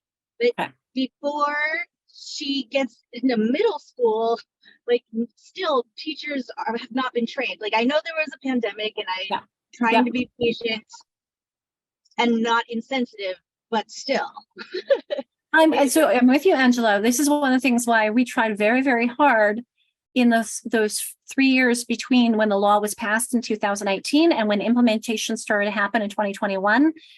We reached out to school districts. We reached out and we had webinars. We had conferences. We tried very, very hard to reach out to everyone to make sure that we start getting this indications, this information out there. But here's the piece that I was looking for, is when you said, what about those families who don't know? Notice how we must notify, it doesn't say it here, but the law specifies that when we do communicate with them, I could pull up the law, but it includes, and I know it's in the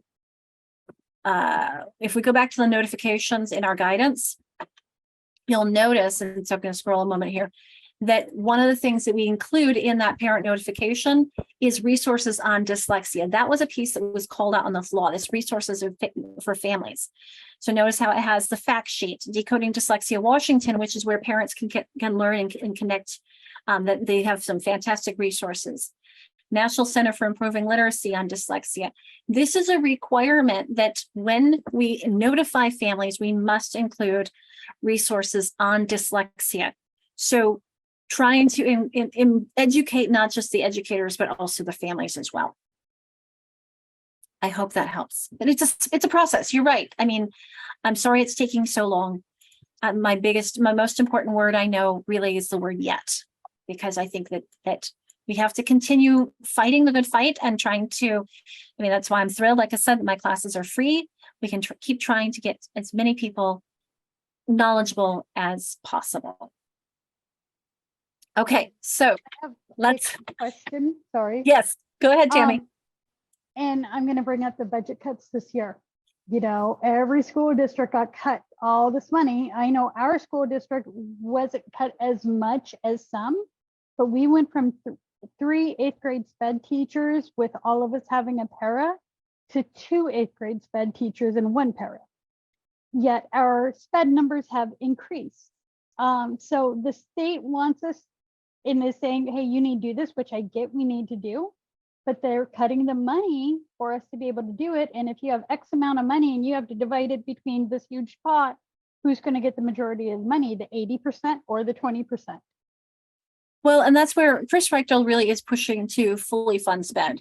And so right now they're trying to eliminate the cap, the percentage cap. They're trying to fully fund special education. So that will hopefully help with this. Again, it's a process. I can pass this on to my OSPI colleagues, but I'll keep working on it, Tammy. I really will. I wanted to share with you all the impetus for that structured literacy overview that you got. It really came from a lot of older, we're sitting on the shoulders of the Literacy How, which put the National Reading Panels 5 around the circle of oral language. We're sitting on the shoulders of International Dyslexia Association, and you look at all of those elements. These are things we've been talking about all day, haven't we? Phonology, sound symbol correspondence, and syllables, morphemes, syntax, semantics. And when I teach a lot of time about these, I have a 42-hour series where we talk about whole day talking about phonology and understanding phonemes and how they're made in the mouth. We have an entire day talking about how we connect those phonemes to symbols, a whole day talking about syllables, one about morphemes, one about syntax, and one about semantics. So I have a 42-hour series that goes in depth into each of those. I also have a shortened version where I do 2 hours on each one. And so these can all be found on PD Enroller. Just if you search the word dyslexia, I've stuck that word into everything just because it makes it easier to find it all rather than, is it explicit instruction? Is it special ed? Is it literacy? Whatever. I just stuck the word dyslexia into everything I do because we talk about what is phonology. What do we mean by that? What are the phonological skills that we need? What is sound symbol correspondence information? How do we learn about the easier ones where it's one-to-one connections, or the complex ones where they need to slow down and think, or the really rare patterns? What are some teaching tips to help with that? And recognition, again, these are just some general overview of things. But the one thing I say more than anything else, look at this one, teach reading through writing. The movements that are involved in writing leave a motor memory in the sensor motor part of the brain, which helps us to recognize letters. When we go into that depth, we talk about what are the syllables? How many syllable types are there? How do we help our kids recognize syllables and dividing words into syllables so that they can read? Again, when I talked about using words the kids have never seen before, I want them to be able to access that. Thank you for the Angela. We get it. We get it. We've been there, and this is a lot of work to do, isn't it? I mean, look at all the pieces. When we think about morphemes, we have to talk about prefixes, suffixes. There is so much here. The rules that how words change when we add in suffixes, only if they begin with a vowel, if it's a double or the drop, this is complex. There's so much to know and to learn. I will suggest. So Tammy, some of my PD is after hours. I try to do everything. I try to do a little bit here, a little bit there. Some of them are after hours, some of them are a full day. Yes. So I try to give lots of options. But here's another place you can start is with even the Common Core State Standards. Appendix A has a lot of great resources for you. I had to shift the link to Appendix A. I sometimes do a poll. Let me do a poll. Who's heard of Appendix A with the Common Core? Are you familiar with it and its resources on reading foundational skills? Okay, at least one person has had no idea. So I totally understand if you've never heard of it because, or even if you haven't explored it. Because if you look at the title of Common Core Appendix A, it says research supporting key elements of the standards and glossary of key terms. What it doesn't tell you is that on pages 17 to 22, you will find a list of common phoneme grapheme correspondences. You will find a bit about phonological awareness. You'll find a bit about orthography, including syllables and morphemes. So there is a link to, unfortunately, the regular link closed. And so I'm going to share these results just so you can see you are not alone. If you are in the category you had no idea, or you've heard of it but haven't explored it. We do have 3 people who knew about these pages, so awesome. In our tiny URL resources, let's go and get you to Common Core Appendix A so you know how to find that. So we have our structured literacy instruction resources. Oh, I might not have put this book in for you. Let me put that into the chat. I should add it to my recommended books because it's so clear and easy. So we're going to go to my structured literacy resources, and let's go to Appendix A. Let's see if this one works, and hope it is. Come on. Oh, I think that 400 means it's, yes, it works. No, that's that's the Reading Universe. Let's try again. That's a really good site though. I love that one. Common Core Appendix A. I think I've fixed that link, so I'm just checking to make sure for you. Yes, okay.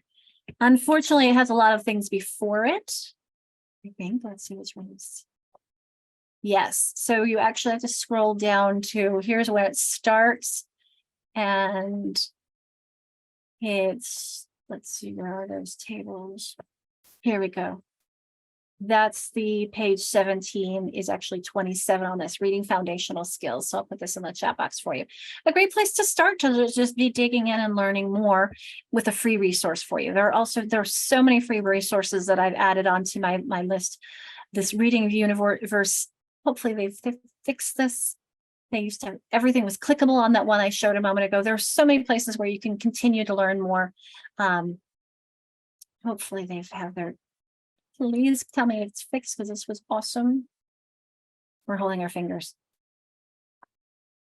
Where's our grid? Oh, it's not as nice as it used to be. It used to be that grid that I was showing, and then you could click everything. Let's see if there's, let me see if it's here. Yes, they've changed it. I liked it before, but still, this is really nice. So notice we've got the simple view of reading, word recognition, language comprehension, reading comprehension, fluency, writing, structured literacy, and all of this is free to explore. So I'll put that in the chat box as well.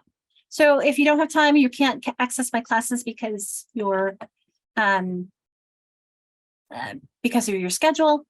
There's that one. There's Reading Rockets, has so much you can explore as well. I see I've got Reading Rockets in here. Reading, really great reading. Reading Rockets has a, oh, here it is. The just Reading 101. There's a very good course as well. So lots of opportunities to learn. Okay. In my course, we talk about syntax, grammar, morphology. We talk about semantics. We talk about instruction and that, whoops, I passed that one already. Direct, explicit, multisensory, all those pieces, putting those together. Explicit, how we make sure that it's explicit instruction. We're using teacher modeling. Remember the I do, we do, you do. I had someone to tell me yesterday, yeah, but using Anita Archer all the time can sometimes turn kids off. I said, well, there's a time and a place, and but definitely it is supportive, and it helps our kids who need that signal for responding, multiple opportunities to respond. And maybe what you need to do if they're getting a little tired of all the choral things is don't do everything choral, and pull back your scaffolding. If they can do it, let them do it. So there's an importance to scaffolding, and there's an importance to de-scaffolding. So we need to get our voices out of the way once they're able to do it on their own. Systematic and cumulative, let's make sure that we're following the flow of the language.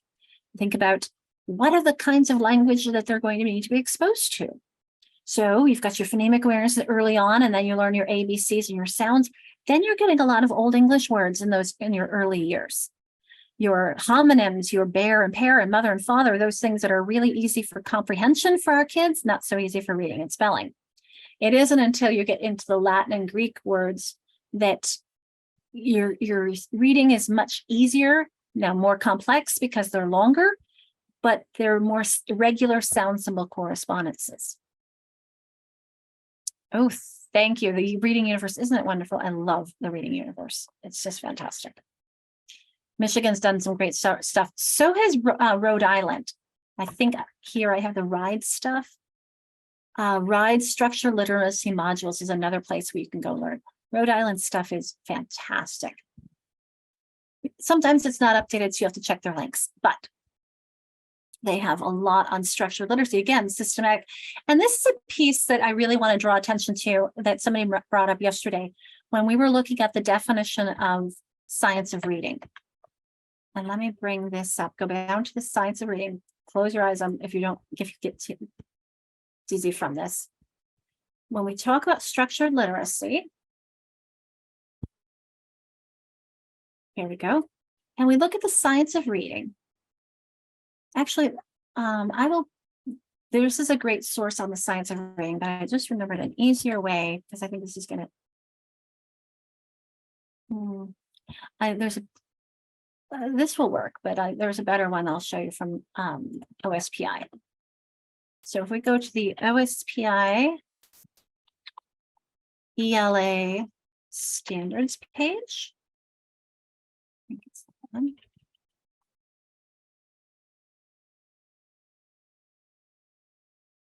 We've put a lot of effort into, down here at the bottom, understanding the science of reading.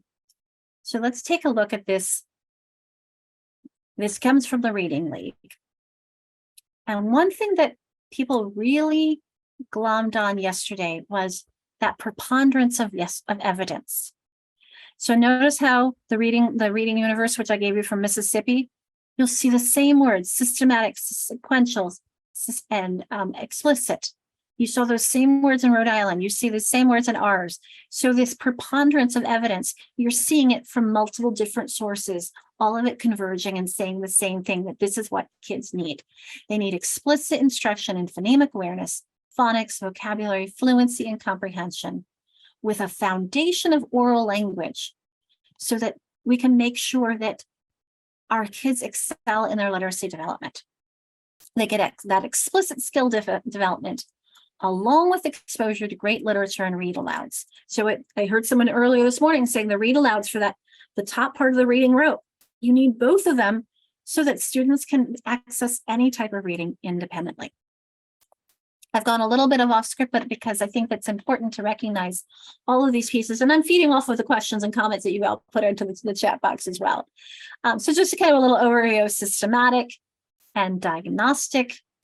You're checking and make sure that everyone gets what they need. So there's so much that we can do here. I'm going to give you, let's see. Oh, one other piece that I want to show in is developing fluency. And then I'm going to do a pause and reflect.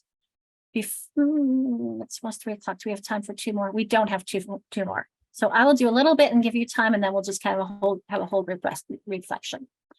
Because I'm going to give you in your next breakout, I'm going to give you some things to practice and explore and talk about as well, and that's on the Jamboard. So when we're developing fluency, one last thing that I want to make sure I share is that we want to make sure that our kids aren't guessing at words. That's the most important thing for me, is that one, we are becoming reading researchers. We're trying to figure it out. I don't want my kids to know when I say to them, why does hopping have 2 P's and hoping have 1? I don't care, it just is. I want you to look at the patterns. I want you to understand the why. When my son said to me, Mom, that K-N-I-G-H-T-Y, I'm like, honey, it's a really, really old word. And what I'm going to do for you, let's go to Edam Online and we're going to look it up. Because like when he said, Mom, why that EA in beauty? Well, let's look it up. Let's explore the language. I want you to be curious. So I said, I bet that's a French word because French words have a lot of letters we don't pronounce. So Marawa is saying, yep, B-E-A-U-T-Y. French is my second language, so I with all affection is realized. Look at that. Beauté, it comes from Old French. When I look up night, K-N-I-G-H-T, and I see that it used to be pronounced knicht. We don't have a kn in our language anymore. We don't have a in our language anymore. Our language has changed. I said to my son, we decided how to write it and how to spell it, and then we changed how we pronounce it. Sorry, but it's history. And actually, so I put an item online, I think, into the chat box, right? My other really fun one my daughter loves to explore, I was sharing with some videos earlier, is if I go to YouTube and pull up Erica Okrent. When I said history, it's so much of the reason for why our language is so complex, because we have so many different languages in it. So Erica Okrent has a lot of really fun explorations of why things are spelled the way they are. So here's her site. I'm just going to put the whole thing in there because they are so much fun. Look at woulda, coulda, shoulda. Where does that L come from? Why tough, through, and do don't rhyme, and other oddities of the English language. She helps you understand, as we talked about earlier, giving them kids something to hook onto. Love these videos. They're so much fun. I know you're going to want to go exploring everything, aren't you? But I'm going to give you a little bit more on we'll do accommodations afterwards. I'm going to jump to our activities first. So let me get into that, where I'm going to give you some time to, not going to do that. Give you time to explore and pause and reflect with some activities. I talk about the crispy R. What do you mean about crispy R, Angela? Okay. So sorry, it was something I actually saw on TikTok.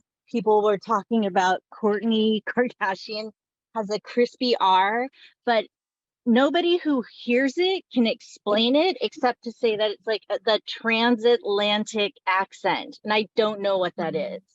Okay, so the transatlantic accent was one that was created in the golden days of the movies. So Cary Grant and Katharine Hepburn, that was the days of the transatlantic. And so it was this fictional accent created that is not quite American, it's not quite British. That's why they call it transatlantic. It's somewhere between the two. And I'd have to think about the crispy R, but it's definitely a fake. And you even hear from me, I enunciate very carefully. And it's something that's not natural in an American accent, nor do I speak in a British. I mean, the British definitely know I'm American, and the Americans accuse me of being British. That's because I had a grandmother who taught me to enunciate. But I also then think about this. This leads to our conversation about the imperfect relationship between speech and print. And that's the most important thing I think as teachers we teach our kids, is that print is a representation of speech that is imperfect and yet predictable. I'd even have a slide on it somewhere else, but not in this deck. But I'll say that again. Print is a representation of speech that is imperfect and yet predictable. So when I say imperfect, for example, the word family. Notice how we say family. We don't say family. So it's an imperfect representation. My daughter does, and so she spells it correctly, but we say Wednesday. We don't say Wednesday. We say difference. We don't say difference. Some people might. And it's simply that imperfect relationship between speech and print, because oral language is much more flexible and changeable than written language. Even you hear me being more strict, and I always, in some of my classes when we talk about phonology and sound symbol correspondences, I say, how many of you literally and honestly actually say you put butter on your toast? You don't. You say you put butter on your toast. It becomes a D sound. Butter. So oh. Do you say it, Kelly? I'm trying to figure it out. and yes, English language learners are it's in the enunciation, is how closely we pronounce things to reality. I mean, I hear on the radio all the time people say, oh, and we'll see you tomorrow. They don't say tomorrow. So their first sound of tomorrow becomes D. It's tomorrow, because we say it so quickly and easily. And so the second sound in stop is not a T, it's a D sound, stop. Feel it, you're just tapping it. So that's why our language is so complex and hard, because we don't pronounce it just like it is written. We just don't. And that's the variety and the beauty of it. So I'm going to queue up these exercises for us to talk about and think about. Oh, water, you're right. Yes, that's a great one. We have that, it's called a flat. So I'm going to give you some things to explore and play around. I see a lot of you in the breakout room, I mean, the Jamboard. Hopefully, at least one person from each group will be able to get into the Jamboard and share this with each other. So you'll notice we have some looking at what's allowable and what's not allowable in our language and why. The next one is some decoding practice where you can see how would I help my kids with some of these words. Way too many than we have time for. And then lastly is student errors. Are these student errors due to their understanding of grammar, of syntax, of morphemes, prefixes, suffixes, roots, orthography, the connection between sounds and symbols, discourse, larger units of language, semantics is meaning, and phonology is phonemes. And then, of course, I have a last one for just your own reflections. How are you looking at your own practices? How are you looking to continue your learning? Looking within and looking without. And so any reflection items here for you. I'm going to take all these out so people don't freak out thinking, wait, there's more here. There is not. It only is an 8-slide opportunity for you to engage. So some food for prompts in your reflection and your conversation as you think about everything we've been talking about today. We will talk about accommodations a little bit at the end, but I want to give you opportunity to think about foundational concepts from this talking about structured literacy and what does it mean in action. So if you need this link again, it looks like most people are on there, just let me know. And I will actually change the settings on our breakout rooms. Okay, so before we get into was that what? Oh, someone I think was this meeting is being recorded. Okay, so I'm sharing screen with our statistics, and we see that there are a couple of question marks. So let's actually hear from somebody who crossed off these. Why don't we take the first row? Let's hear why you crossed those off, and then we can hit the next row and talk about whether or not those are okay and why. So who would like to start with the first row? Jessica turns off her video. Well, we started doing this. We didn't realize we were doing this on everybody's. So we're like, oh, well, let's just keep going. But we were thinking 2 Fs at the beginning of a word, NG, not at the beginning, but at the end. And thought about steek a little bit. We've never seen the CK after a double vowel, only just a K. But you are exactly right, because let me get another color for us here, that the double F comes at the end of the word right after a short vowel.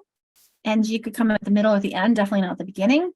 And CK comes at the end of a word after a short vowel, just like this says. So double letters F, L, S, or Z come at the end of a word right after a short vowel. CK, D, G, E, and TCH come at the end of a word right after a short vowel, which is why this one is a no. This one doesn't really matter either way. And this one would also be a no because of that same reason. You have the CK at the end of a word right after a short vowel. No worries, Jessica. So does that make sense, Melanie?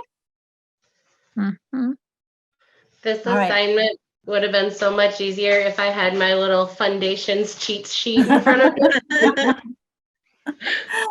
Sure. And these are the types of things that we spend a lot of time on in my classes about this, but this is one that I wanted to just kind of pre-test with you. How do we, because sometimes we don't know what we don't know. And it's an eye-opening to think about how do we learn that we don't do OY in the middle? We don't do a double I. I mean, this is through, so some of us, if we're in that green zone, we pick this up through lots of reading and noticing those statistical regularities. Those kids in the red zone or orange have to be explicitly taught. And if we just pick this up, we weren't explicitly taught, we may not know it. And we have to then focus our attention on something that comes so naturally. We're like, I don't know, you just don't.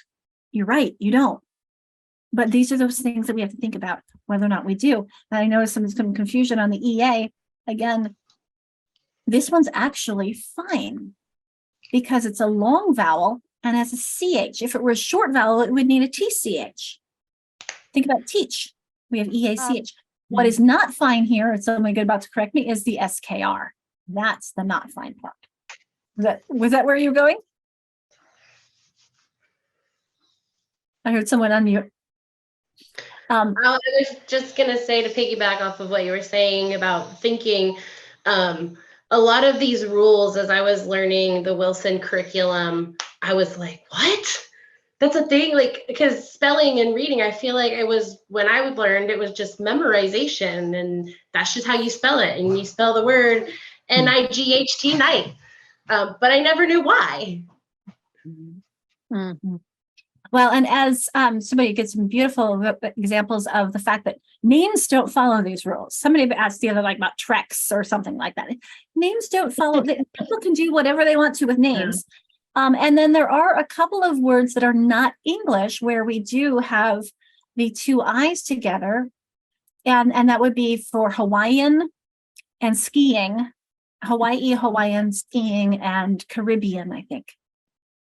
But they're not English words. So that we have to keep that in mind. So this is definitely a no, but keep in mind when you do have two I's.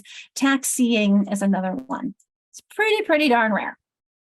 All right, so let's look at the next one. Oh, here's my arrow. And wondering what some of the difficult pieces are here. It looks like some great boxing of suffixes, some divisions. I'm noticing with complaints, we definitely want to make sure we're dividing that. Any conversation that came from here that you'd like to draw our attention to? Complaint is a single, there's your base word.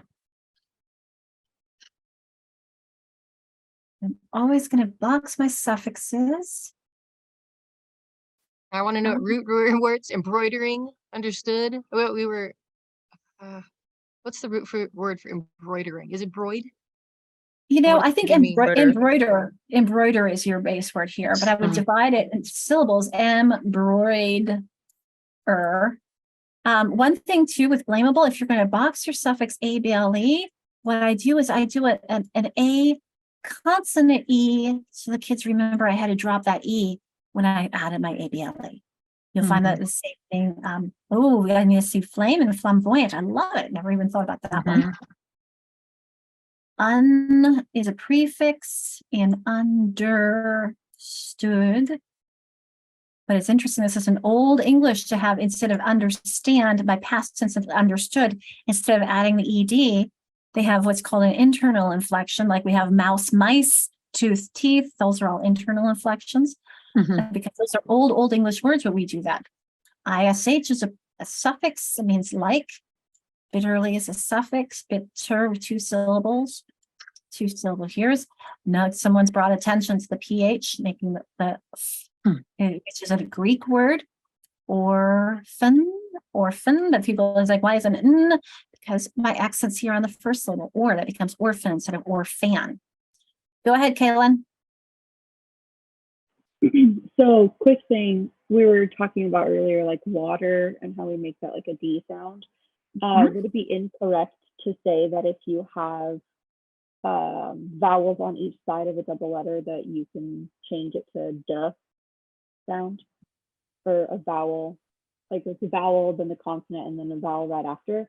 Because that's what I'm seeing in like butter, water, bitter, and that's something I heard growing up.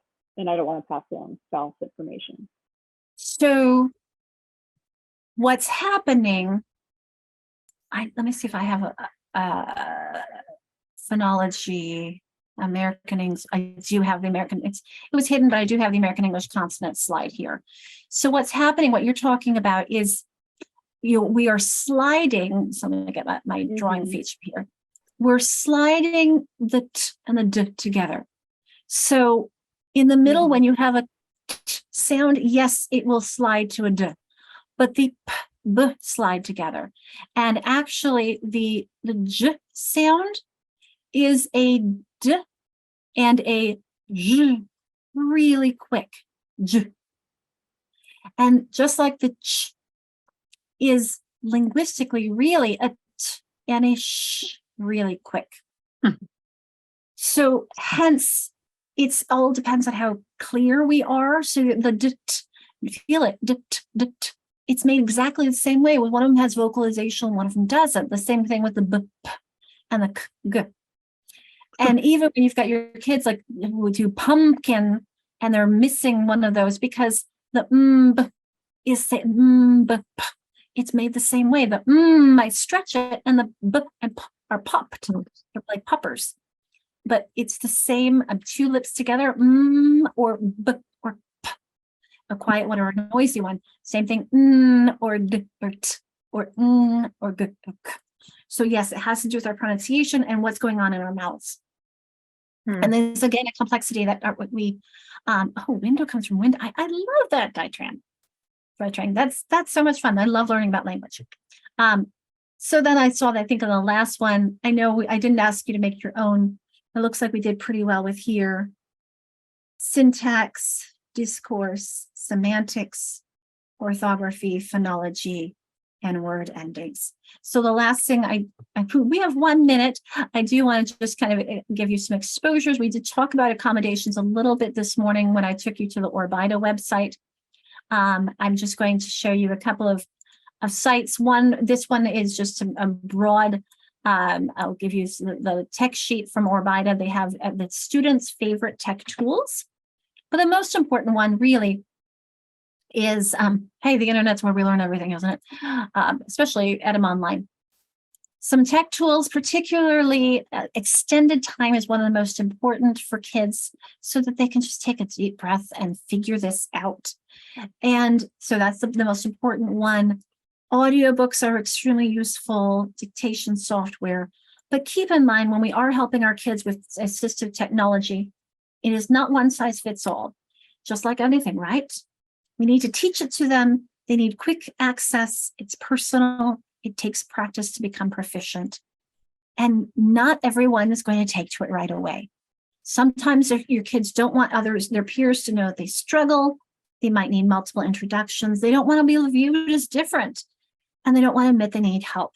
So this is where I want to emphasize again, coming back to what we said this morning, let's normalize our strengths and struggles and support our students in the growing process. So I'm not going to ask you to do any writing, but I just thank you for the time I wanted to appreciate here, because it is 3:30. I don't want to keep you after, but I do want to offer you more resources and the invitation to connect in at any point in time with questions, thoughts, concerns, or just things you want to revisit. So thank you for spending the day together. This has been a lot of fun. I always learn, and I love the learning that I get to do for people as well. So thank you so much. I'm going to scroll and check the chat box for things I wanted to, links that people put in that I want to grab before I go. You can also should be able to save the chat. Did that change? Can we save the chat? There's a little arrow on the bottom. No, that didn't work. How about those buttons? Oh, save chat. Yes. So I'm going to save the chat so I can pull out all these wonderful gems from everyone. And I invite you all to save the chat as well before you leave.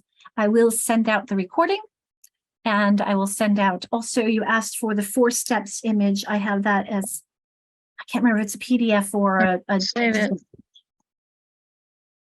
Is it allowing you to save it?